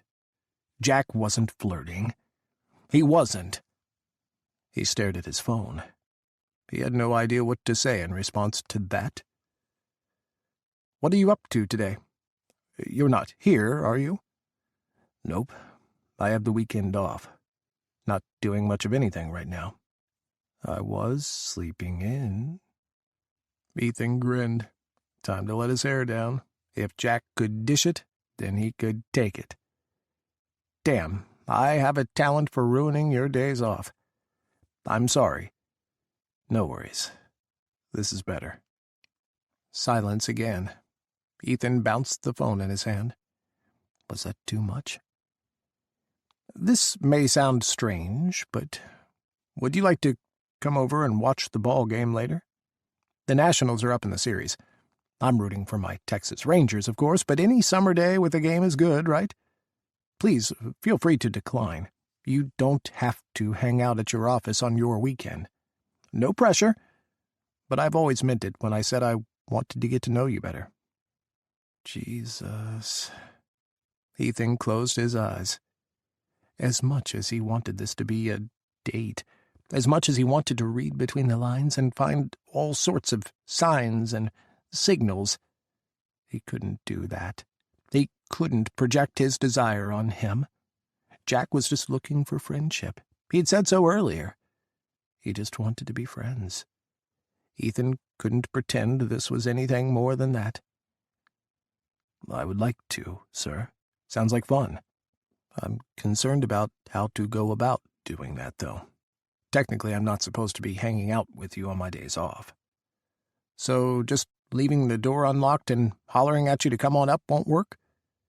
The alarms would go off if the doors were left unlocked, and I'd pass about half of my detail, all of them wondering why I was there and why I was with you. Sounds like that's a no? No, it's not a no. It's a let me figure this out. Sir, you really can call me first name, especially if we're doing secret baseball missions now. Asterisk, by my first name. Grinning, Ethan texted back quickly. All right, first name. Smiley face. You're hopeless. Smiley face.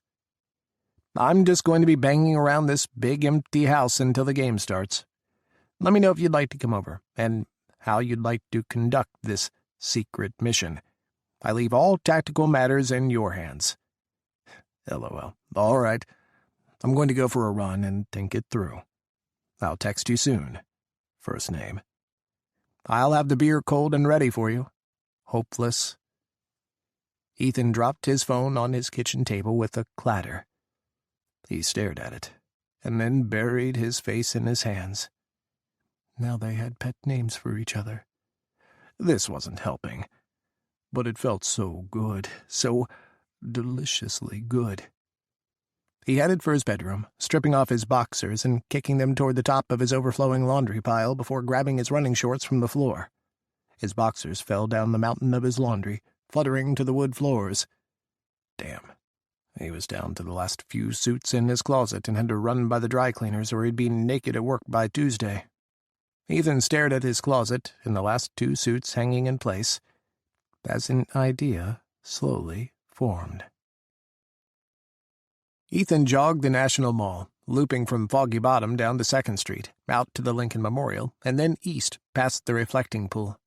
He sprinted up the hill to the Washington Monument and then jogged down the backside, running at a comfortable pace past the Smithsonian toward the Capitol. Jack consumed his thoughts. He stopped for a rest on the green across from the Capitol. His phone was pumping music into his earbuds, and as he readjusted the armband, he saw his message light blinking. He pulled his phone out, wiping sweat from his forehead. Jack had texted him again. "Do I have to play nice with the French? Can I tell them to go get stuffed?" Ethan chuckled. Yikes, what happened? He shouldn't be asking. Add that to the list of shouldn'ts. They're being difficult over the NATO summit next month. They were all on board with wanting Russia there when we were at Camp David. Now they are blaming the invite on us. Naturally.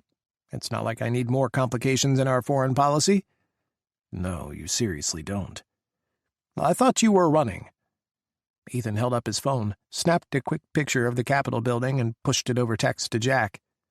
Lies. You didn't just run there, you drove. He pasted a ridiculous grin on his face and took a quick selfie. Dripping with sweat, red-faced and bare-chested. Not his greatest picture ever. He pressed send. Wow, that's impressive. You're quite a beast.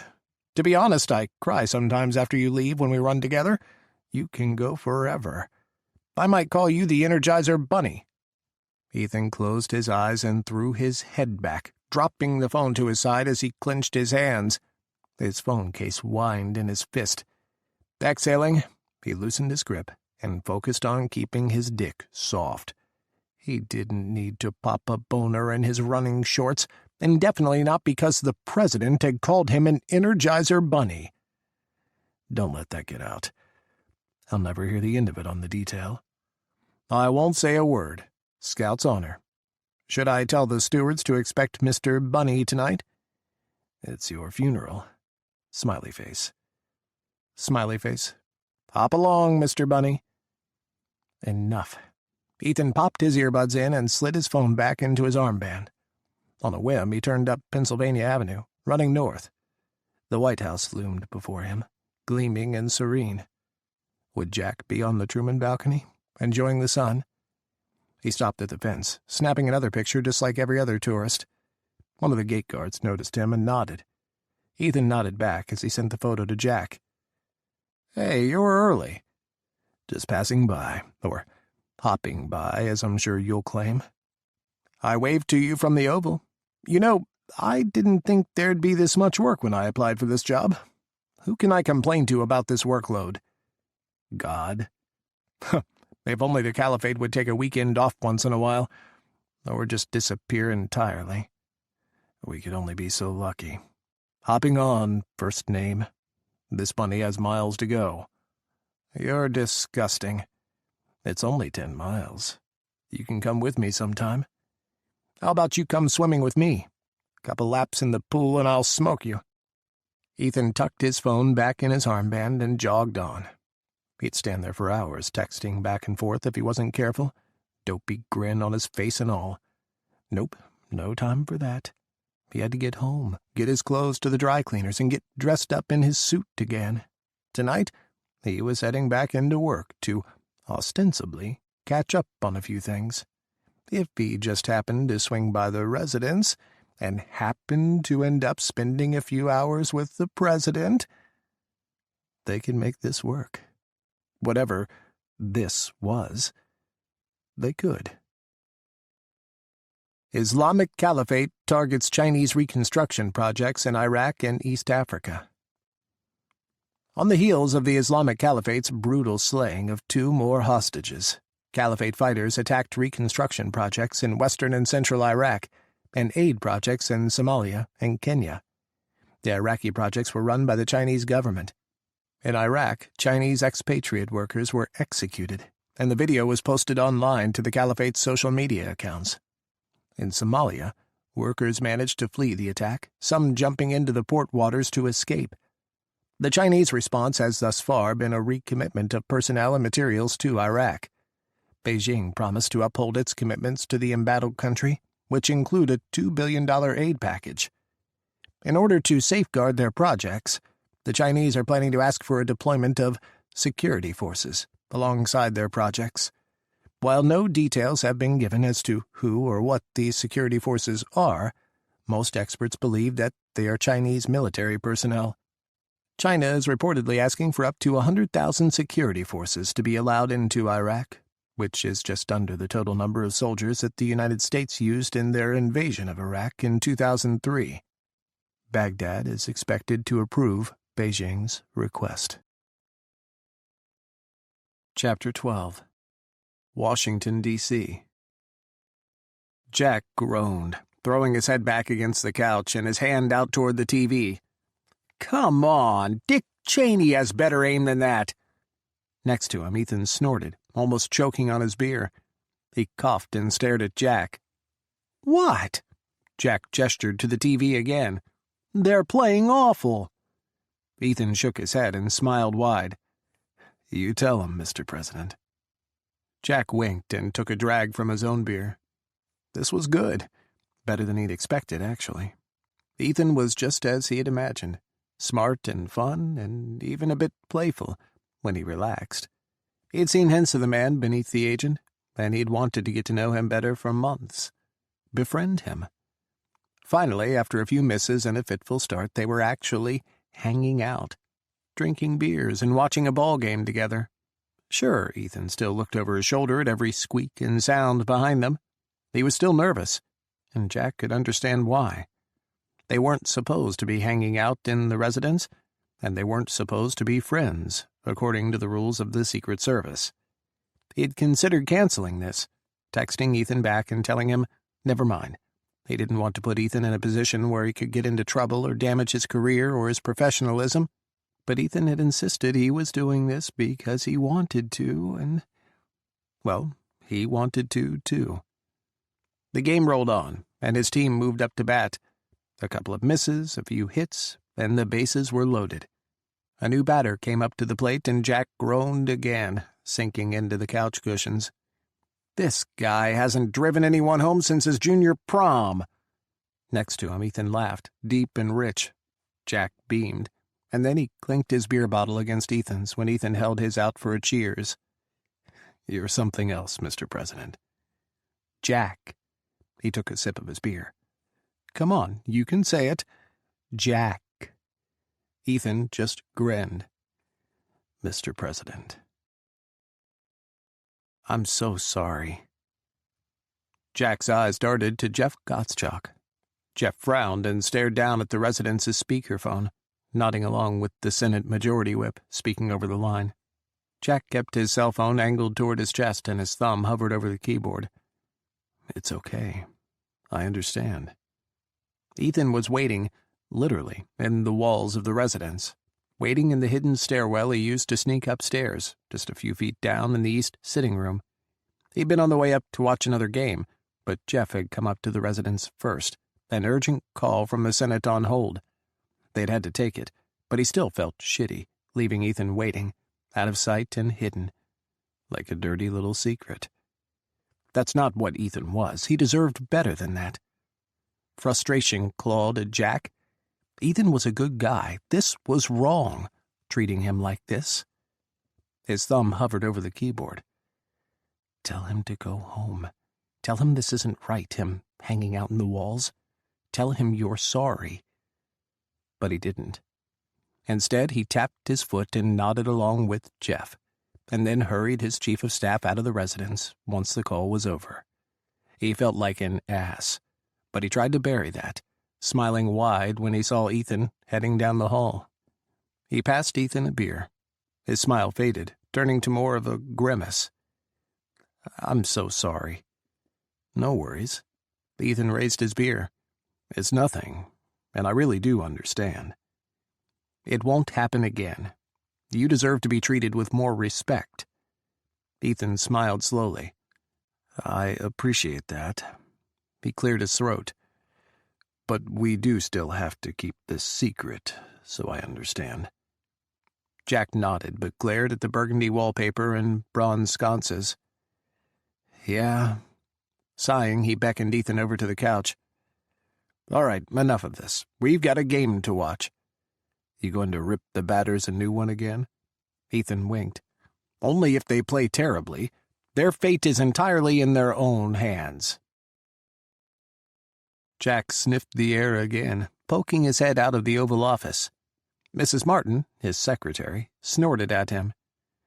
"Do you know how long it's been since I've had a good, artery-clogging burger?" He took a deep breath, closing his eyes. "Oh, that smells good." He pulled out his phone and texted Ethan. "Who got the burger, and where is it from?" His phone buzzed. "Doing recon now." Jack smiled. "I can get the kitchens to prepare you a burger, Mr. President." "No." Sighing, Jack leaned back, his head on the door jamb. "They are awesome, but—" He sighed. "Too healthy, sometimes. The pizza isn't greasy enough. I don't feel my heart stop when I eat it." Mrs. Martin shook her head, her lips pursed. "Just what we need. The president trying to give himself a heart attack." His phone buzzed again. "Patterson, one of Reyes's staffers. From a hole in the wall, he says. Smells amazing. The chefs here would never make something so unhealthy. I think it's against their contract." "You might be right. Far too dangerous." "But I work out all the time." "You make sure of that." "There's a legend in the Secret Service. A terrible story of the risks and responsibilities of this job. The cautionary tale of the president and the pretzel." Jack laughed, his shoulders shaking. One of his predecessors, a man who had been president when Jack was in college, had choked on a pretzel, and panicked Secret Service agents administered the Heimlich until he puked. It had been on the news for ages, and a pillar of pop culture for his predecessor's entire presidency. "You would never let me suffer such a fate." "You are correct." Chuckling, Jack headed back into the Oval Office. He left the door open, though, and sniffed the air one last time. 2 hours later, as the day wound down, and his staff was closing up shop for the weekend, someone knocked on his doorframe. "What's up?" Jack looked up, his reading glasses sliding down his nose. Ethan's head popped into the doorway. "Mr. President?" Jack grinned. "Come in." He stood, abandoning his work, and tossed his glasses on his papers. Ethan wore a sly smile, and he kept something hidden behind him as he headed for Jack. The smell hit Jack first. A burger and a side of fries, greasy, salted, and still warm. He breathed deep, moaning as he exhaled. "Oh, God." A flush stained Ethan's cheekbones as he brought out a bag from behind his desk. "Special delivery, Mr. President." "I'm nominating you for a presidential medal." Jack shucked his jacket over the back of his chair, loosened his tie, and undid his cuffs, rolling them up to his elbows as Ethan brought the bag over. He set it down on Jack's desk, scooting his papers over to clear a space, and then plopped a drink down beside the bag. "And 1 chocolate milkshake." His eyebrows shot up. "Now that's asking for a heart attack." "Which is why I will be watching you eat." Ethan pretended to take up post, squaring his shoulders and clasping his hands in front of him. Jack tore the bag open. 2 burgers and 2 fries. perfect?" He held up one for Ethan with a smile. He seemed hesitant, but Ethan finally stepped forward, sitting in the chair beside Jack's desk and taking the burger. Jack unwrapped his and leaned back, propping his feet up on the bottom drawer of the desk. "This is heavenly," he spoke around the giant bite. "My hero." Ethan's flush was back, and he held Jack's gaze for a long moment, longer than they'd ever had before. He seemed to be searching for something to say, but then he smiled slowly and bit down on the corner of his lip. "Just doing my job." Jack shook his head and nudged Ethan's shoe with his own. "No, you're being an awesome friend." "Thank you." Ethan smiled again, but this time it was tighter, and it didn't quite reach his eyes. "Mr. President," he said, nodding once. Jack thought about Ethan off and on throughout the weekend. He swam laps in the pool Saturday night, and as the water flowed past him, his thoughts once again turned to his friend. What did Ethan do on his days off? What kinds of hobbies did he have? He worked out, that was for sure. That muscular body of his didn't come from a diet of burgers and neglect. Did he watch movies? Go for hikes? Ethan had been with the Secret Service for over a decade, so he'd probably already done most of the tourist attractions in D.C. Jack, even though he'd lived there for years, still hadn't made his way through all the museums. If he wasn't the president, maybe he could have asked Ethan if he wanted to kill an afternoon checking one out. Grab some beers after. Maybe a game. Did Ethan have a girlfriend?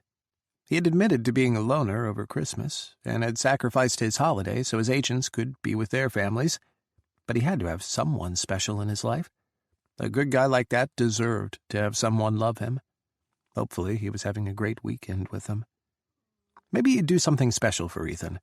Let him know how much he was appreciated, how grateful he was for his friendship and his performance as detail lead. Jack ate his Sunday dinner in the residence's kitchen, munching on a salad as he stared at the walls and listened to the hum of the refrigerator. His mind spun on, thinking of what he could do. He searched for Ethan on Monday, eyes darting through the crowded hallways of the West Wing. Monday mornings were always busy, a rush of people and briefings, and everyone cramming the happenings of the weekend into the first 4 hours of the day. He went from meeting to meeting, bouncing between calls and his office and the Roosevelt Room, while swiping through his cell and fielding emails from congressional leadership and his staff. No texts from Ethan, though. Nothing since they'd wound down on Friday, sharing burgers and fries and jokes between the two of them. But there, just down the hallway, turning the corner with two of his detail agents and talking to them softly, Ethan headed right for Jack and his team, their two groups about to pass each other. Jack smiled as Ethan looked up, holding his gaze. Ethan stopped talking, his mouth freezing mid-word. Ethan's agent stared at him, and then at Jack. "Hey," Jack kept smiling as he passed by Ethan and his men. "Have a good weekend, Agent Reichenbach?" "I did." Ethan sounded breathless. His lips quirked up and his eyes shone. "You, Mr. President?"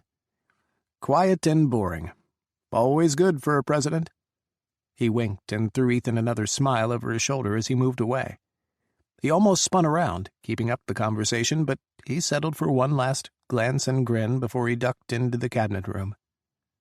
A few hours later, his phone buzzed with an incoming text from Ethan. His belly button clenched, and he smothered his grin as he dragged the phone closer, while the Secretary of the Interior kept talking. "Got a few more heckles for your repertoire, Mr. President. Gotta swing that bat yourself. Batteries aren't included. What position do you play, left bench?" His feet tapped beneath the table, his heels bouncing against the carpet. "Love them. Can't wait to use them. Coming over for a game on Thursday?" "If you'd like me to." "Of course I want you to come." "Mr. President, as we're preparing for the summit in Prague." Jack looked up, darkening his screen as he turned his attention back to his cabinet meeting. His foot still tapped, though, and there was a zing inside him, a rush that seemed to race through his veins. His smiles came a little easier, for the rest of the day. Tuesday, Ethan walked into Jack's private dining room off the Oval Office and stopped dead. His jaw dropped. "A thank you for the burgers." Jack smiled and pulled out a chair, gesturing for Ethan to take a seat at the table. Prime rib, mashed potatoes, green beans, and buttery rolls filled the surface, an all-American feast. And because I wanted to. Ethan moved as if dazed, and took a seat as Jack waited. He frowned. "Mr. President." "It's nothing." Jack waved away whatever protest Ethan was trying to spout. "I wanted to do this for you. A thank you for everything you've done for me. This is the least I can do." He seemed to not know what to say after that, his lips trying to form a protest before giving up and pressing together in a tight smile. "Thank you, Mr. President." Ethan breathed. "This is exceptional." "So are you." Jack laid his napkin across his lap. Ethan coughed and reached for his water, taking a long gulp. "Let's chat about Prague. This is going to be a big summit. Let's get on the same page. Make sure everything goes smoothly." He listened as Ethan outlined their security procedures, using knives and forks and even the salt shaker as props on the table. Jack wanted to learn, and he asked questions about Ethan's perspectives and his tactics, and then stole one of Ethan's props when he wasn't looking. Ethan looked stunned, gobsmacked, when Jack snagged the little salt shaker that was supposed to be his presidential SUV. He stared at Jack, his jaw hanging open, a tiny grin playing over his lips. Jack slid it back to him, chuckling. Eventually, Ethan pretended to stab Jack's hand with his fork when Jack made yet another grab for one of Ethan's props. Jack sat back, snorting and giggling while Ethan fought his own laughter. It was incredibly unpresidential, but it felt good. Like being with Ethan was permission to be himself, and he didn't have to be so stately and important all the time. He could be goofy. He could try to wheedle that smile out of Ethan, could relax and let the warmth he felt around Ethan flow through him, their friendship lifting him up for the rest of the day. They finally finished lunch, and Ethan had pushed aside all of his props, a small mountain of silverware and utensils, far away from Jack's reach. Sitting back, Jack tried to stall, not ready for their time together to end. He twirled his glass of iced tea, making circles on the tablecloth. "So, do you play pool?" Ethan shook his head and glared at Jack. He drained his beer, pointing accusingly at Jack as he swallowed. "Again." "Sorry." Jack wasn't sorry at all. He winked at Ethan when Ethan shook his head, glaring. "You suckered me." Ethan pointed, wagging his finger. "You pretended this would be a fair game." "I did nothing of the sort." Jack pressed his hand to his own chest, his jaw dropping in feigned outrage. "All I asked was if you wanted to knock some balls around." Blushing, Ethan rolled the pool balls across the table, where Jack was setting them up for another break. "Yeah, you said it would be fun to practice, implying that you needed the practice." Jack shrugged. "Maybe I meant it would be fun for you to practice." Eyes narrowed, Ethan waited until Jack stopped laughing, smothering his grin by biting his lip before he made his break. Balls bounced around the pool table, and Ethan sank a stripe and a solid. He called for stripes. Jack waited until Ethan had made his shot before speaking. "Did you see the news about the caliphate targeting China and Somalia?" "Yeah." Ethan looked up, a frown creasing his forehead. "Although China doing anything in Somalia is interesting on its own." Another stripe fell into the pocket. Jack nodded. "I keep trying to guess at their motivations. There could be 100, but which is it? China could be trying to woo more of the continent." Ethan's tongue poked out as he frowned. Trying to get more of Africa to pivot their way? "Definitely, but Somalia? They'd do better pouring money into Kenya. They already built that deep-water port for Mombasa and bid for a massive transportation contract across Tanzania and Uganda." If they can bring order to Somalia, they'll be heroes in both Africa and the Middle East. The rest of the world has tried. Maybe they're taking their turn. Ethan's eyes flicked to Jack as his ball sank into the pocket. Slowly, Jack smiled. I thought you said you weren't any good at international relations or politics. Ethan took a long moment to chalk his stick, not looking at Jack. I've been reading up on things. He shrugged. I'm trying to learn. Something bloomed in Jack's chest, a warmth that curled his toes and made his smile go soft. You've always been better than you gave yourself credit for. I love hearing your opinions. Ethan flubbed his next attempt, and he scooted away as Jack lined up. He sank his first solid, but the shot was sloppy. I do mean that, Ethan. He looked up from the table and found Ethan's eyes burning into him as Ethan leaned against the back of the couch. I do. Shit, I left my suit jacket up there last night. Blinking, Jack rubbed his eyes and read the message again. The sun hadn't come up yet, and he was propped up on one elbow, sleeping in his undershirt and boxers, or, more accurately, stuck between sleeping and waking, thanks to Ethan's text. "Okay. You've got to go get it. What if someone finds it? They'll find a jacket? One not yours. In the residence." Sighing, Jack flopped back, scrubbing his hand over his face. A moment later he was up, sniffing and blinking and shuffling out of his bedroom and down the hall to the game room. He smiled, though, when he saw Ethan's jacket tossed over the couch. Grabbing it, he headed back for his bedroom. I've secured the package. Ethan was quiet for a while. Thank you. No prob. Ethan looked out for him. The least he could do was look out for Ethan in return. 3 weeks and over a dozen secret meetups later, Ethan was more confused than he'd been before. Spending time with Jack was supposed to help satiate his yearning. He was throwing caution to the wind, taking a chance on building a friendship with a man who meant something to him more than anyone had in Ethan's memory. He had told himself over and over that they would stay just friends. It was all Jack could give, and it would be more than enough. He could yearn for Jack in the silence of his heart and focus on building their friendship, their platonic friendship. So why was he more fixated on Jack than ever? And why was his heart screaming at him to do something, to reach out to Jack, cup his face in both hands, and caress his lips in a tender first kiss? He was failing massively at separating the personal from the professional. But Ethan laid part of that blame at Jack's feet, too. If he didn't know better, he would have thought Jack was flirting with him. It had started simply. Ethan headed back to the White House the Saturday afternoon after they first texted to catch up on work he'd already caught up on. After an hour wasting time in horsepower, he headed out for a sweep of the grounds, checking in on his detail agents. That took him to the residence, where he happened to run into Jack, and where he spent the rest of the afternoon and evening.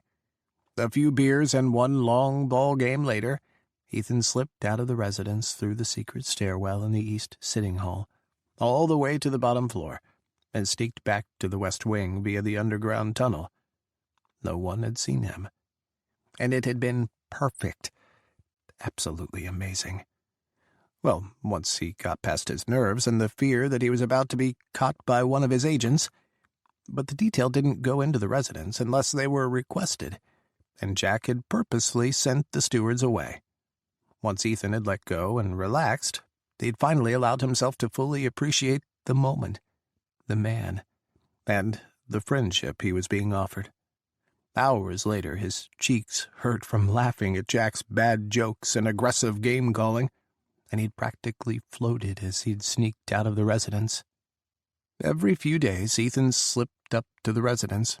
At first, it was to watch sports together, but after Jack asked him if he played pool, they spent their time in the game room, breaking sets together and trading off stripes and solids.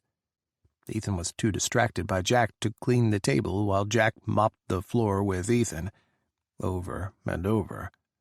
And the texting continued, even increased, as did the jokes. "Hey, come stand watch during the next cabinet meeting, okay?" "Yes, sir. Is there a threat?" "No, but there is a game.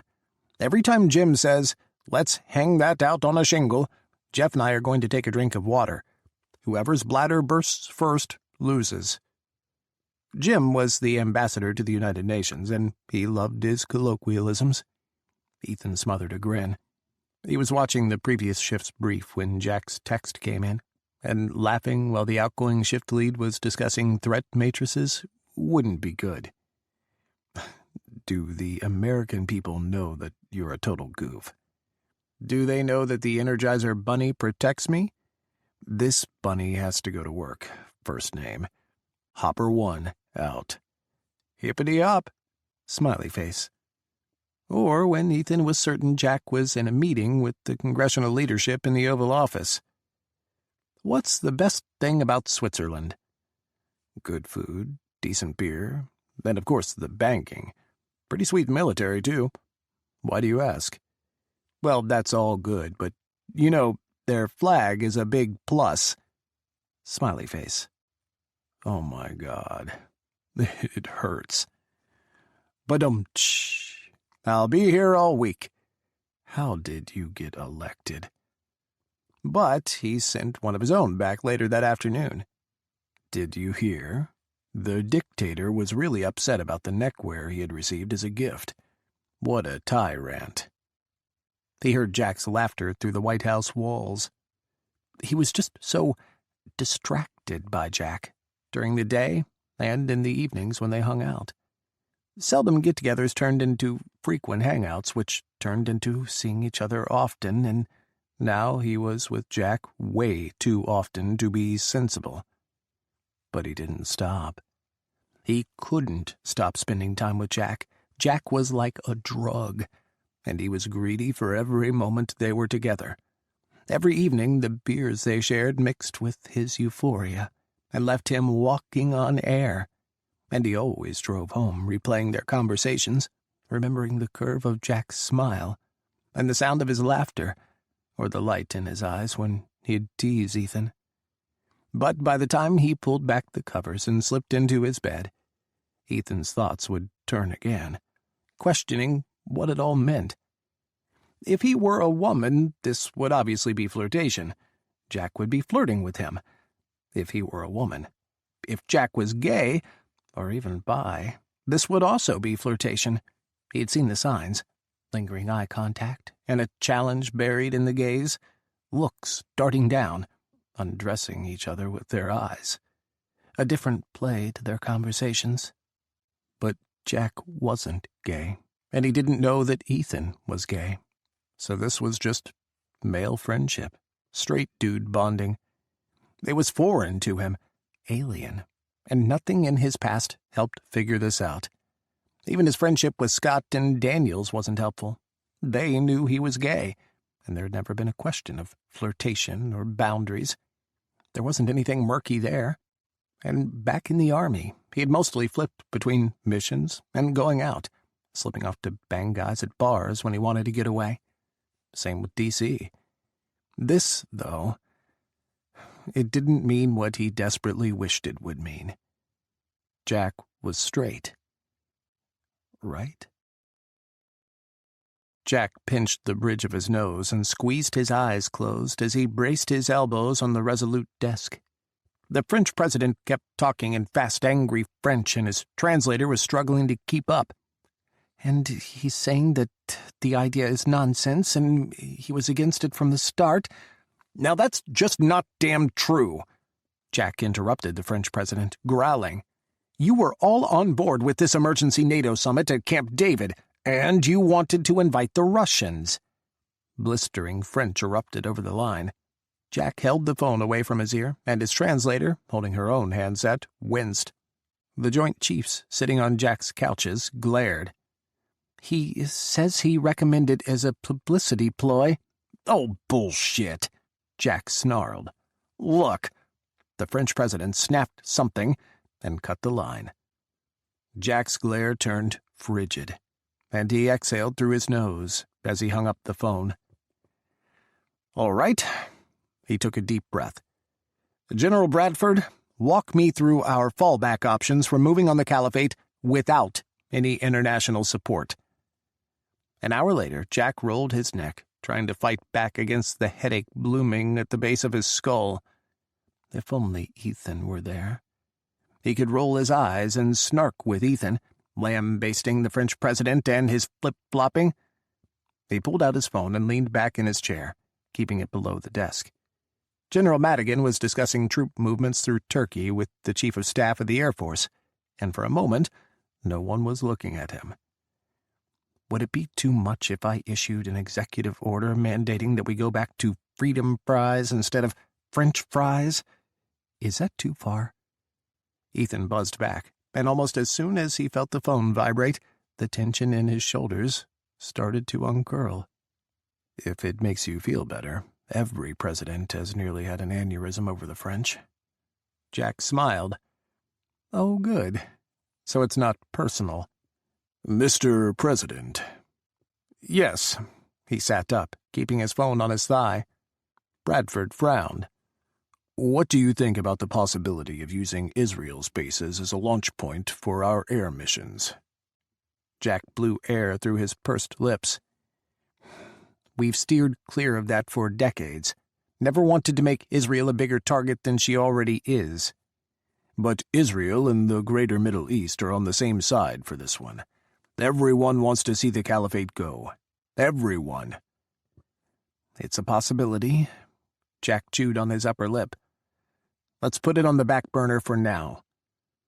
The phone on his desk beeped, and his secretary's voice filled the office. "Mr. President, the British Prime Minister is on the line for you." "Thanks, Mrs. Martin." Jack set his cell on the desk and waited for Mrs. Martin to connect the Prime Minister to his desk phone.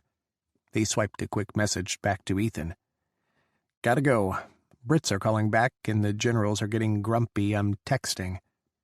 His desk phone rang, and he picked it up. "Madam Prime Minister." "Please focus on the world, first name."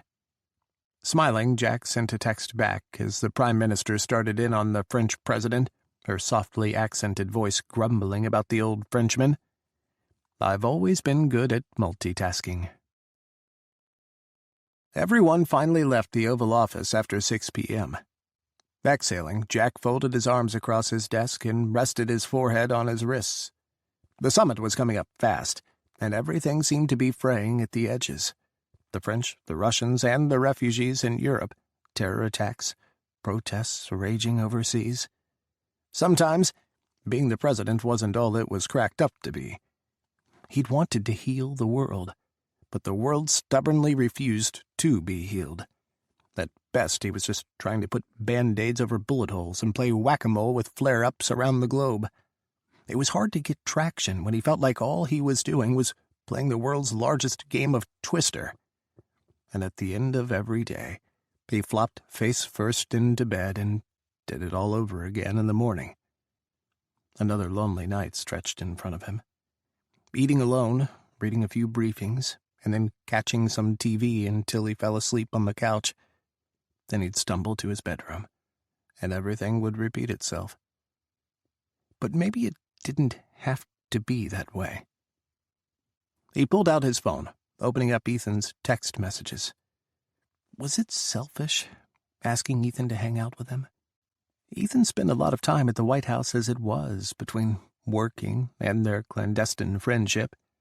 Some days, the promise of seeing Ethan later was the goal he trudged forward for, and their texts always made him smile, even when nothing else did. That's what friends did for each other. What Ethan did for Jack, for sure. He hoped he was half as good a friend to Ethan as Ethan was to him. Did Ethan look forward to when they hung out? He swallowed, frowning as dark thoughts edged into his mind.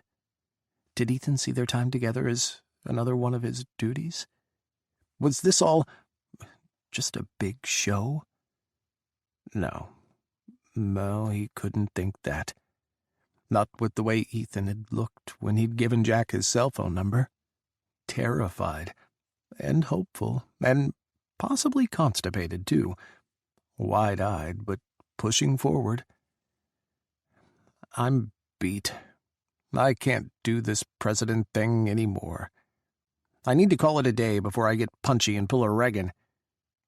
He tapped at his desk and hovered over his phone, waiting for Ethan's response. Go home, first name. You have the best commute of anyone. Jack grinned. He loved Ethan's nickname. His own typo turned into a playful jab. Ethan had never once bent on calling him Jack, but this was a good compromise. It felt special, at least. Or the worst, people have a habit of finding me when I want to hide. Ethan's text came back almost immediately. Playing hide-and-seek as the president is not advised. We tend to get a little bitchy when that happens. LOL. I bet. Hey, come on up. I feel like banging some balls around and having a few drinks. He bit his lip. Ethan could have plans. Maybe he had something else to do other than hang around at his office after he was done with a full day of work. He had a life outside the White House, unlike Jack. You know, I'm really glad you have a speechwriter, sir. Let me finish up a few things here. Then I'll slip up these stairs. Jack grinned. Ha! Jokes. I'll make sure to not push a chair in front of your secret passageway. See you later. Chapter 13. White House Residence. Jack was already 2 beers in by the time Ethan headed up. He texted as he headed for his stairwell entrance, and Jack told him to come straight on up to the game room. When he arrived, Jack was taking a pull from his beer, his button-down undone and untucked over his suit pants, showing off his white undershirt. His shirt sleeves were rolled up, and Ethan had to drag his eyes away from the soft skin at his elbows and force himself not to give Jack a long, lingering once-over, while Jack waved hello to him. On the wall, the flat-screen TV blared, talking heads arguing back and forth about the upcoming summit and Russia's posturing. I just think that we're setting ourselves up for a huge catastrophe by inviting the Russians, one of the male commentators said, speaking loudly over his female spar. There are no, I repeat, no, zero, zilch requirements for the Russians to change their behaviors. Ignoring the Russians and their aggression has done nothing, his counterpart argued. 10 years we've been ignoring Russian invasions in Eastern Europe, and not just us, Europe too. Shouldn't we be doing more, taking a lead in the world and stepping up, engaging the Russians? America doesn't negotiate with terrorists or brutal regimes. Ethan grabbed the remote and clicked the TV off. Come on, you've heard all that before. You need a break. Jack nodded, but stayed sitting on the back edge of the sofa. Yeah, I know. But I can't get it out of my head. How can I help? I'm starting to feel like I'm on the edge of World War III. Is it that bad? Ethan stepped closer, unconsciously trying to comfort Jack. Jack sighed.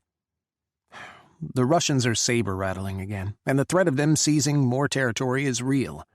They're operating on their own in Syria, maybe even helping the SPG, a hack government that's just robbing the country.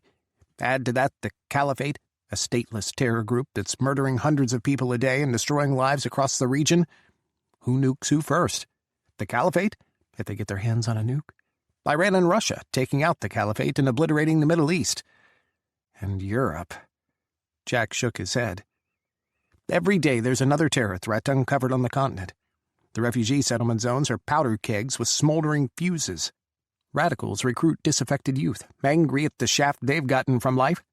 They didn't come to Europe as terrorists, but being left in the resettlement zones for years and stuck without any future prospects hasn't made them eager to join the European community. Ethan loomed over Jack, and if he could have, he would have stroked Jack's arms, massaged his neck, his back. And now the Chinese are deploying to Iraq? Jack rubbed one hand over his face, exhaling. Am I Chamberlain, right before World War II? Am I just appeasing the aggressor? Am I focused too much on peace in our time? He swallowed. I just don't know what the right choice is sometimes. Jesus. Ethan chewed on his lip, watching Jack's shoulders slump as he took another pull from his beer. What do you want to do? Tell the Russians to fuck off, order troops into Syria to straighten that place out, and bomb the caliphate into the Stone Age. Jack shook his head. I hate seeing all the devastation, all the death and the pain, all the time. There's so much hurt over there. People are just trying to live their lives, but they're caught in the middle of this hell. Jack drained the last of his beer in a long swallow. But where does wanting to save the world fit into protecting American interests? I think American interests are helping the world, sir. And I think that would be a pretty balls-out maneuver. Sir, I'd vote for you in a heartbeat if you did that. People are sick of the death and the horror. We've watched and waited for so long, and nothing has changed. Maybe we should help out. If we're the world police, as we're always accused of being, then why don't we do some good? Authoritarian regimes and thug states hold power and territory because the world does nothing. And why don't the Australians, or the Swiss, or the Chinese go ahead and deploy troops on a humanitarian mission? We're not the only ones who can save these people. But if we do nothing, no one else will. And if we do deploy, we're going to lose soldiers over there to save lives that, at the end of the day, aren't American. Jack looked down at his fingers, picked at the label on his beer bottle. I know what it's like to be told your soldier isn't coming home. Fuck it. Ethan reached for Jack's shoulders, squeezing gently. Mr. President, I believe in you. I know you're going to do the right thing, and, speaking as a former soldier, I think it's time we do something, sir. We lose some great people, yes, but if it's something that's right and something that you believe in... He couldn't finish. I don't want to start the next world war. Telling the Russians to go fuck themselves won't stop a war. They will likely start one. But they haven't been interested in cooperating for years. I know you'll figure it out. If there's any president who could get us through this time, it's you. Jack looked up, holding Ethan's gaze. The blue in his eyes burned like ice turned to flame. He stared, not blinking, searching Ethan for something. Ethan stayed still, not breathing, as his thumbs stroked over Jack's shoulders. Thank you, Jack finally said. He smiled, soft and slow. You don't know how much I really do value you. Ethan kept his smile tight, trying to hide his disappointment. You don't know how much I care about you. Can I distract you? He said instead. How about a game? He nodded back to the pool table. Yes, definitely. And no more talk about this. I want to hear something different. Jack popped up as Ethan stepped back. He set down his empty beer and grabbed his pool stick. Pour yourself a drink and tell me stories about you. Ethan's hands shook as he poured a glass of whiskey, neat, from the dry bar in the back of the room. This wasn't a night for beer. He needed something stronger. Me? You don't want to hear my stories. Yeah, I do. Jack lined up at the break and took the opening shot. Balls scattered around the table, and he sank 2 solids. Solids again. Come on, try to distract me while I shoot. Breathe. Breathe. Ethan's hand clenched around his pool stick. His eyes trailed over Jack's back, down to his ass, and then back up to his face. Jack was concentrating on his shot, and he didn't see Ethan's wandering eyes. I'm really not that interesting. Crack. Another solid sunk. Jack waggled his eyebrows at Ethan as he sauntered around the pool table, lining up for his next shot. Now he was facing Ethan, making a shot that had him staring right at Ethan's crotch. Ethan shifted, trying to hide his half-hard cock. "You know, you've been spending a lot of time here at the White House, either working or spending time with me." Another crack, another ball sunk. Jack moved around the table again, this time not looking at Ethan. "I don't want to monopolize your time. You said once you were a loner, but you've got to have some kind of social life. Girlfriend?" He leaned down, his tongue peeking out of his lips as he set up his next shot. "Now or never." Ethan inhaled, exhaled, and then inhaled again. He was dizzy, suddenly lightheaded. Was he really about to do this? "No, girlfriend. Not that there ever would be. I'm gay, sir." Crack. Another clean shot, and a perfect sink of the number 4 ball. If the revelation surprised Jack, he didn't show it. He leaned back, searching for his next shot. "Cool," he said simply. "No boyfriend, then?" Jesus Christ, is he or isn't he? Ethan had opened the door, and if Jack was even remotely interested in him, he should be crashing through like the Kool-Aid Man. If Jack had been flirting. But he seemed to not care, and while part of Ethan rejoiced that Jack didn't care about his sexuality, another part screamed inside of him, desperate and frustrated and confused and yearning. No boyfriend. He hesitated, closing his eyes as another solid sank into the pocket. "I met someone who I think I'd like to be with, though." "Oh, yeah?" This shot was harder, and Jack stretched for it. He put a spin on the cue ball, and the 7 ball slipped sideways into the side pocket.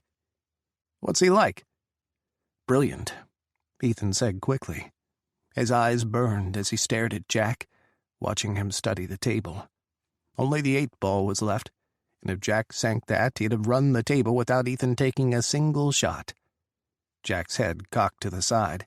His eyes narrowed as he studied the angles. He's perfect. Brilliant, hilarious, confident. I think he can do anything. Ethan swallowed. His eyes traveled Jack's body, slowly. He's gorgeous, too. "Wow." Jack flashed him a quick smile, big and warm. "Seems like a catch. And you, Ethan, sound smitten." Jack called the corner pocket with the tip of his pool stick. "Where'd you guys meet? And what are you going to do? Going to ask him out?" Jack turned his head, winking at Ethan. "I suppose I can learn to share you." Pete turned back to the table and made his shot. A perfect sink. Jack stood, smirking. Ethan smiled back. The moment crystallized in his mind, a perfect moment folded into the depths of his heart. The soft, subdued light of the lounge, the deep wood paneling, the green felt of the pool table, all contrasting with the brilliance of Jack, standing there in a slouch, one hand on his pool stick, his shirt unbuttoned and loose, and his hair disheveled. Jesus Christ, I love this man. I'm in love with him. "Come on, Ethan. What are you going to do?" He was moving before he knew it, padding around the table to Jack's side. Jack watched him, a small smile on his face, his eyes open and relaxed, just waiting for Ethan's answer. "This," Ethan breathed. He reached for Jack's face with one hand, cupping his jaw. Jack's stubble, barely grown from that morning, scraped against his palm. "Jack, I'm going to do this." Leaning in, Ethan pressed his lips to Jack's. Barely brushing, he parted his lips, his tongue snaking out and slipping across Jack's full lower lip. Ethan moaned and tried to step closer. His hand slid along Jack's jaw to the back of his neck, his fingers brushing Jack's soft hair. Jack's hand pressed against Ethan's chest, pushing hard, pushing him away.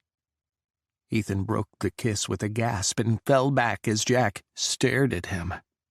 Confusion reigned from Jack's eyes. He stared at Ethan like Ethan was suddenly different, entirely so from the man he had trusted only a moment before. Jack tried to speak. His lips tried to form words as Ethan's world crumbled around him. "Shit," Ethan hissed. "Shit." "Ethan..." Jack dropped his pool cue. It clattered to the carpet. Ethan. I'm sorry. I'm so sorry." He shook his head, blinking slowly. His open mouth wavered, seeming to search for something to say. Trembling, Ethan threw the pool stick onto the table beside him, knocking balls every which way. Fire flooded his body, burning him alive. He was so stupid, so fucking stupid. He knew he shouldn't have done that. Fuck, what was his problem? "No, I'm sorry, I shouldn't have..." His throat closed around his words, his vision blurred. Ethan blinked fast. Damn it, he wasn't going to break down over this. He fucking wasn't. Jack was still staring, motionless. Ethan chanced a quick glance at him, and looked away immediately as his heart shattered again, sucking the air from his chest. This wasn't what he wanted to see on Jack's face. Not ever. "I gotta go," Ethan growled. "I'm sorry. I'm so fucking sorry." He took off, racing out of the game room. He didn't even use the secret stairs. He thundered down the grand staircase, blowing past the agent's standing post in the cross hall. He jogged down to the tunnel, and he didn't stop until he was all alone, buried underground beneath the residence in the West Wing. Collapsing against the wall, Ethan pitched forward, pressing his forehead to the cold concrete. He was powerless to stop the tears that burned the corners of his eyes. They slipped free, hot trails of shame, of mortification. He couldn't breathe, and he gasped, trying to stop the pain in his choked throat. Roaring, Ethan slammed his fist against the cement once, twice. Fuck! Fuck! Pain rocketed up his arm as his knuckles split, torn skin and blood smearing against the dirty concrete. Shuddering, Ethan sank to his knees, huddled against the wall, over his bleeding hand. 4 hours later, Ethan sat at the sky bar of Dulles Airport, pounding vodka tonics. He had a bag stuffed with suits and cargo pants next to him, and a red-eyed ticket on a plane to Prague, boarding in half an hour. Maybe it was cowardice to run, but Ethan had to get away. He couldn't face Jack. Not now. Not after exposing himself, revealing his love, and being dismissed. Jack wasn't gay, or bi, or anything else. He wasn't flirting with Ethan. He didn't want him. It had all been in Ethan's head. Exactly as he'd told himself. Exactly what he'd yelled at himself about. This was exactly what everyone had told him would happen. Ethan stared at his phone, at his text messages. Not a peep, not a word from Jack. He signaled for another drink, keeping his red-rimmed eyes downcast. Get to Prague. Handle the back end of the summit. Stay away from Jack. When he got back, he'd request a transfer. He didn't even care where. Send him to Alaska or to Utah. Send him anywhere. Just get him away from Jack. Get him away from his heartbreak. Ethan ran his hand over his face, and when his drink arrived, he downed it in one long drag. Just numb everything. Make everything go away. Make all the pain disappear. Chapter 14. Washington, D.C. Jack stayed rooted in the game room as Ethan fled. "Ethan, wait!" He tried to call out, but the words stuck in his throat. Frozen in place, he watched Ethan run. Exhaling, he collapsed in half, bracing himself with his hands on his knees. He stumbled sideways, slumping against the couch. One long slide had him sitting on the carpet, leaning back as he breathed hard and fast. Hyperventilating. That's what he was doing. He was hyperventilating. Calm down, Jack. Breathe in and out. He tipped his head back, trying to focus on the ceiling. Ethan's suit jacket, tossed over the back of the couch, stole his gaze. He reached for the black jacket, tugging it down into his lap. It was bigger than his own. Ethan was bigger, stronger, taller, more muscular. He was like a poster boy for the army, with muscles for days and an all-American cut jaw. He could have anyone, guy or girl, he wanted. Why the hell had he fallen for Jack? Ethan's words played on repeat in his mind. Brilliant, hilarious, can do anything, gorgeous. The way Ethan had spoken, he wasn't just smitten. He was head over heels. For him. Ethan was head over heels for him. Jack slammed his head back against the soft couch. His hands gripped Ethan's jacket. Slowly, he pulled it up to his nose. Ethan's scent, soap, citrus, and a hint of sweat, teased him. His eyes drifted closed. A moment later, Jack ripped the jacket from his face.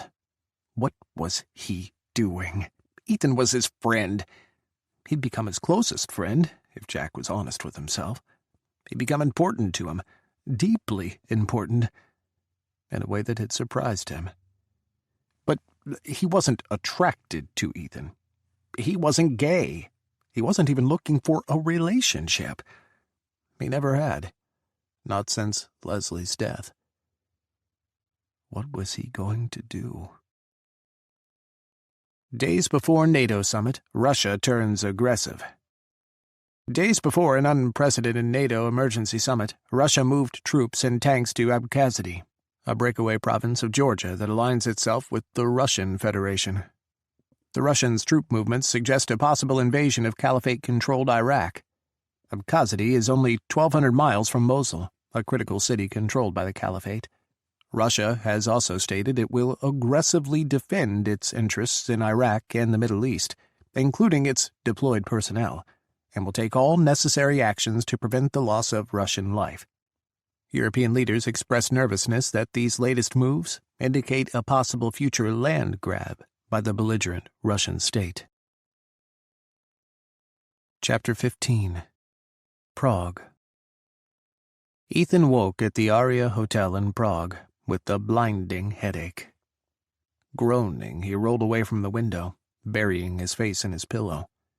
Sunlight streamed through the glass, striking the window box of tulips and daisies, reflecting off the whitewashed castle walls surrounding Ethan's hotel room. It was quintessentially perfect. The hotel was a renovated minor castle, steps from the more famous and huge Prague Castle.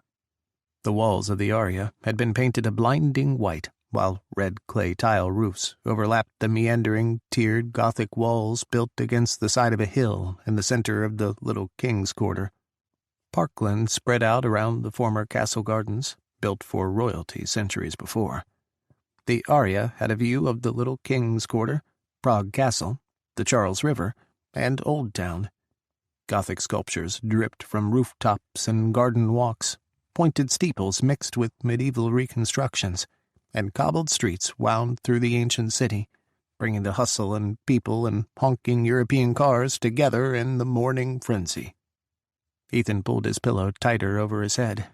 Beside the bed, an empty bottle of duty-free whiskey lay on its side, uncapped. His phone buzzed, clattering on the floor. Ethan lunged, falling out of bed. Groaning, he tried to crawl to his phone. Maybe it's Jack. His heart whispered. Maybe. It was Welby. Ethan had made him leader of the advance team after moving him out of the temporary lead detail position. He hung his head for a moment, but flopped onto his back, kicking away the sheet that had tangled around his legs as he fell off the bed. "What?" he growled as he answered. Sir, we're ready to start POTUS's movement rehearsal. Shit. Ethan struggled to sit up. The sunlight blinded him, and he flopped back down. What time is it? 0930, sir. You said you wanted to start right on time. Yeah. Rubbing his eyes, Ethan rolled over and pushed himself up to his knees. The room swam, and he held his breath as he struggled to keep his stomach down. Look, I'm running a bit late. Get the team started now. I'll catch up with you. I'll be down in a few minutes. Leave an agent with a car. Yes, sir. Welby hung up. Exhaling, Ethan sagged back on his heels. He peeled open his eyes, wincing against the sunlight. He glared at the phone in his hand. No texts. No texts last night. No texts when he landed. And no texts this morning. Jack was ignoring him. Fuck. Ethan hurled his phone across the hotel room. It bounced off the wall and fell, plastic cracking as it impacted. Swallowing, Ethan fell forward, burying his forehead against the carpet. He flexed his right hand. His knuckles were still swollen and bruised. He'd washed the dried blood off at his condo before heading for Dulles, and he could move all of his fingers. Nothing was broken, but it hurt like a bitch. His heart hurt worse, though. Ethan pulled himself to his feet and headed for the bathroom. Just a few more days. He'd be through with this, and could request a transfer. He could get away, far away. Just a few more days. Chapter 16. Washington, D.C. Jack blinked, staring at his notepad. He was doodling, trying to draw a perfect triangle. The angles weren't right, and he had already tried 12 times before. Voices echoed around him, but they sounded far away, as if underwater. His brain wouldn't work, wouldn't think. He blinked again. "Sir, Mr. President," Jeff nudged him. "Are you okay?" Starting, Jack dropped his pen. "I'm fine," he lied. He straightened, adjusting his jacket, and stared across the table at his cabinet. "I'm sorry. What were you saying?" Louis Parr, the Secretary of Defense, shared a long look with the Secretary of Homeland Security.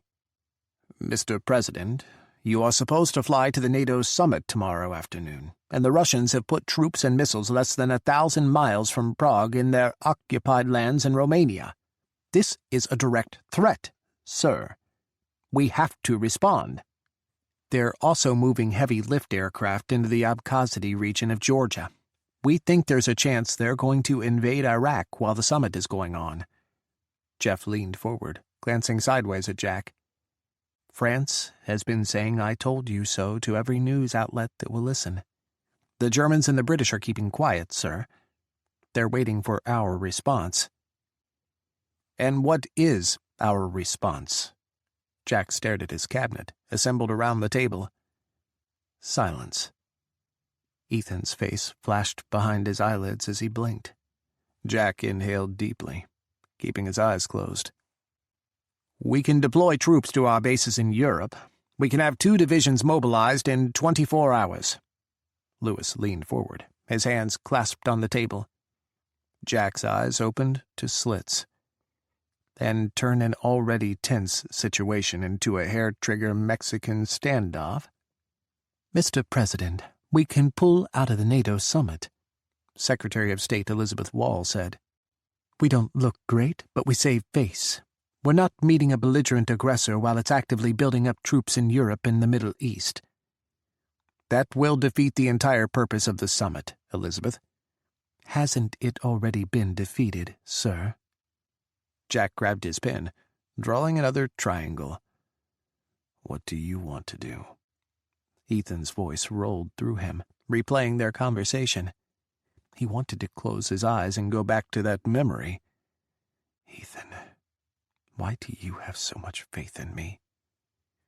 What was the right call? Match the Russians? Aggression for aggression? America's tried and true response to the Russians for the past 100 years? Or something different?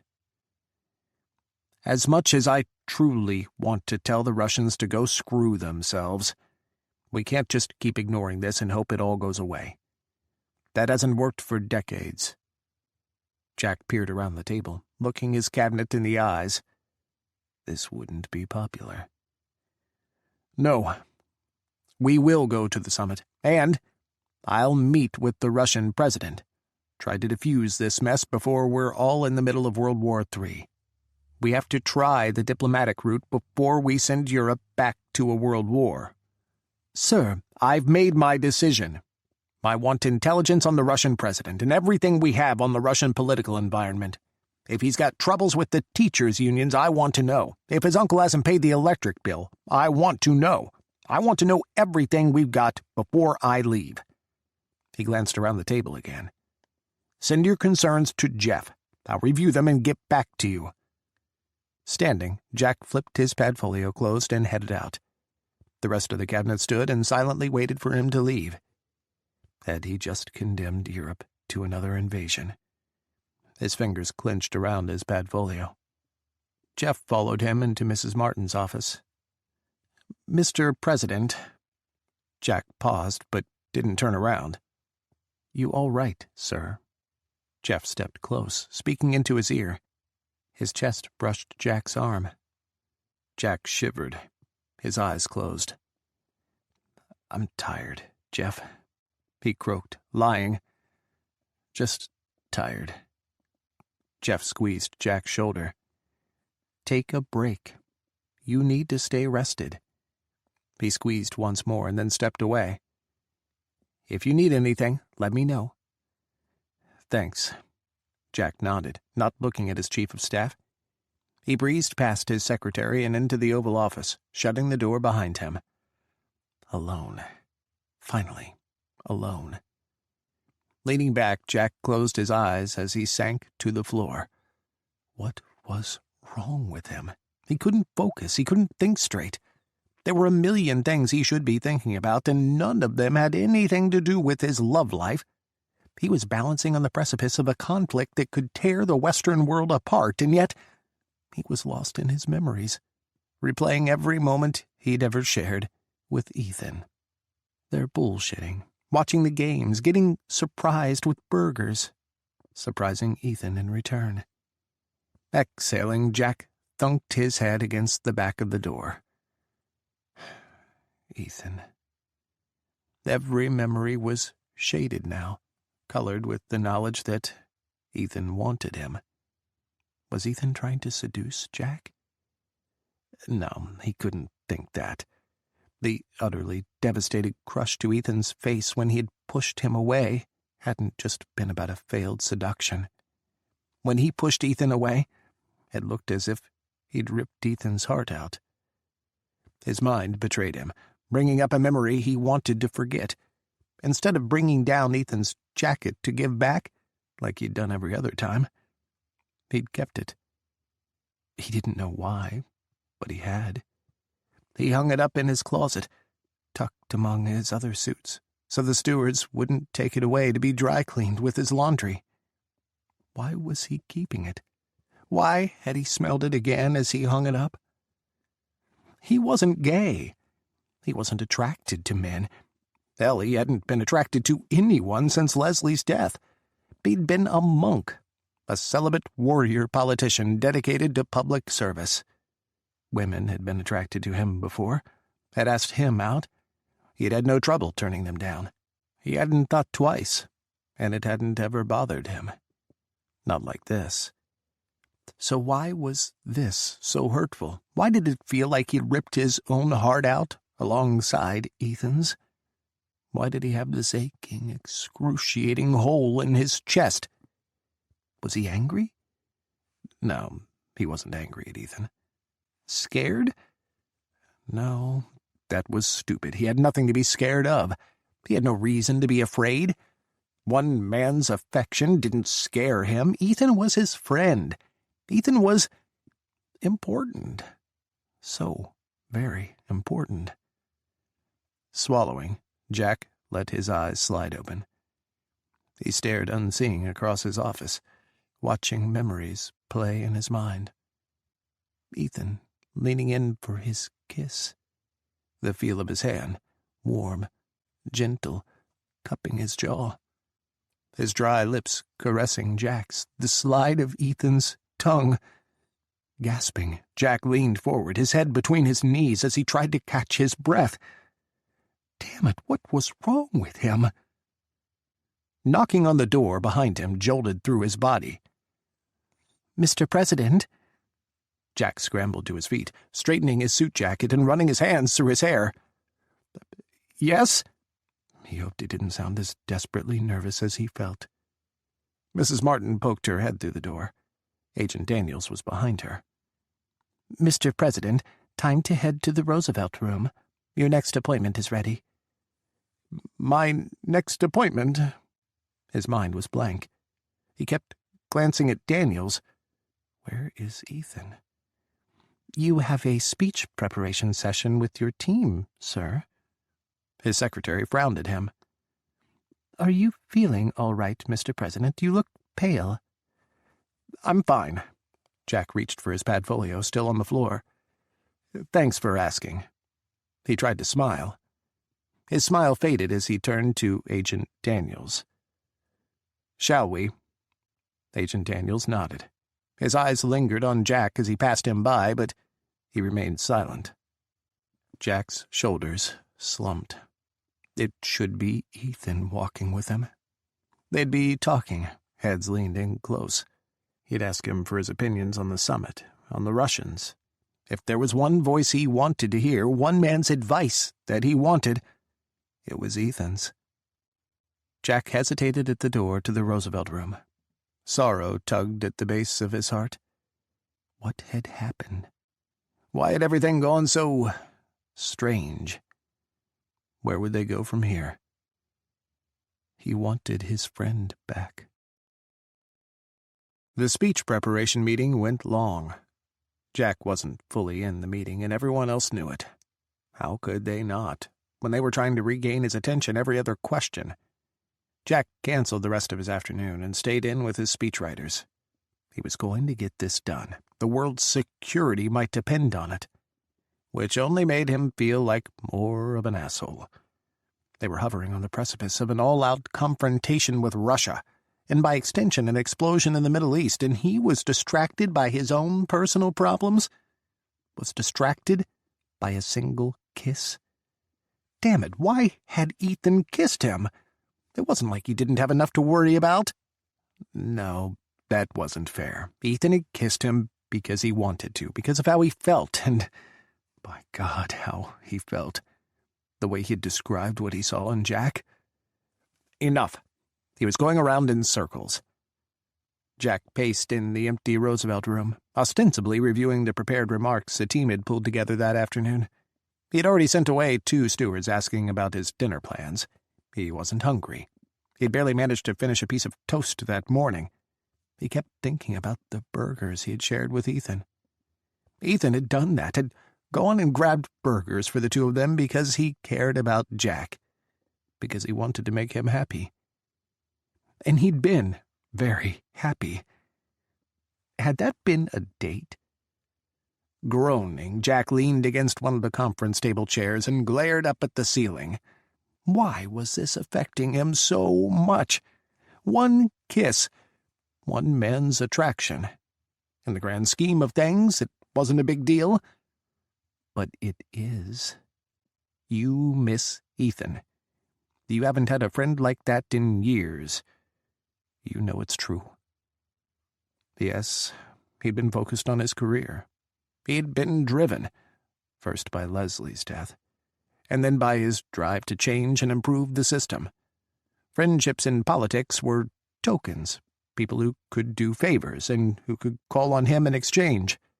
The few people he had had in his life who were grounded, normal, and balanced had been on the periphery. His running mates, workout buddies. But he'd never befriended them, never sought them out, gotten to know them, spent time with them, relied on them. Why had he done so with Ethan? Why had Ethan become what he had, the most meaningful person in his life he had had in years? Was it his dedication, his humanity, that open, warm heart on his sleeve, the one Jack had destroyed. The way he looked at Jack and made him feel like he really could do anything, like he really could save the world. "Ethan," Jack whispered. "Why me? I'm not special enough for you." The turning doorknob made Jack jump. He stared, guiltily, at the entrance, trying for smooth. Agent Daniels raised both his eyebrows when he saw Jack. So much for smooth. "Mr. President," Daniels began, "I'm getting off shift soon. Agent Kiefer is taking over. He'll be outside if you need anything." Jack nodded. His tongue seemed to be glued to the roof of his mouth. "Agent Daniels," he finally called out as Daniels was leaving. Daniels turned. "Sir?" "I haven't seen Agent Reichenbach today. Is he all right?" Secret Service agents were trained to be blank, were trained to have impeccable poker faces, but still, Jack saw Daniels blanch and his eyes tighten at the corners. Daniels shifted, his hands clasped behind his back, and raised his chin. "Agent Reichenbach took a red-eye to Prague last night, sir. He joined the advance team over there. I thought you knew that." Jack pressed his lips together, holding in a scream. He shook his head. "I apologize, sir." The beat. Daniel stared at him, pinning him back with his eyes. "Is there something I can do for you, Mr. President?" Mute, Jack shook his head again. "No," he finally said, just barely above a whisper. "No. I'll see you tomorrow on Air Force One. Good night." Daniels nodded, took the hint, and left. His pacing didn't stop in the Roosevelt Room. Jack finally headed for the residence after 9 p.m.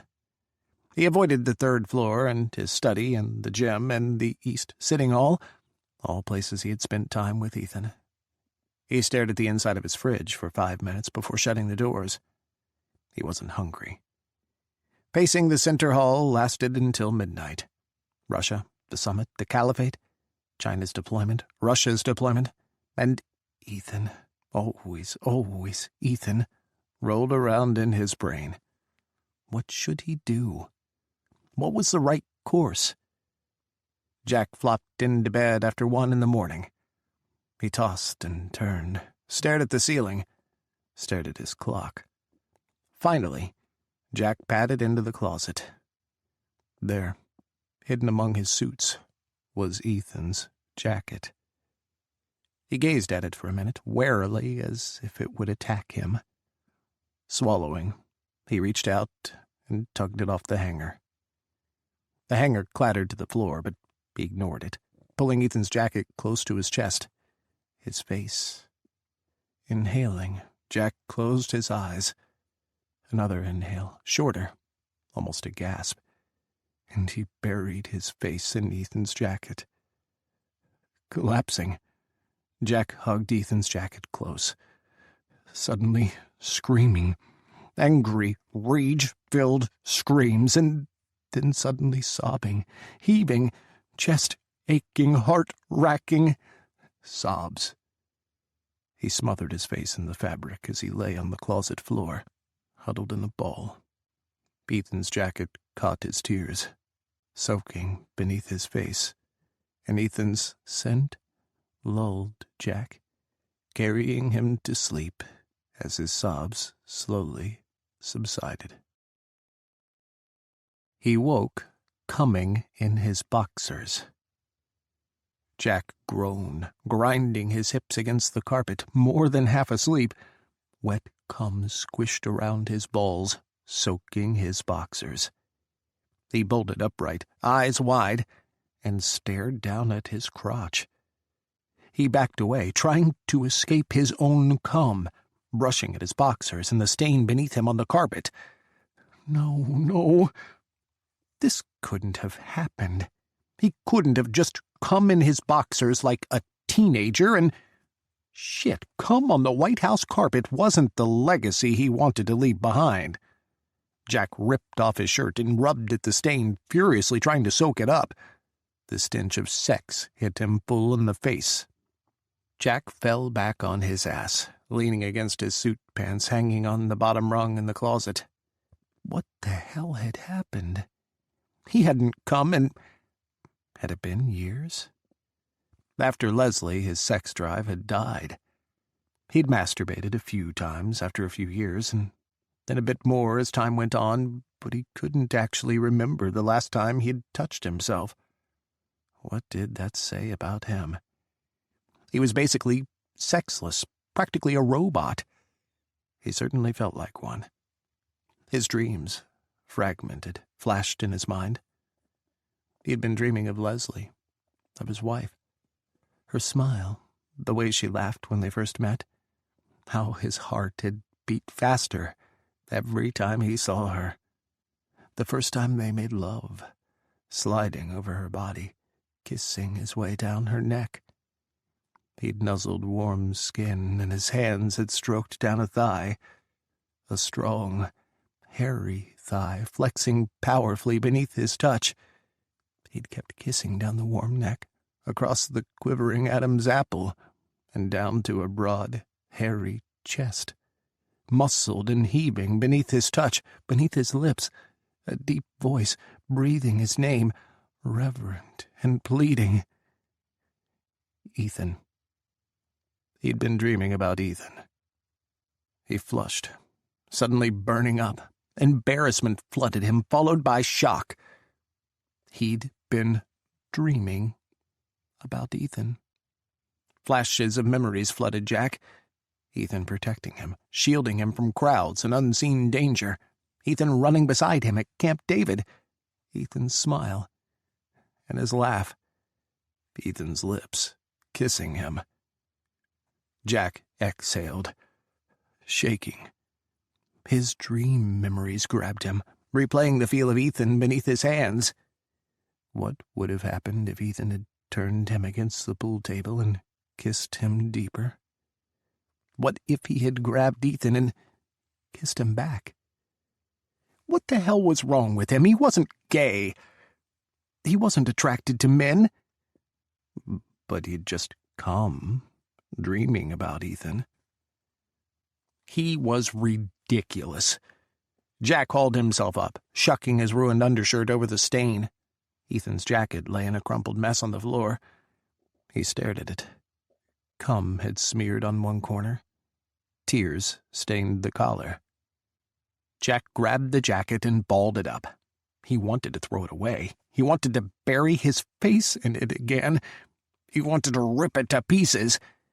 He wanted to put it on and wrap Ethan around him. Instead, he headed back to the bedroom. The clock showed 4 a.m. He wouldn't be getting any more sleep tonight. Suitcases lay open on the love seat at the foot of his bed. The stewards had packed for him yesterday, but they left the personals for Jack to finish. In a few hours, he'd be heading on Marine One to Andrews Air Force Base, and then to Prague. Jack stuffed Ethan's jacket into one of the shoe pockets in his suitcase. Even to himself, he had no explanation for doing this. Slowly, Jack padded backward out of the bedroom, never taking his eyes off his suitcase. When he backed into the door, the knob jabbing him in his kidneys, he bolted outside, slamming it shut behind him. His heart was pounding, beating a bass rhythm that drowned everything else out, and he couldn't hear, couldn't see, could barely stand. Finally, he managed to catch his breath, slowly, in and out. Sticky with cum-soaked boxers, Jack slid down the door, then buried his face in his hands. Chapter 17. Prague. Night 1 to Castle Keep, vigilant on the move, leaving airport and headed for Castle. Ethan keyed the radio in the command post in the Aria Hotel. Castle Keep to Night 1. Acknowledge movement. Route is clear, and ETA is 24 minutes. Drawbridge will be down when you arrive. Roger, Castle Keep. Night 1 out. Daniel's voice clicked off the radio. On screen, the presidential motorcade, a red dot on the map of Prague blown up on a wall-sized projection, moved from the airport to the Czech R7, heading south toward the city. Daniels was Jack's driver, in the presidential SUV. Scott was running as point man in Ethan's place, while Ethan headed up the command post, Castle Keep, at the hotel. Night was the code name for the agents moving with Jack. Vigilant was Jack. Ethan clenched his cup so hard the paper crumpled. Black coffee spilled over the side, hitting the back of his hand. He shook it off, wiping cold coffee on his cargo pants. His head still ached. 2 full days after downing that bottle of whiskey. He'd picked it up on a layover in Frankfurt, and he had downed the entire bottle overnight between Frankfurt and Prague, and in the cab to the Aria. An eminently stupid move, but one he had welcomed at the time. He just needed to not feel anything, just for a few hours. Now, he felt nothing but pain, and not just the headache and the sore liver either. Jack had landed in Prague, and that had ripped open the wounds on his heart all over again. He had no one to blame but himself. The president has 35 minutes at the hotel before he has to depart for Prague Castle. There was a reception for the heads of state in Vladislav Hall and the Czech president's castle that evening. ETA to Prague Castle is 10 minutes. Welby stood next to Ethan, waiting. Just enough time for President Spiers to unpack. Ethan could picture it. What would Jack's face look like when he walked into his suite? He was at the top of the castle-turned hotel, with a breathtaking view over the city. Prague Castle glittered from the balcony off his bedroom. Opulent didn't even begin to describe the space. European decadence dripped from the walls with medieval sconces, Gothic sculptures, and original Renaissance artwork. He'd swept Jack's room himself, the final inspection. He just wished he could see Jack's smile when he saw it. Welby peered at Ethan. "Would you like to brief the president when he arrives, sir?" Even though Welby was the advance team lead, since Ethan had arrived, he was the ranking agent. It would make sense for him to brief Jack on the security procedures for the summit. No, you go ahead and take care of it. Ethan's stomach clenched. He didn't want to face Jack. Not now. Not ever. Ethan watched Jack's red dot draw closer. 35 minutes was enough time for Jack's aides to haul all their luggage into the hotel, and for the whirlwind hurricane that was Jack's support team to descend upon him. Rolling suitcases thundered down the hall as doors slammed, and aides and advisors congregated in the halls, sharing the Wi-Fi password and reading emails to each other. Ethan stayed in the command post, 1 floor below Jack's suite. He couldn't help it. He listened in on the open mic, while Welby briefed Jack. Jack sounded exhausted, which was just another thing for Ethan to be pissed off at himself about. Undoubtedly, that was his fault. He had heaped another problem on Jack's shoulders in the midst of an international crisis. He just needed to stay away, keep his distance, and Jack would realize he wasn't a threat. He wasn't going to harass him again, or try to kiss him. Assault and battery, his mind whispered, touching without consent. Unwanted touching without consent. Jack answered Welby's questions with one-word answers and grunts, acknowledging the security plan, their timeline, and the emergency procedures, should the worst happen. "We depart in—" Ethan listened in, imagining Welby checking his watch. 10 minutes, Mr. President. We'll knock on your door when it's time." Jack grunted, and Ethan heard Welby excuse himself. "Agent Welby." "Yes, Mr. President." Ethan pressed the headset to his ear. Jack's voice made his bones ache, but he wanted to hear just a little bit more. "Is Agent Reichenbach here?" Ethan froze. "Yes, sir. Would you like me to get him for you?" "No!" Jack practically snapped at Welby. Ethan's blood turned to ice. "No," Jack continued. "I just wanted to check. No need to bother him." "Yes, sir." Welby excused himself again, and Ethan heard the door open and close before he ripped his earpiece out and leaned forward, desperately trying not to lose it entirely in front of everyone. God, what had he done? Chapter 18. Prague. Vladislav Hall in Prague Castle was everything a Gothic medieval banquet hall should be. Jack's wide eyes soared over the vaulted ceilings and the exposed wooden beams honeycombing the cathedral-like space. Gold-toned paint covered the stone-hewn walls. 5 hand-crafted bronze chandeliers hung on thick iron chains. Fading sunlight and flickering candlelight glittered in the warbled panes of the arched windows along the far wall. The windows were the oldest surviving pieces of Renaissance architecture in the world, outside of Italy. NATO's leadership moved in the hall, soft chatter and the tinkling of crystal echoing with the sounds of delicate forks and bone china. Sausage, duck, and rabbit sizzled on tabletop spits, surrounded by artfully arranged hors d'oeuvres and stacks of embroidered linen napkins. Waiters moved among the presidents, prime ministers, and chancellors, carrying trays of wine, beer, and champagne. "Here goes nothing," Jack murmured. On his right and his left, Agent Collard and Daniels flanked his every move. Secretary Elizabeth Wall was behind him, and her own Secret Service detail, and behind the both of them, Jeff and his team brought up the rear. Jack's entrance was announced to the hall, and most of the heads of state applauded politely. Noticeably silent was the Russian president, slowly eating a skewer of seared rabbit. He stared at Jack, smiling slowly. It wasn't a friendly smile. Jack headed right for him. "President Pukov," he said, extending his hand. "I am so glad you were able to make it." The Russian president, Sergei Pukov, stared at his outstretched hand. The sounds of chatter in the hall faded. "Mr. President," Pukov rumbled. Tall and lanky, the Russian president overshadowed Jack's almost 6-foot height. His long arm reached out, one cold hand clasping Jack's. "I did not think you would make it." "It takes more than your troops going for a walk to keep me from attending." Jack pumped Pukov's hand once more before letting go. "America's commitment to our NATO allies is absolute." Pukov grinned. He set his rabbit skewer on a passing waiter's tray and grabbed 2 flutes of champagne. "A toast, Mr. President." He passed one of the glasses to Jack. "To our mutual military maneuvers."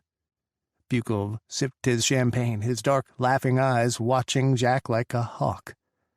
"You feign surprise." Jack blinked. He didn't take a drink. "What am I supposed to be drinking to again?" "Your military is taking a bit of a walk. A division, I believe, mobilizing to your Hohenfels training center. Yes?" Fury unfurled within Jack, one slow tendril at a time. He hadn't ordered that. He had explicitly ordered not to move those troops. Not that he could reveal that to Pukov. "I'm sure you understand." Pukov chuckled under his breath. He finished his champagne. "We will have so much to discuss here, Mr. President. The world hangs in the balance, no? I am looking forward to it." A quick nod, and then the Russian president walked away. "Motherfucker," Jack hissed. He trembled, seething, practically seeing red. "Mr. President?" Collard was at his elbow instantly. It should be Ethan. "We're leaving," Jack grunted. "Let's go." Hollering at the Secretary of Defense in the back seat of his SUV wasn't how Jack wanted his first evening in Prague to end. Lewis said he didn't know what had happened, but took responsibility for the troop movement nonetheless. "This isn't the message I wanted to send to the Russians, Lewis," Jack shouted into the phone. "I wanted to start this summit from a spirit of cooperation." "I understand, Mr. President. I didn't issue these orders, but I take full responsibility for this mistake, and I will find out how this happened. Sir, do that, and put our European forces on lockdown. I need to cool this situation down, immediately. Yes, sir. Jack sighed. Help me, Lewis. I don't need to fight the Russians and my own people. We need to get through this together. Got it? Yes, sir. I understand. Please let me know when you have information for me on what happened here. Jack hung up after Lewis agreed. He pitched forward, resting his phone against his forehead. What would Ethan say? If he were in the car, could they have talked about this? Or at least texted from the back seat to the front seat? He glanced forward, watching the silent forms of agents, Daniels and Collard.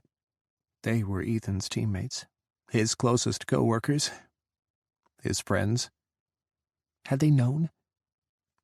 No, Ethan had wanted to keep their friendship a secret from everyone. They couldn't know. Did they know about Ethan's feelings for him?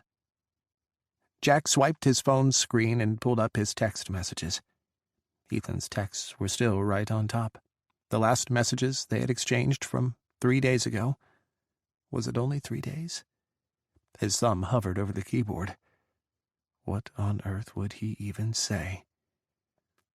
I'm sorry. I'm not worth your affections. I'm having wet dreams about you, and it's the first time I've come in I can't remember how long. I don't know what that means, but I can't get you out of my mind. Jack powered down his phone screen. Most of the presidential travel team was exhausted and had already turned in by the time Jack got back. He spent almost 2 hours with Jeff in his suite, going over the talking points and his speech for the next day, and making adjustments now that they were on the defensive. Jack kicked Jeff out when he caught his chief of staff smothering his third yawn. He should be exhausted.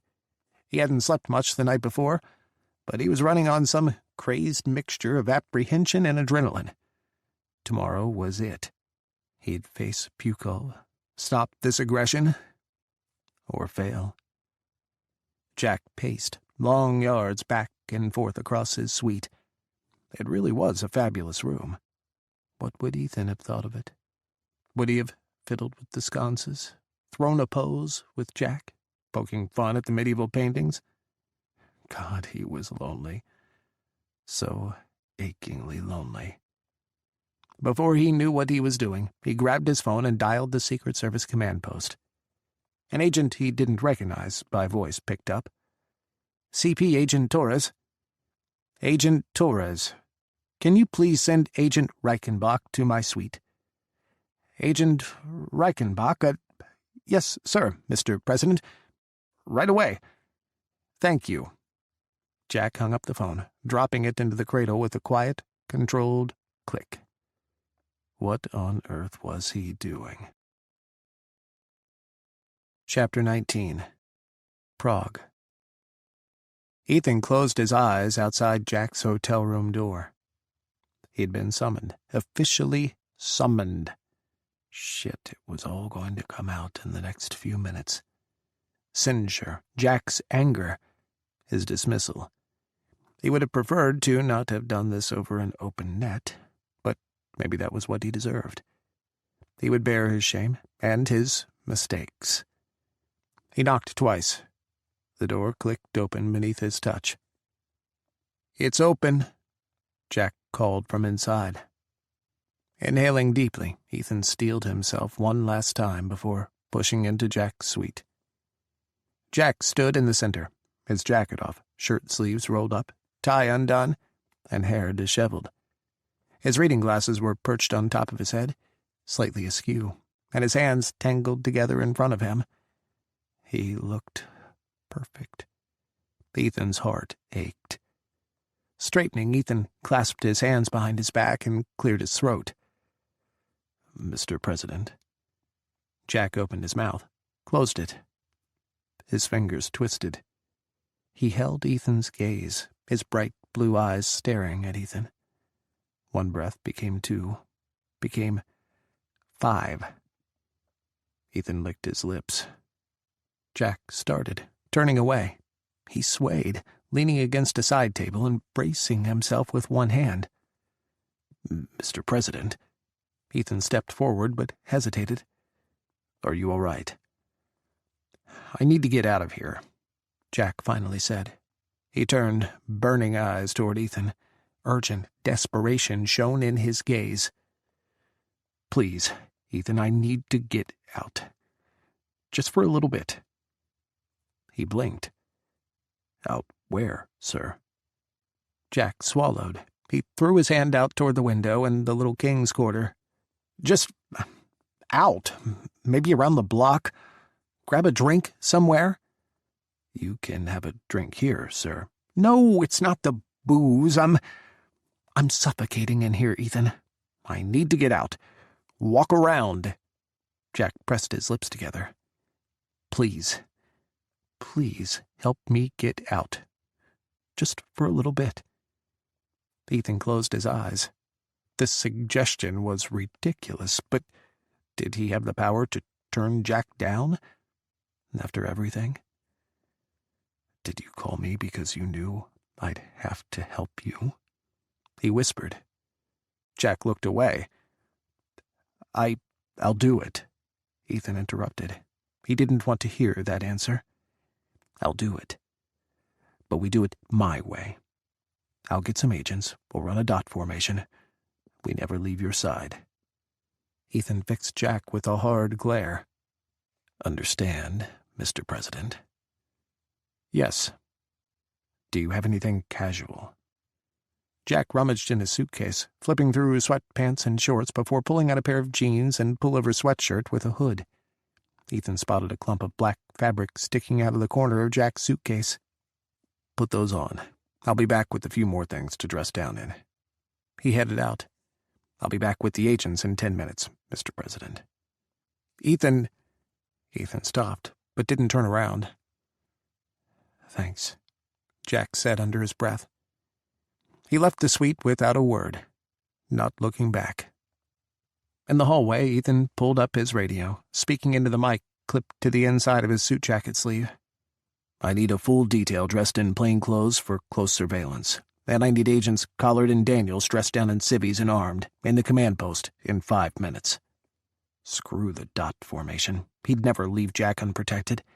Even if Jack hated the thought, he was getting a full detail. Vigilant is going on a walk. Chapter 20. Prague. The Little King's Quarter boasted a bevy of bars and restaurants, most of them open to the wee hours of the morning. Ethan, Daniels, and Scott ferried Jack out of the Hotel Aria, through the back entrance, and then snaked him down around the walls and onto the cobbled streets. The rest of the detail was out of Jack's sight, already in place on the route ahead, in their SUVs and walking unnoticed in front of Jack. Jack tugged the beanie Ethan had given him farther down his head. He'd traded his suit for a hoodie, and with the beanie, he looked every bit the part of a European barfly. Ethan, Daniels, and Scott rounded out the facade with their casual pants and long-sleeved sweaters. The night was cool, cooler than in Washington, and the air was crisp. Ancient battlements and stone walls rose about them, along with castle spires and medieval towers. Prague Castle loomed, glowing at night and seemingly floating above them. Cobbled streets twisted and turned beneath their feet, ancient walkways through the timeless city. Looking sideways, Ethan saw Jack smile, and his shoulders uncoil as they headed up the street. His own heart unclenched just the slightest. If Jack needed this, he'd be there for him. Ethan had stationed agents in every one of the bars along their route and had 3 teams shadowing their movements. When Jack suggested, on his whim, ducking into the 3rd bar on the right, Ethan played along, pretending that it was an off-the-cuff decision and that he didn't have the place already fully secured. He'd ordered his, Daniels, and Scott's mics left open. Everyone on the detail, and all of the teams shadowing them and stationed in the bars, would be able to hear every word. "The Umalaho Glena." Ethan spoke the name of the bar aloud, alerting the agents inside. "Sure, Mr. President."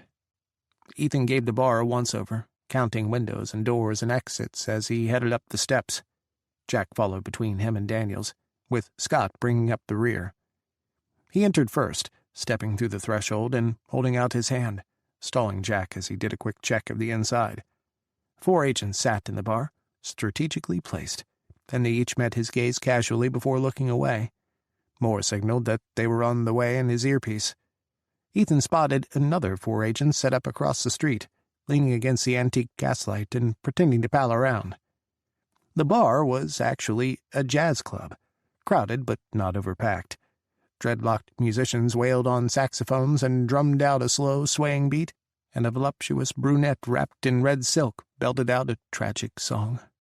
Ethan couldn't understand the words, but the sound of her voice stole into his soul, cupping the fractures of his broken heart. He wanted to stay and listen forever.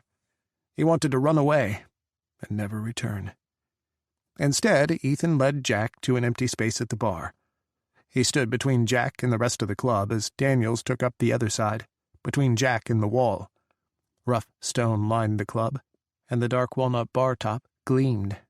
Behind the bartenders, underlit glass shelves showcased the liquor selections. Ethan eyed the bottles. This was a high-class place. Jack leaned back and watched the jazz band, tapping his toe in time with the beat. Ethan had stolen a pair of Converse from one of the tech agents in the command post, and Jack currently sported a pair of high-top Chucks with frayed laces.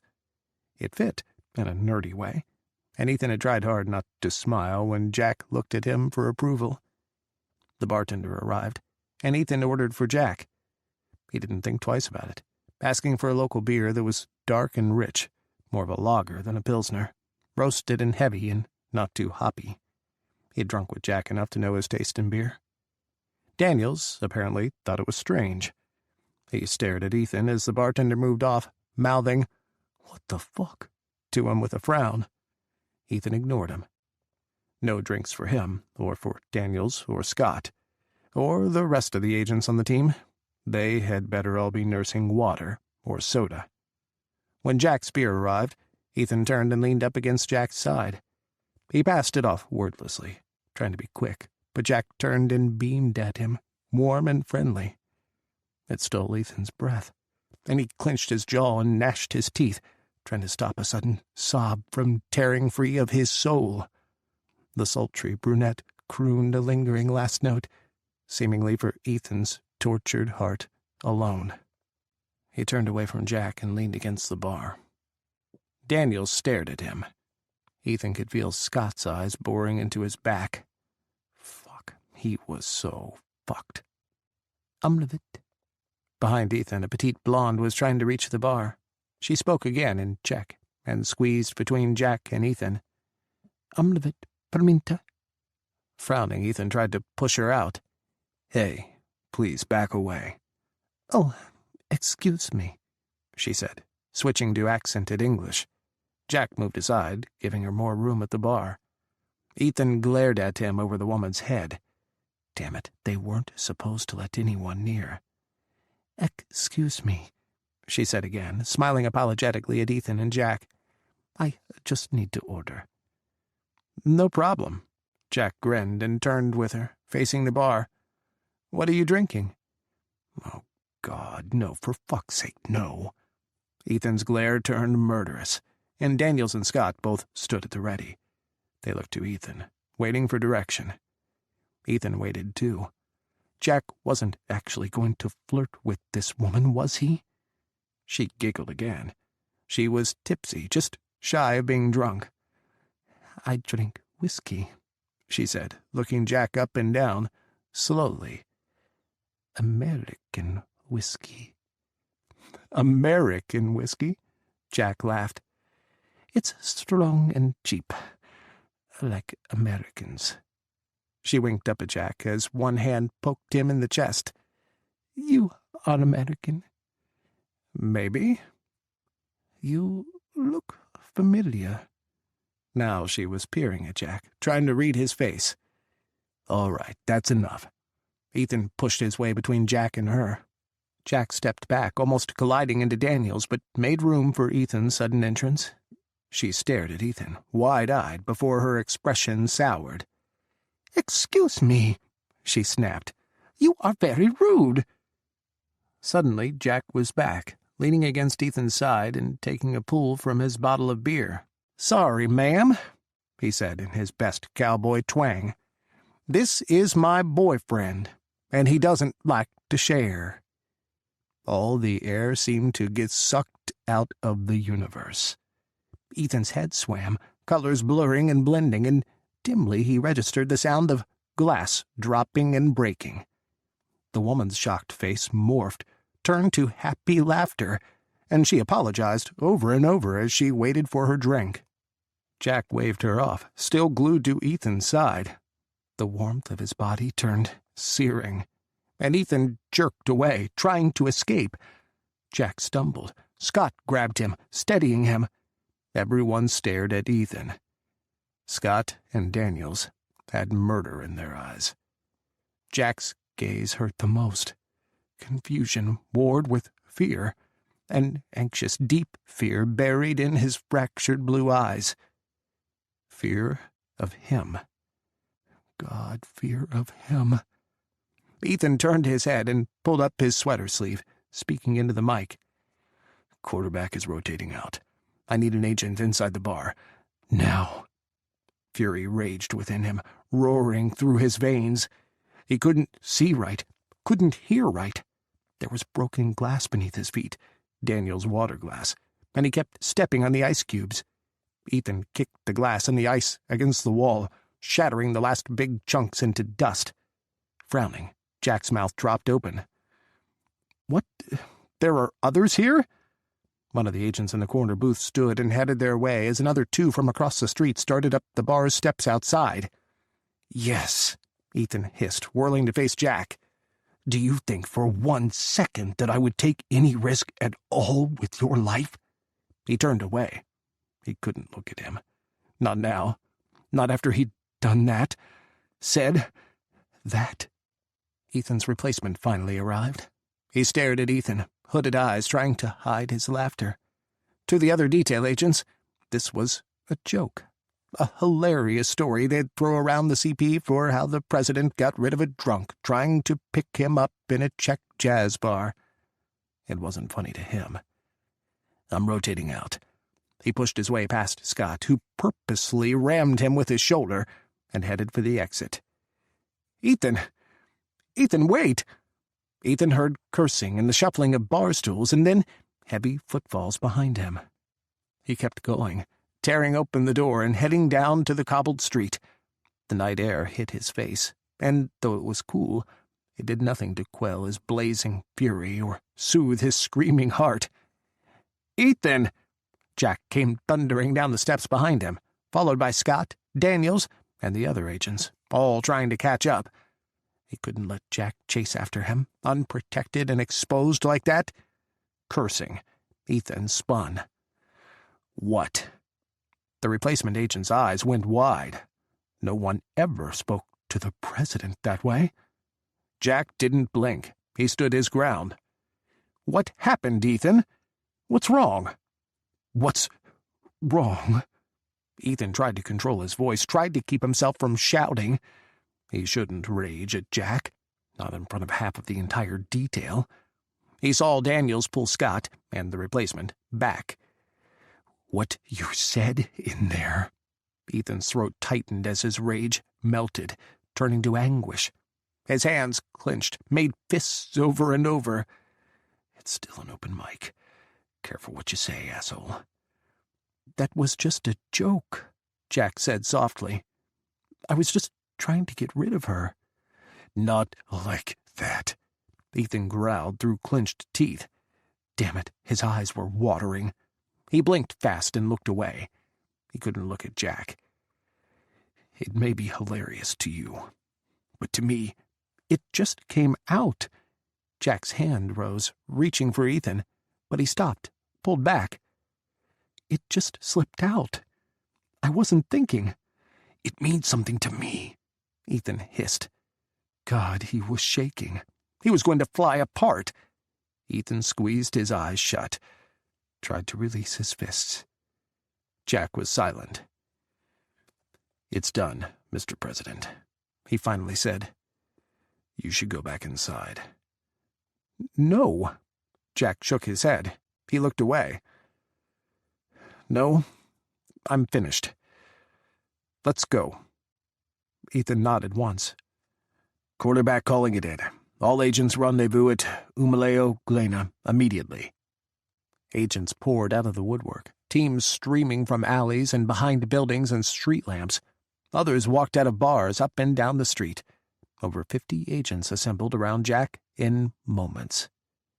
Jack shook his head, chuckling under his breath. It wasn't a happy chuckle. Take him in. Ethan nodded to the team. Everyone form up. Mr. President, the agent closest to Jack motioned forward as the rest of the agents formed a loose bubble around him.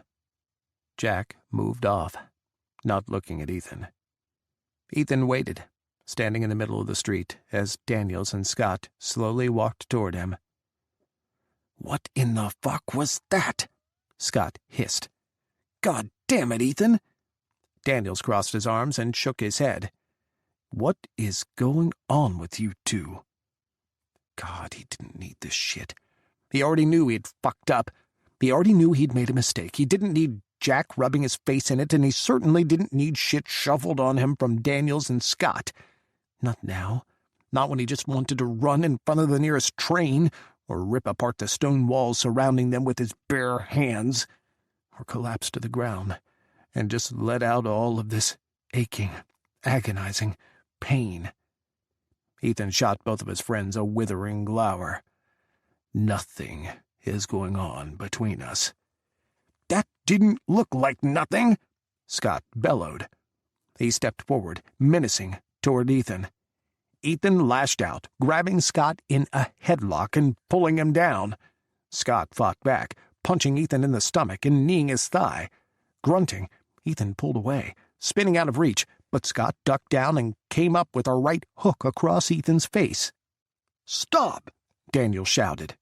"Jesus, stop that shit!" Ethan squinted, holding one hand to his cheek.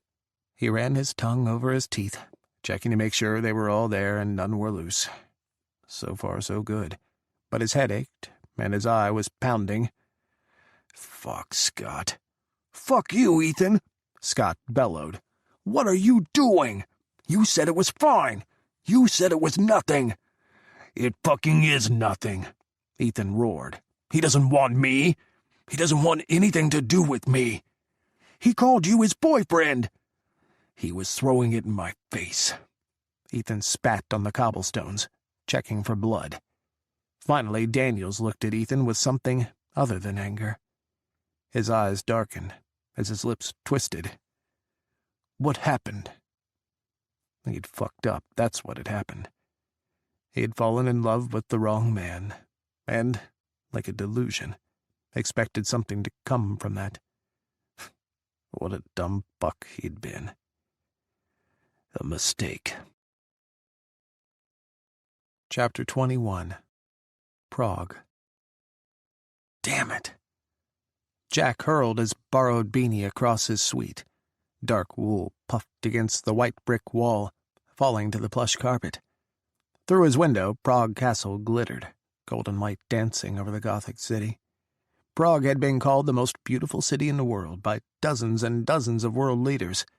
It was like a dream, a slice of heaven come to life, or a sliver of imagined perfection. In the sunlight, the city had an almost wavering quality, as if suspended in time, a half-breath away from vanishing in between blinks. Timeless, people said. Romantic. Slumping, Jack buried his face in his palms. Then his fingers slid through his messy hair. He tugged on his blonde strands, groaning through clenched teeth as he sat on the edge of his bed. Prague was devastating.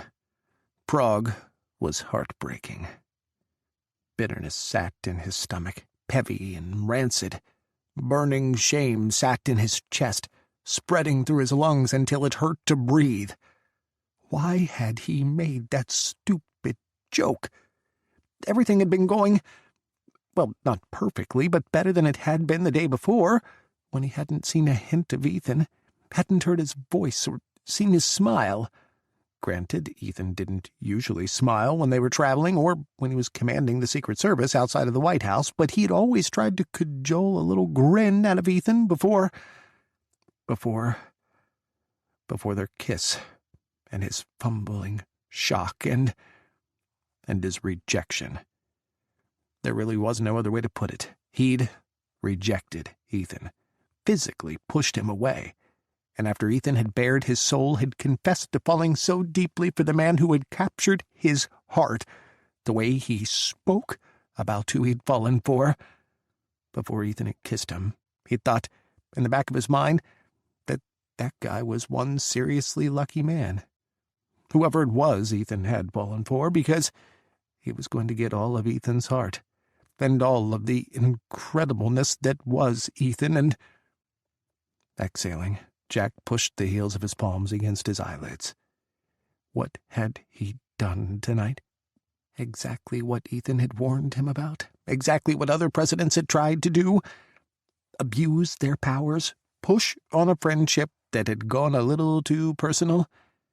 Get what he wanted. Going out for a beer at a jazz bar in Prague while the world held its breath. For a moment, in that dark bar with the mournful singer and the wailing saxophone, he'd felt almost normal again. Like he wasn't the president. Like he wasn't surrounded by bodyguards, but was standing next to his best friend. Just the two of them, having a good time together. Or could it have been a date? If it had just been him and Ethan, and the rest of the agents, whom he hadn't even known were there, weren't there, what could the night have been? Would Ethan have looked at him like he had over the pool table? Would he have had that same tangled, fearful hope in his eyes? Would he have tried to kiss him again? His thoughts had gone around and around at the bar like a hamster determined to break its wheel, and the only thing that had kept him grounded was the feel of Ethan's warm body against his side. And then the woman had interrupted. Half of a beer, the unrestrained feeling of freedom, Ethan at his side. His heart had been beating wild, drumming through his whole body like he was 2 seconds from flying apart, and for that moment, he thought he could do anything, be anything, or anyone. But when she'd started to flirt, it left a bad taste in his mouth, like it was all wrong, like he was already someone else's. He'd felt that for years, after Leslie had died, but eventually that had faded. Ethan, interrupting the woman, had lined up the stars for him, made him see the obvious constellations. She was pissed, of course, at being shoved aside by someone who she didn't know was a Secret Service agent just doing his job. Ethan, at his most intense, could be formidable, and his scowl had made even Jack take a step back from him on the campaign trail once or twice. Never, ever had he felt safer than when he was beside Ethan. Nothing could break through that grizzly bear, and he pitied the person who tried. But the woman at the bar didn't deserve to be shoved off, not for doing nothing wrong, and so he'd leaned into Ethan, rested his head on his broad shoulder, and said what he had said. "I'm sorry, ma'am, but this is my boyfriend, and he doesn't like to share." God, everything had come apart. Again. Ethan's fury had been palpable. The entire bar had thrummed with it, nearly everyone turning toward them as if Ethan was a black hole, sucking the world and everything in it toward his rage. Jack had stumbled off balance and had tried to go to Ethan, but Agent Collard's hands on his arms had stilled him. In moments, Ethan was gone, growling and scowling and shaking. "It meant something to me," Ethan had hissed when he'd tried to apologize. "It just slipped out." Snorting, Jack shook his head and ran one hand down his face. What the hell were you thinking? Berating himself out loud was more real than berating himself in the silence of his mind. "I'm sure that made him feel special, Jack. Great job." Why had he said it? And what had he been thinking, leaning into Ethan like he'd done? It's been on your mind. You dreamed about it. Last night. You remember. Slowly, Jack breathed out. He swallowed and pressed his hands together in front of his face. Yes. Yes, I did dream about it. About him. About him and me. You liked it. You dreamed about it again on the flight over. He squeezed shut his eyes. Could I? You dreamed about it. Jack pushed to his feet and paced, slow strides across his bedroom suite to the doors and back to the edge of his bed.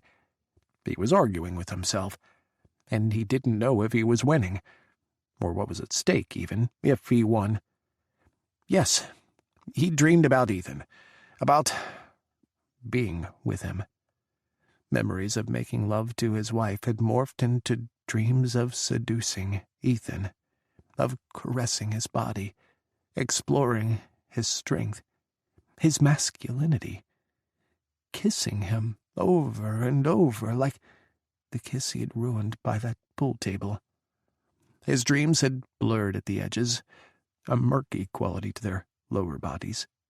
His hands had mapped every inch of dream Ethan's broad chest, had kissed up and down his neck, sucked on his lower lip until it was kiss-swollen and ruby red, but anything further had faded into some kind of fog, unknown territory, untouched, in more ways than one. Shifting, Jack sighed, closing his eyes as he stopped in the center of his hotel room, and tipped his head back. Now he was hard. His body wanted, parts of him that hadn't been given any attention for years suddenly clamoring for every moment of his time, every spare thought in his mind. His eyes opened and fell on his suitcase. Dreams were dreams. It wasn't like he had conscious control over them. They could just be the firings of his body responding to touch again, to stimulation, to another human being's affection. Maybe it was time to see if these were just dreams. If he could map out those blurry areas and try, truly, to map out where his heart and his body and his mind were trying to take him. 5 steps took him to his suitcase. His mind went deliberately blank as he dug around, rummaging at the bottom for a clump of black fabric he had shoved inside, deep down, and balled up. Ethan's suit jacket uncurled in his hand as he tugged it out, crumpled and wrinkled, and stained on one bottom pocket. He didn't look too closely at what that stain was. Jack headed for his bed. He laid Ethan's jacket on the mattress and never took his eyes off it, methodically stripping out of his own clothes and leaving them in a heap. Naked and trembling, Jack slid into Ethan's jacket. The sleeves were too long and the shoulders too broad, and he felt like a kid playing dress-up. But Ethan's scent, his scent, surrounded Jack, burrowing down to his bones and into his blood. He crawled into his bed, just in the jacket, like some kind of fetishist, and lay back. He let his mind go, wandering over his memories of Ethan. From the bar earlier, from the night by the pool table, from every one of the times they'd stolen away together. He remembered his dreams, and dove into those as he closed his eyes and tipped his head back. He took charge this time, in his mind. He laid Ethan back, slid his hand down his chest, and down, farther, into those gray areas. Let himself explore, taking his time, doing to Ethan, in his mind, what he was doing to his own body. Jack's hands moved everywhere, over his flushed skin, shaking as he panted, as he trembled, and sweat slicked over his body. Ethan's scent rose like it was actually Ethan there with him, and Jack kept his eyes closed, screwed shut so tightly. He didn't want to break the spell, didn't want to open his eyes and realize Ethan wasn't actually there. Not when he was making love to Ethan in his fantasy, and he was more turned on than he could ever remember being before. Ever. After, he had a good freak-out. Minutes of panicked breathing as he frantically tried to wipe away the evidence of what he'd done. Ethan's jacket was ruined, beyond ruined, and he was stained. Branded, it felt like, with searing shame. What had he done? Thinking about his friend like that. But wasn't that the point? Wasn't he trying to figure it all out? He already liked Ethan. Ethan was his best friend. Months spent at each other's sides, and their shared jokes, and the time they stole away together, had solidified that for him. Ethan was a gem, a rare man of truly astounding character. Ethan made his days better, brighter, just by being in them. His head, and even his heart, already knew what they wanted. Ethan's absence was like a physical ache, a bruise on his soul. He missed Ethan. Badly. It wasn't fair to pretend that nothing had happened between them. To pretend that Ethan's feelings were trivialities that they could ignore. He'd wanted to celebrate when he heard Ethan had fallen head over heels for someone. There was no way he could ever dismiss that. He could never, would never, ask Ethan to pretend that his heartache could so easily be pushed aside and suggest they carry on as if nothing had ever happened. He couldn't ignore what had happened, and he didn't want to keep going like this, missing Ethan like a festering wound. Was he actually, truly thinking of... 15 years was a very long time. Long enough to decide that he was going to be a widower for the rest of his life. He'd made his peace with that years ago. But Ethan had walked into his life. Bold, brawny Ethan. And he wasn't going to pretend that their friendship wasn't already bordering on the edge of something he wasn't ready to name just yet. He knew himself enough, at least, to know that he fell with his heart first. Had that happened here? And he didn't even know. Could he actually start a relationship with Ethan while he was the president? The past hour had proven that he, in fact, could, at least physically. But 15 years of solitude and no small measure of fear held him back, stilled him on the bed, and kept him frozen as he trembled, wrapped up in Ethan's jacket. What should he do? What was the right choice? Where did they go from here? Eventually, he got Ethan's jacket back into his suitcase. He perched on the sofa across from the bed, staring at the indent in the mattress, dressed in a pair of faded boxers and an undershirt. One thing was for certain. Ethan was never getting his jacket back. Russia. Any U.S. military mobilization in Europe will be an act of war. Russian President Sergei Pukov this morning announced that any American troop mobilization within Europe would be considered an act of war. President Pukov spoke before traveling to Prague, where he is to meet with the President of the United States in order to discuss the security situation in Europe and the continued threat of the Islamic Caliphate. The United States has yet to respond to the Russian president's statement. Chapter 22. Prague. Ethan changed the ice in his baggie and poked at his swollen eye in his hotel room mirror. Scott hadn't spoken to him on the walk back, instead jogging ahead and leaving Ethan with Daniels. Daniels didn't say much, but he didn't berate Ethan either. His phone buzzed. Ethan squinted at the lit display. It was after 2 in the morning. Was Scott wanting to shout at him again? Didn't he know Ethan already hated himself for what he had done? He grabbed the phone and plopped back on the bed, resting the ice bag on his swollen eye. It would be purple tomorrow. He swiped the screen on. It was a text from Jack. Please rejoin the detail tomorrow. The Russians want to meet early. They say they have something for us. I need you with me. I need you there. Please, Ethan. And then, after the summit, can we talk? God damn it. Ethan clenched the phone in his hands until the cracked plastic strained, creaking in his grasp. Gritting his teeth, Ethan hurled the phone across the room as his chest collapsed and his heart exploded, and his sobs pulled him over until he buried his face in the pillows, roaring out his pain. The next morning, Ethan held open the door to the presidential SUV for Jack at exactly 07:15. Mr. President. He hid his swollen black eye behind his sunglasses.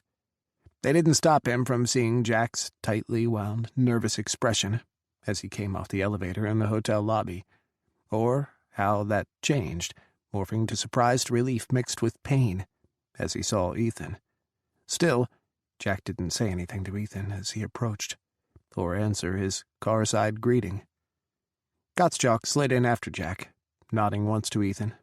Secretary Elizabeth Wall followed behind, scrolling through her phone. Ethan shut the three inside and then ducked into the front passenger seat. Daniels was driving.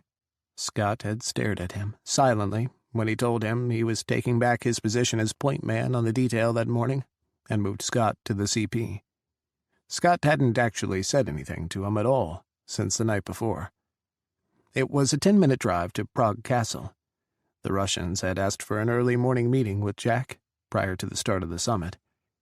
Ethan listened to Jack, Gottschalk, and Secretary Wall going over their last-minute prep while stealing glances in the rearview mirror at Jack. What do you think it is that they have to offer us?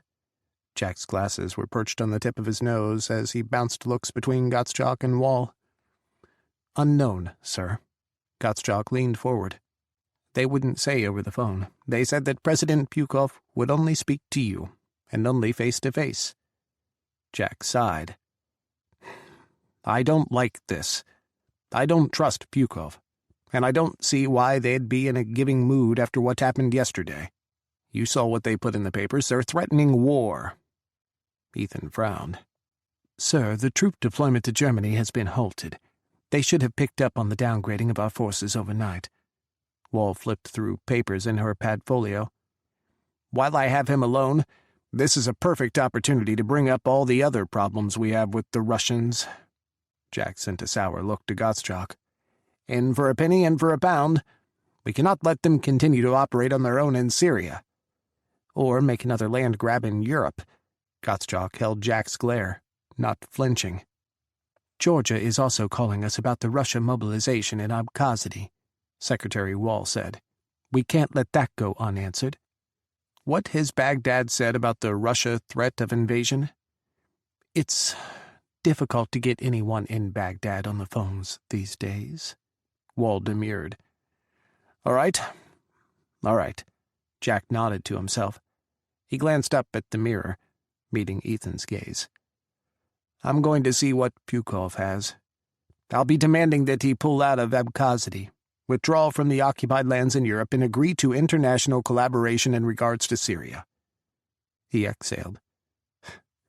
Think he'll laugh me out of the room? Gottschalk and Secretary Wall shared an uneasy look. Daniel slowed at Prague Castle's dignitary entrance. Night 1 to Castle Keep, Ethan said into the mic. Vigilant has arrived at chessboard. He listened to Welby's acknowledgement as he slid out of the SUV and held open the door for Jack and his team.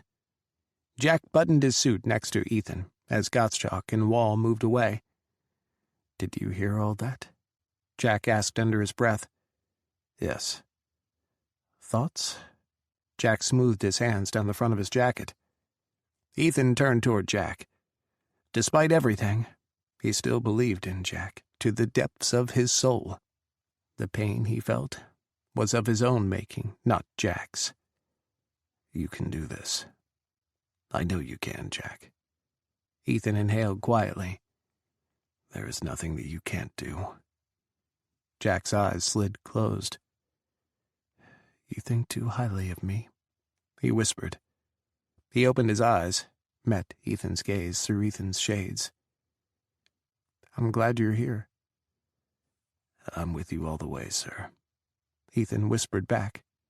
After a moment, he cleared his throat. "Ready to head inside, Mr. President?" "Yes, Agent Reichenbach. Lead the way." President Pukov sat alone drinking coffee at a breakfast table when Jack walked in. Moments before, Jack had traded a long look with Ethan before shutting the door and leaving himself and Pukov together. "I'll be right out here," Ethan had whispered. "I'm glad," Jack had whispered back. Now, it was just him and Pukov. "Join me, Mr. President." Pukov gestured to the single chair across the small round table. "The Czech coffee is good here. Russian export. You can start diesel engine." He poured Jack a full cup of deep black coffee and then slid the saucer across the table. "We have much to discuss." Pukov brought one hand down on a plain manila folder tucked next to his coffee cup. "You must be a morning person." Jack sat across from Pukov and inhaled the coffee. "This does smell delicious." "Russian, I promise you, you'll never have better coffee, ever. Your American stuff." Pukov dismissed Jack's notion of coffee with a wave of his hand. "Come, take a sip. Tell me what you think." Jack smiled, saluted Pukov with the bone china coffee cup, and took a swallow. The coffee was hot, thick, and deep-roasted. It had body and legs, and it sat heavy on his tongue, like melted chocolate, before sliding down his throat. It was the best coffee he'd ever tasted. "You are right, Mr. President," Jack said with a smile. "This is delicious." You know, the coffee is not the only thing I am right about." Pukov held Jack's stare as the temperature in the room plunged. Jack sat back in his chair, all traces of his smile gone. Of course, Pukov had games. "And what is that?" "I am right that you want to see what is in this folder." Pukov's fingers tapped on the folder, one after the other. Jack said nothing for a long moment. "You wanted me here, but you've done nothing but threaten me, Europe, and the Middle East for months. I'm not playing games with you, Pukov." "Fine. Here." Pukov pushed the folder across, a sour look on his face. "I am not trying to play games with you, Mr. President." "Your announcement about our troop movements being an act of war sure sounds like games." "Bah." Pukov waved Jack away and sat back. "You know how it is. Posture. For the media." Jack took the folder but held Pukov's stare. The Russian president had beady eyes and a thin nose straining off his narrow face. Deep furrows were etched into his cheeks, a lifetime's worth of hardship and few smiles. Not that there would have been many smiles in the KGB or the FSB, where Pukov had earned his experience. "Go on." Pukov crossed his legs. He flipped open the folder. A photo stared back at him. He blinked. Al-Karim's right-hand man, his lieutenant, Talib al-Syria, stared up at Jack from the photo. His eyes were desperate, searching for something, and a Russian military officer held him back in a bruising bear hold. Jack supposed if he was locked in a Russian embrace, he'd look the same. Talib was soaking wet, and bruises covered his chest and neck. Blood ran down his temple. His lip was split, and there was a fresh burn stretched across his right shoulder. "You know this man, yes?" Jack glared at Pukov over the folder's edge. Everyone knows Talib al-Syria. He's gone to ground. No one has been able to get any intelligence on his movements. Not for years. When was this taken? Pukov checked his watch. About 3 hours ago. He waited for Jack's response. Silence. We caught Mr. Talib up on the Iraq-Iran border. Pukov waved Jack's sudden frown away. Yes, we are already in Iraq.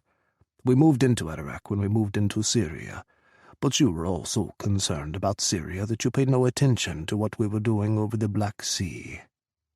A smarmy smile, his hands outspread.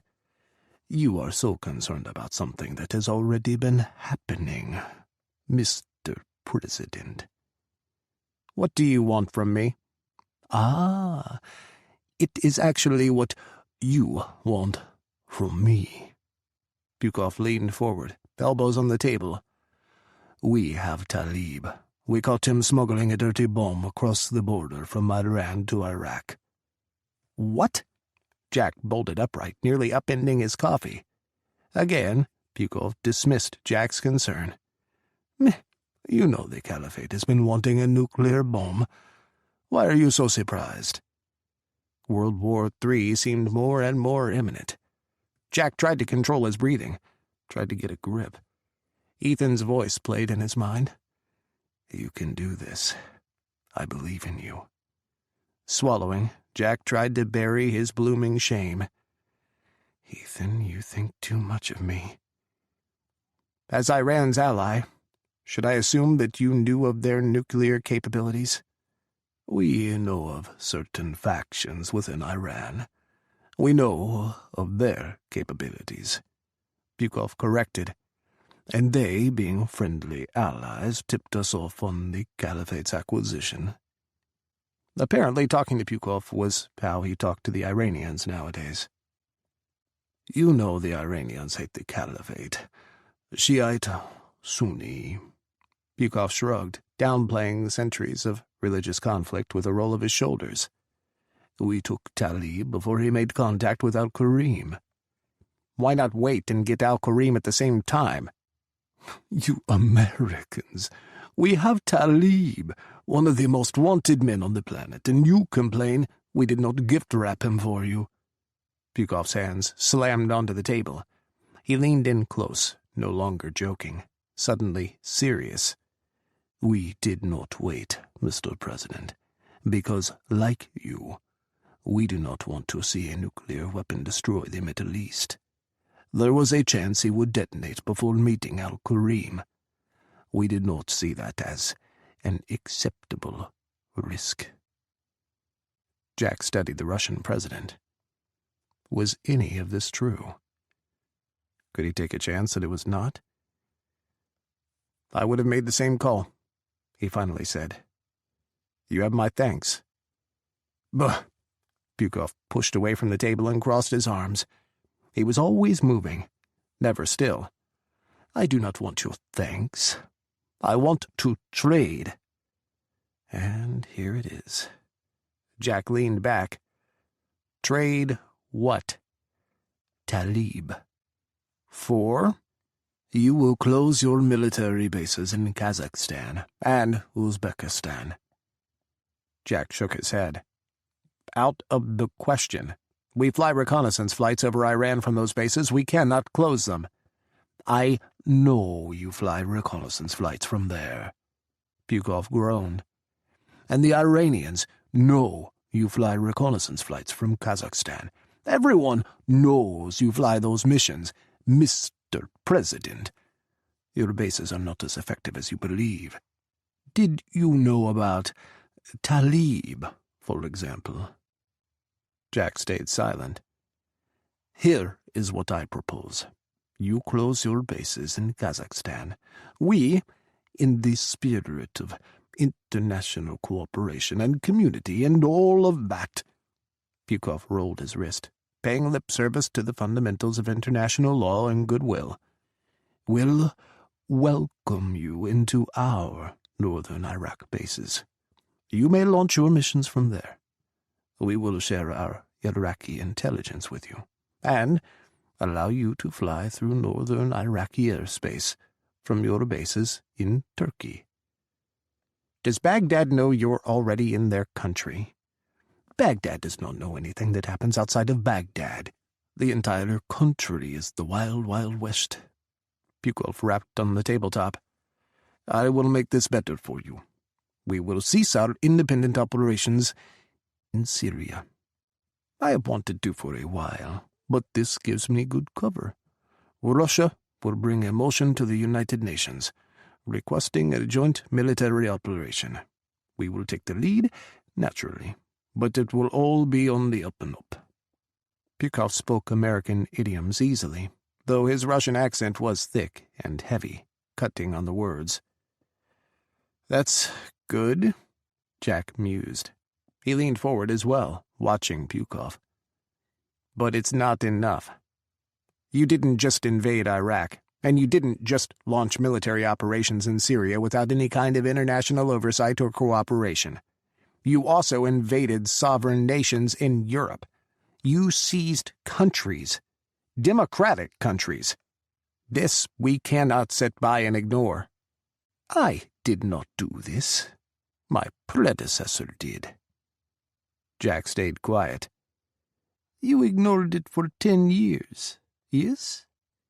I did not ignore it, and I am the president now. Pukov leaned back, smirking. I do like you, Mr. President. You have moda.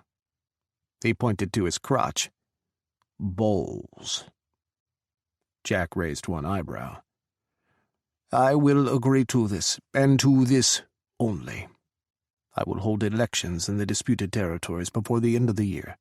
In these elections, I will ask the people to vote on a referendum. Do they remain a part of Great Russia, or do they cut all ties and go back to being weak and alone? It was almost too easy. Jack peered at Pukov. The Russian president was jiggling his foot and tapping his fingers on the tabletop.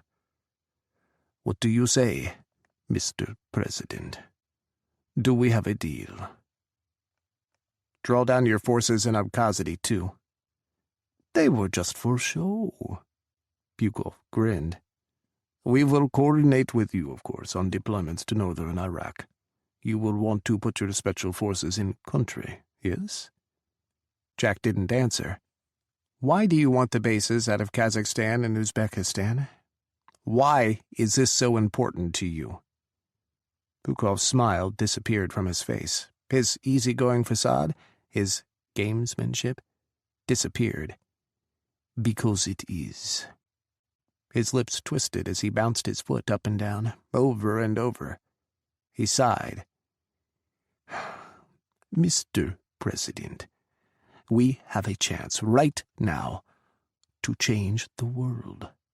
We can try to work together for once, yes? America and Russia. We have something you want. I want something from you. We can help each other. Maybe even help the world. Yes? Pukov frowned.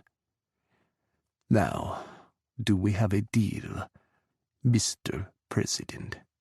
Shall we deliver Mr. Talib to your embassy in Moscow?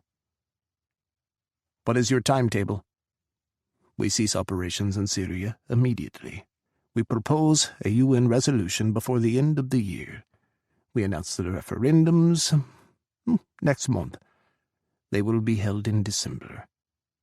Pukov's eyes bored into Jack. Your bases will close within 12 months. 18. 12 months, Mr. President. Or no deal. 12 months. The military could break the bases down by then. There weren't regular long-haul flights in and out of Afghanistan anymore. Not since the withdrawal years ago. What would they lose? What would the Russians gain? Was this the right course? How many lives would be saved? Russia would rejoin the world community in helping to find a solution for Syria and the Caliphate, instead of adding to the problem. Europe would see a lifting of the iron veil that had started to fall. They would get Talib and any intelligence that Talib might have, maybe even Al-Karim. How many lives had the Russians already saved by stopping Talib? Pukolov was right. It was an opportunity to change their course. America and Russia working together. It had been almost 100 years since that had last happened, and they had changed the world then. Could they do so again? I believe in you. I know you can do this. Exhaling, Jack held the image of Ethan in his mind as he closed his eyes. I hope this works, Ethan. I'm trusting your trust in me. 12 months. But you provide food aid to the refugee resettlement zones in Europe. Pukolov rolled his eyes, but he nodded, waving his hands in the air. Yes, he drawled. We will feed the precious refugees. Standing, Jack held out his hand. Pukolov rose as well, grasping his palm and pumping his arm once. My people will deliver Talib to your embassy at 6 p.m. today, in Moscow. He nodded. We will be in touch, Mr. President. Without another word, Pukolov strode away, disappearing out of the room through the back entrance leading out to the castle's gardens. His security detail waited, swooping down around Pukolov the moment he was outside. Jack collapsed to his chair. Had he just made a mistake? Or saved the world? Behind Jack, the door clicked open. Ethan slipped into the room, checking everything, his head on a swivel. Mr. President, Pukolov and his entourage just left the castle. Ethan's footsteps faded into the plush oriental carpet. Are you all right? Looking up, Jack saw Ethan's black eye for the first time.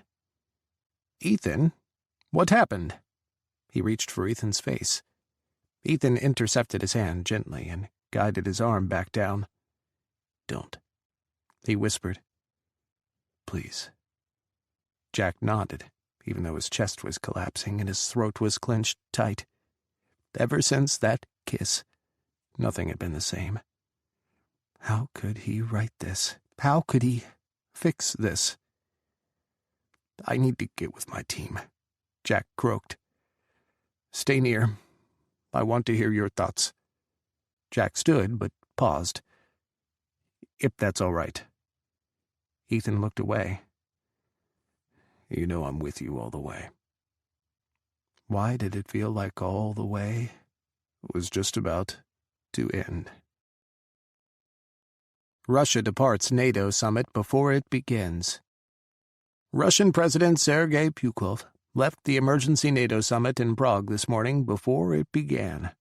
This abrupt departure came on the heels of a one-on-one meeting between President Pukolov and President Spiers in the early morning at Prague Castle.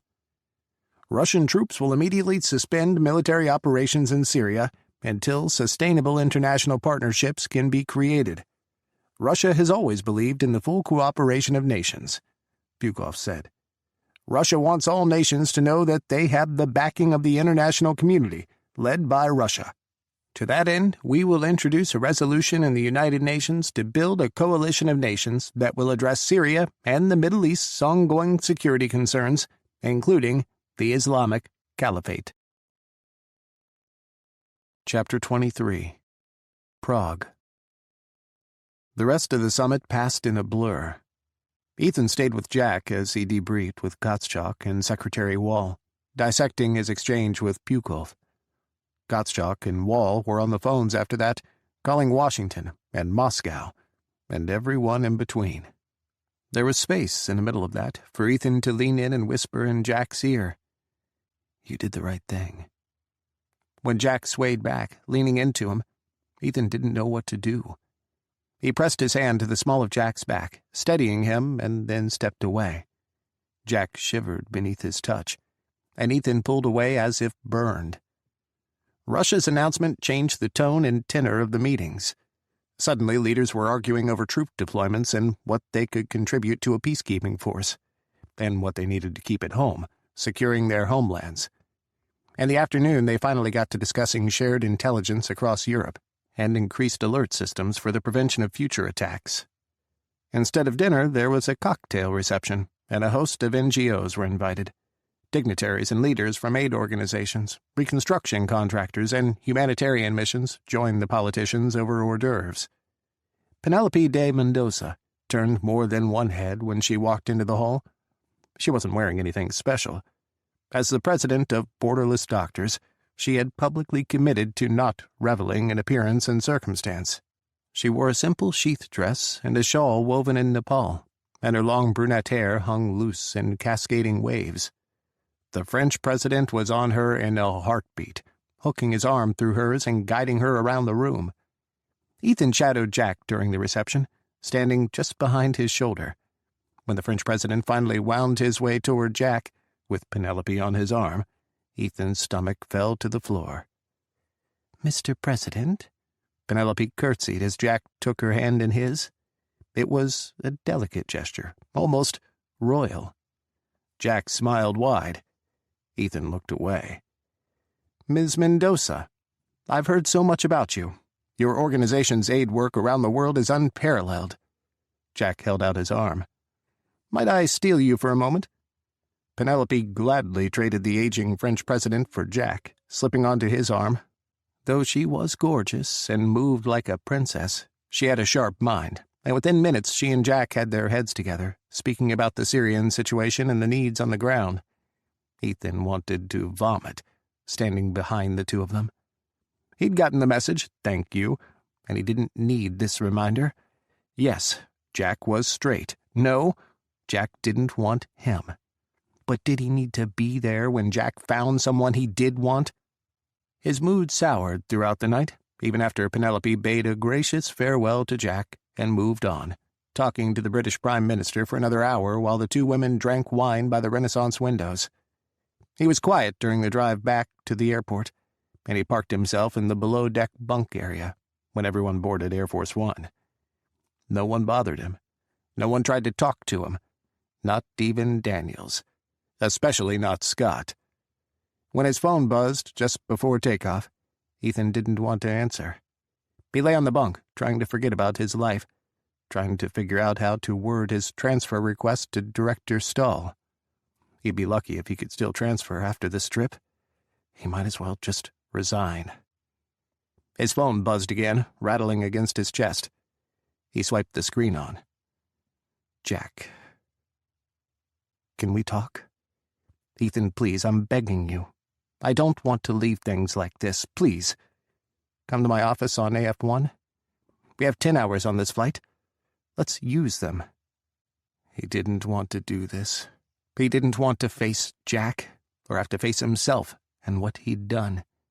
He'd broken the rules, violated the regulations, and obliterated any and all boundaries between him and Jack. He had no one to blame for his heartache but himself. "I'm on my way. Time to get this over with." He'd listened to Jack fumble through an explanation of how he was flattered but straight, and Ethan had to get over his feelings and move on. He'd nod and agree and then escape. And when they landed, he wouldn't ever see Jack again.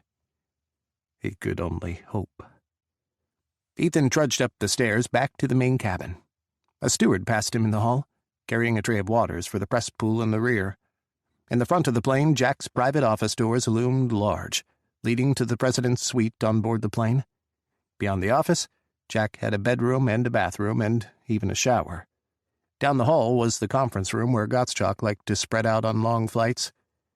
More than once, Ethan had covered Gottschalk with a blanket and turned out the lights in the conference room after he'd passed out. He knocked twice, hard. Jack called out, "Come in." He slipped inside, shut the door behind him.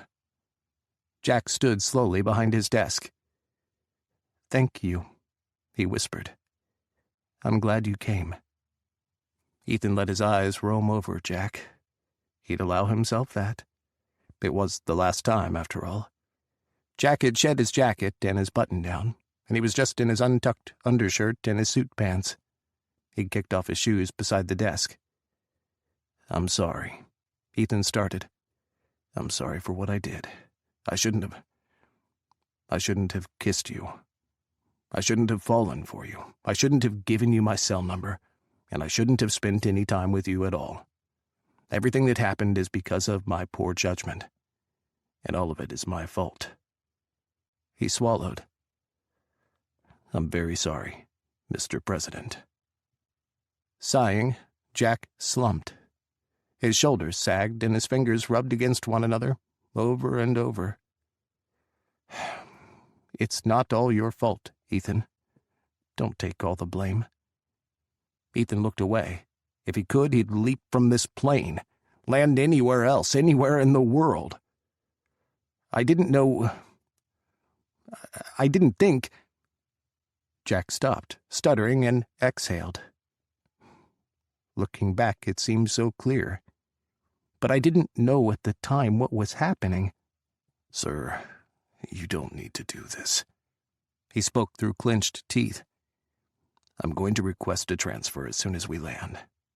We don't need to discuss this anymore, and you don't need to worry about any inappropriate behavior from me." Ethan paused. "Any further inappropriate behavior?"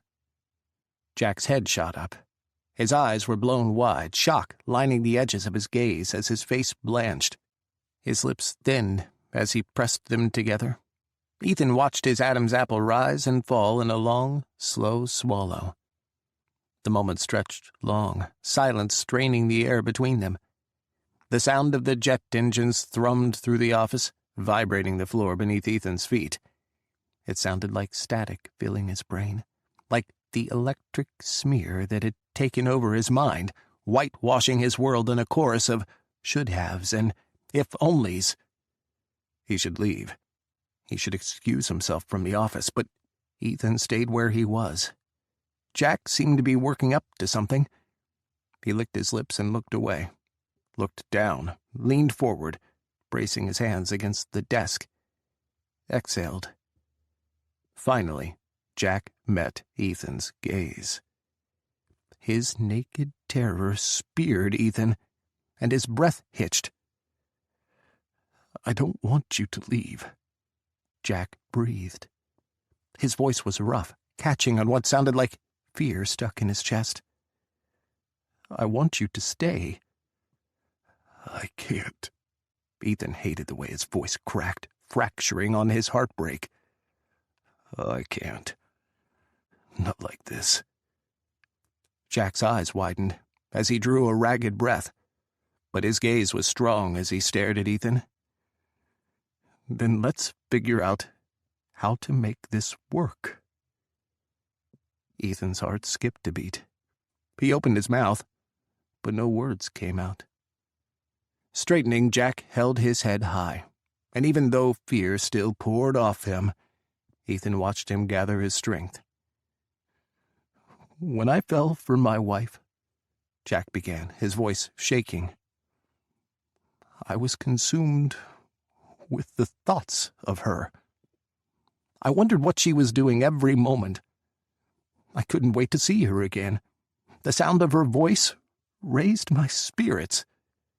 Her smile made my day.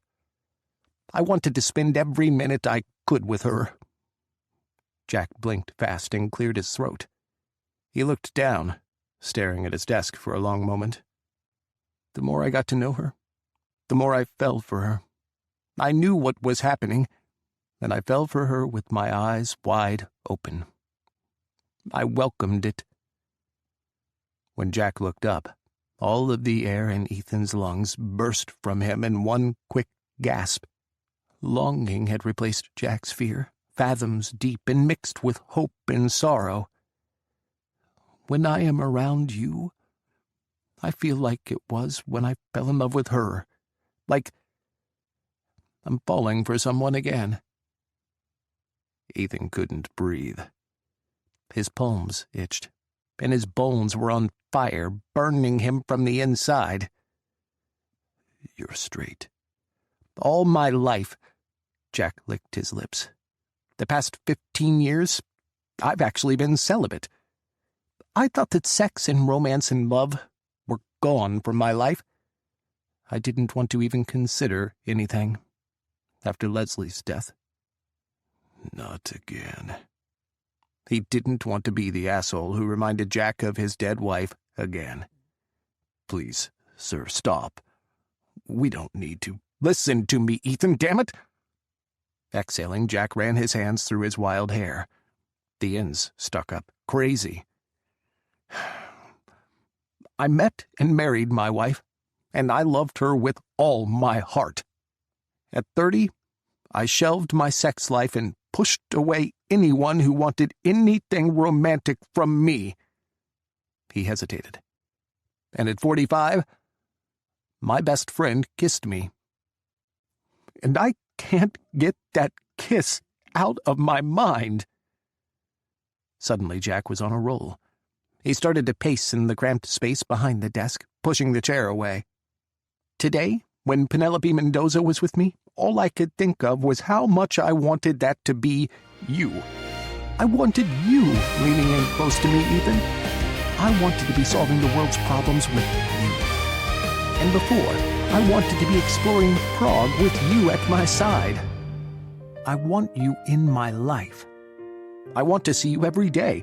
I want to hear your voice. I want to spend my free time with you and steal away just to hear your laugh. He stopped, staring at Ethan. I blurted out that joke in the bar because the thought of you and me together has been in my mind since you kissed me. Stop. Please stop. Ethan shook his head, trying to erase Jack's words. You don't know what you're saying. Something is happening here. I don't know what it is.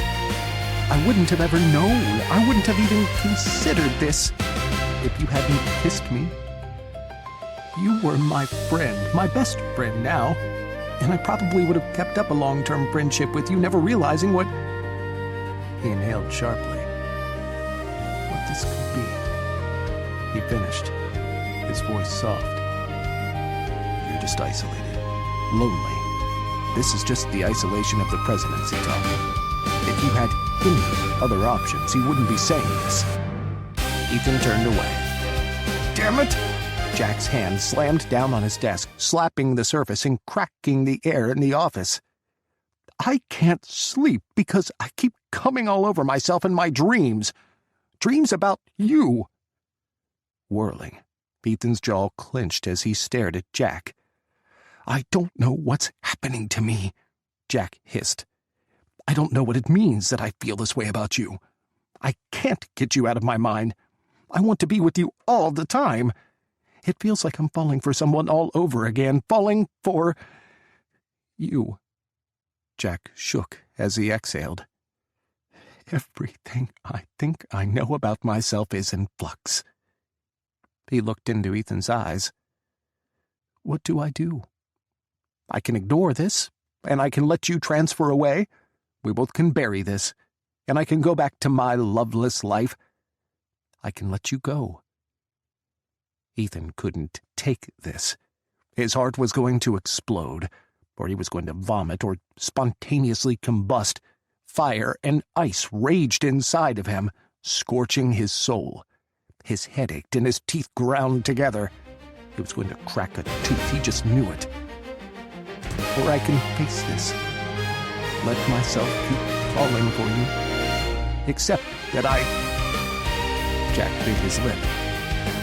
That I can fall for a man, despite everything I've ever known. You can fall for... Ethan shook his head, trying to clear the screaming from his mind. This wasn't happening. He was dreaming, and he was going to wake up sobbing again. What are you trying to say? That you want a gay experiment? Because I can't do that. I can't be your gay test, Jack. I care too much about you. No. Jack slid around the side of his desk, stopping across from Ethan, only feet away, but it seemed like miles. Or farther. I never thought that I would feel this way for a man, but I do.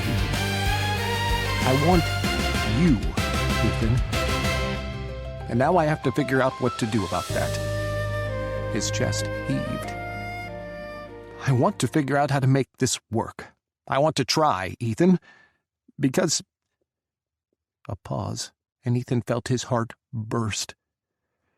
Because when you truly fall for someone, you have to be willing to try anything to make that work. I don't know the future. I don't know if it will work between us, but I am asking you, can we give it a shot? You are the president. Only for the next 3.5 years. I'm not the office. You know that better than anyone. You're worth more than one term. Jack smiled, wistful. You think so highly of me. I don't know what I did to earn your respect, but Ethan, the way you look at me... His eyes shifted. Heat smoldered in his gaze.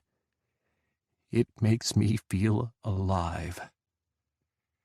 Ethan closed his eyes, trying to breathe. The world was spinning too fast. Ethan was really asleep, probably moaning in his bunk below decks, and he'd wake any minute. Please wake up. Wake up.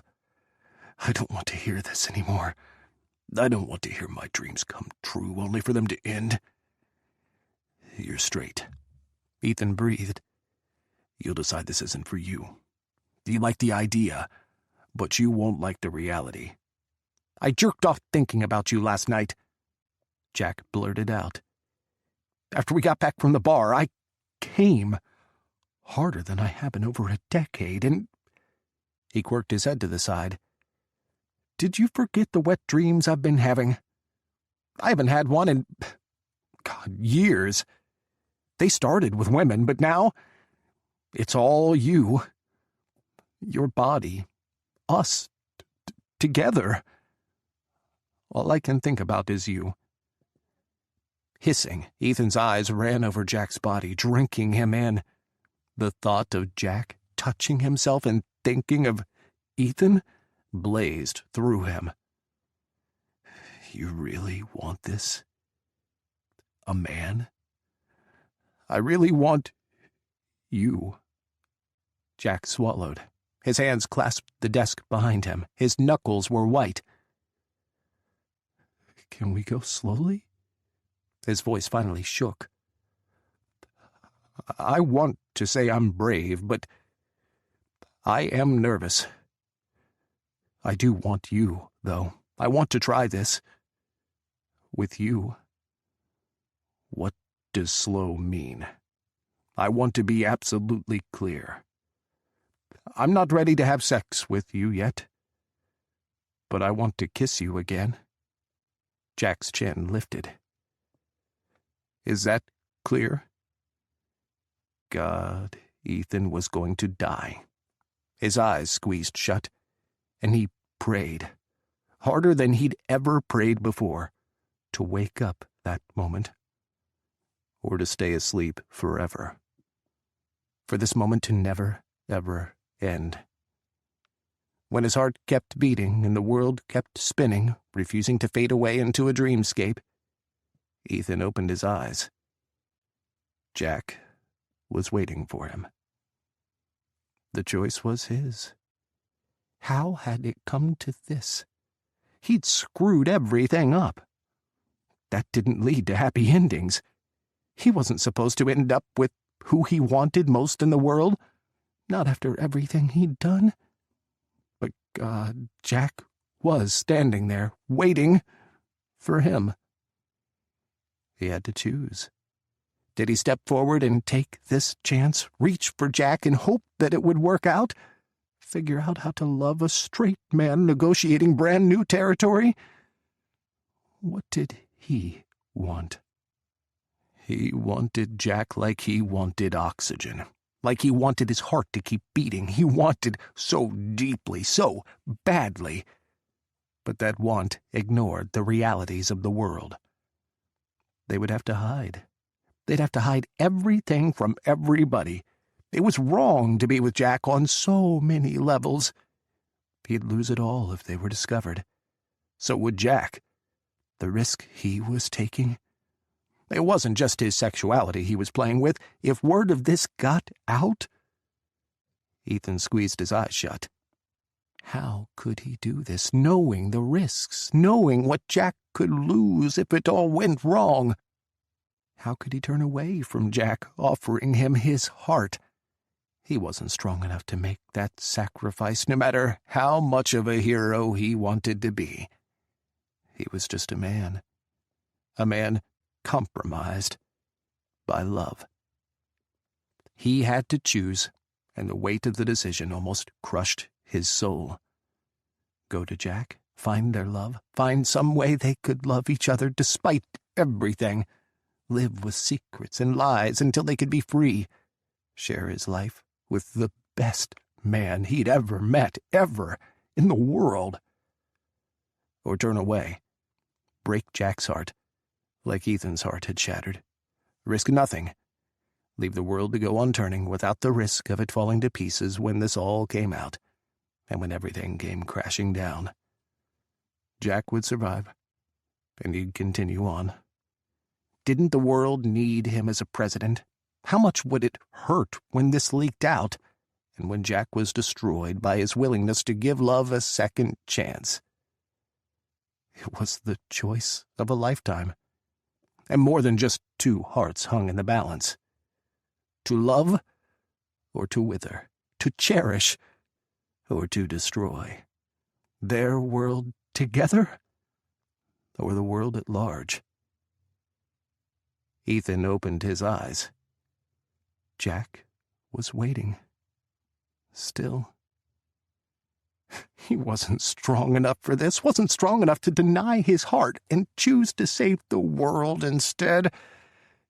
He was just a man who yearned, a man who loved. I'm with you all the way, Jack, Ethan breathed. As long as you'll have me. Slowly, Jack smiled, though it wavered on the edges. I will hold you to that. They stood, staring at each other as the moment stretched. Tension poured in, replacing the warmth of their words. Ethan blinked. What now? What did he do? How was he supposed to navigate a relationship, and one with the president, no less? There were 1,000 things they needed to discuss, but he just wanted to drop to his knees at Jack's feet and push the world away. Jack cleared his throat. You took the initiative last time. It's only fair that I... Before Ethan knew what was happening, Jack strode forward, his eyes locked on Ethan's and filled with determination. Frozen, Ethan watched, as Jack's hand rose, cupping his jaw in a tender, gentle hold. Jack's thumb stroked over Ethan's cheek. You held my face, he breathed. No one has ever done that. Leaning forward, Jack's lips brushed Ethan's. His lips were dry, slightly chapped from the recirculated air on Air Force One. He tasted like coffee and cream, and the stubble above his lips scraped over Ethan's skin. Jack's hand snaked around Ethan's neck, tugging him closer. Ethan made a noise, something between a moan and a whimper, that he'd have been mortified to hear any other time. He was shaking, trembling, and his soul was on fire. Finally, something other than pain touched his heart. Relief flooded through him, overwhelming him entirely, and Ethan gasped into their kiss. Stepping forward, Ethan's arms wound around Jack, one arm around his waist and the other tangling in his hair, cupping the back of his head. His tongue slipped out,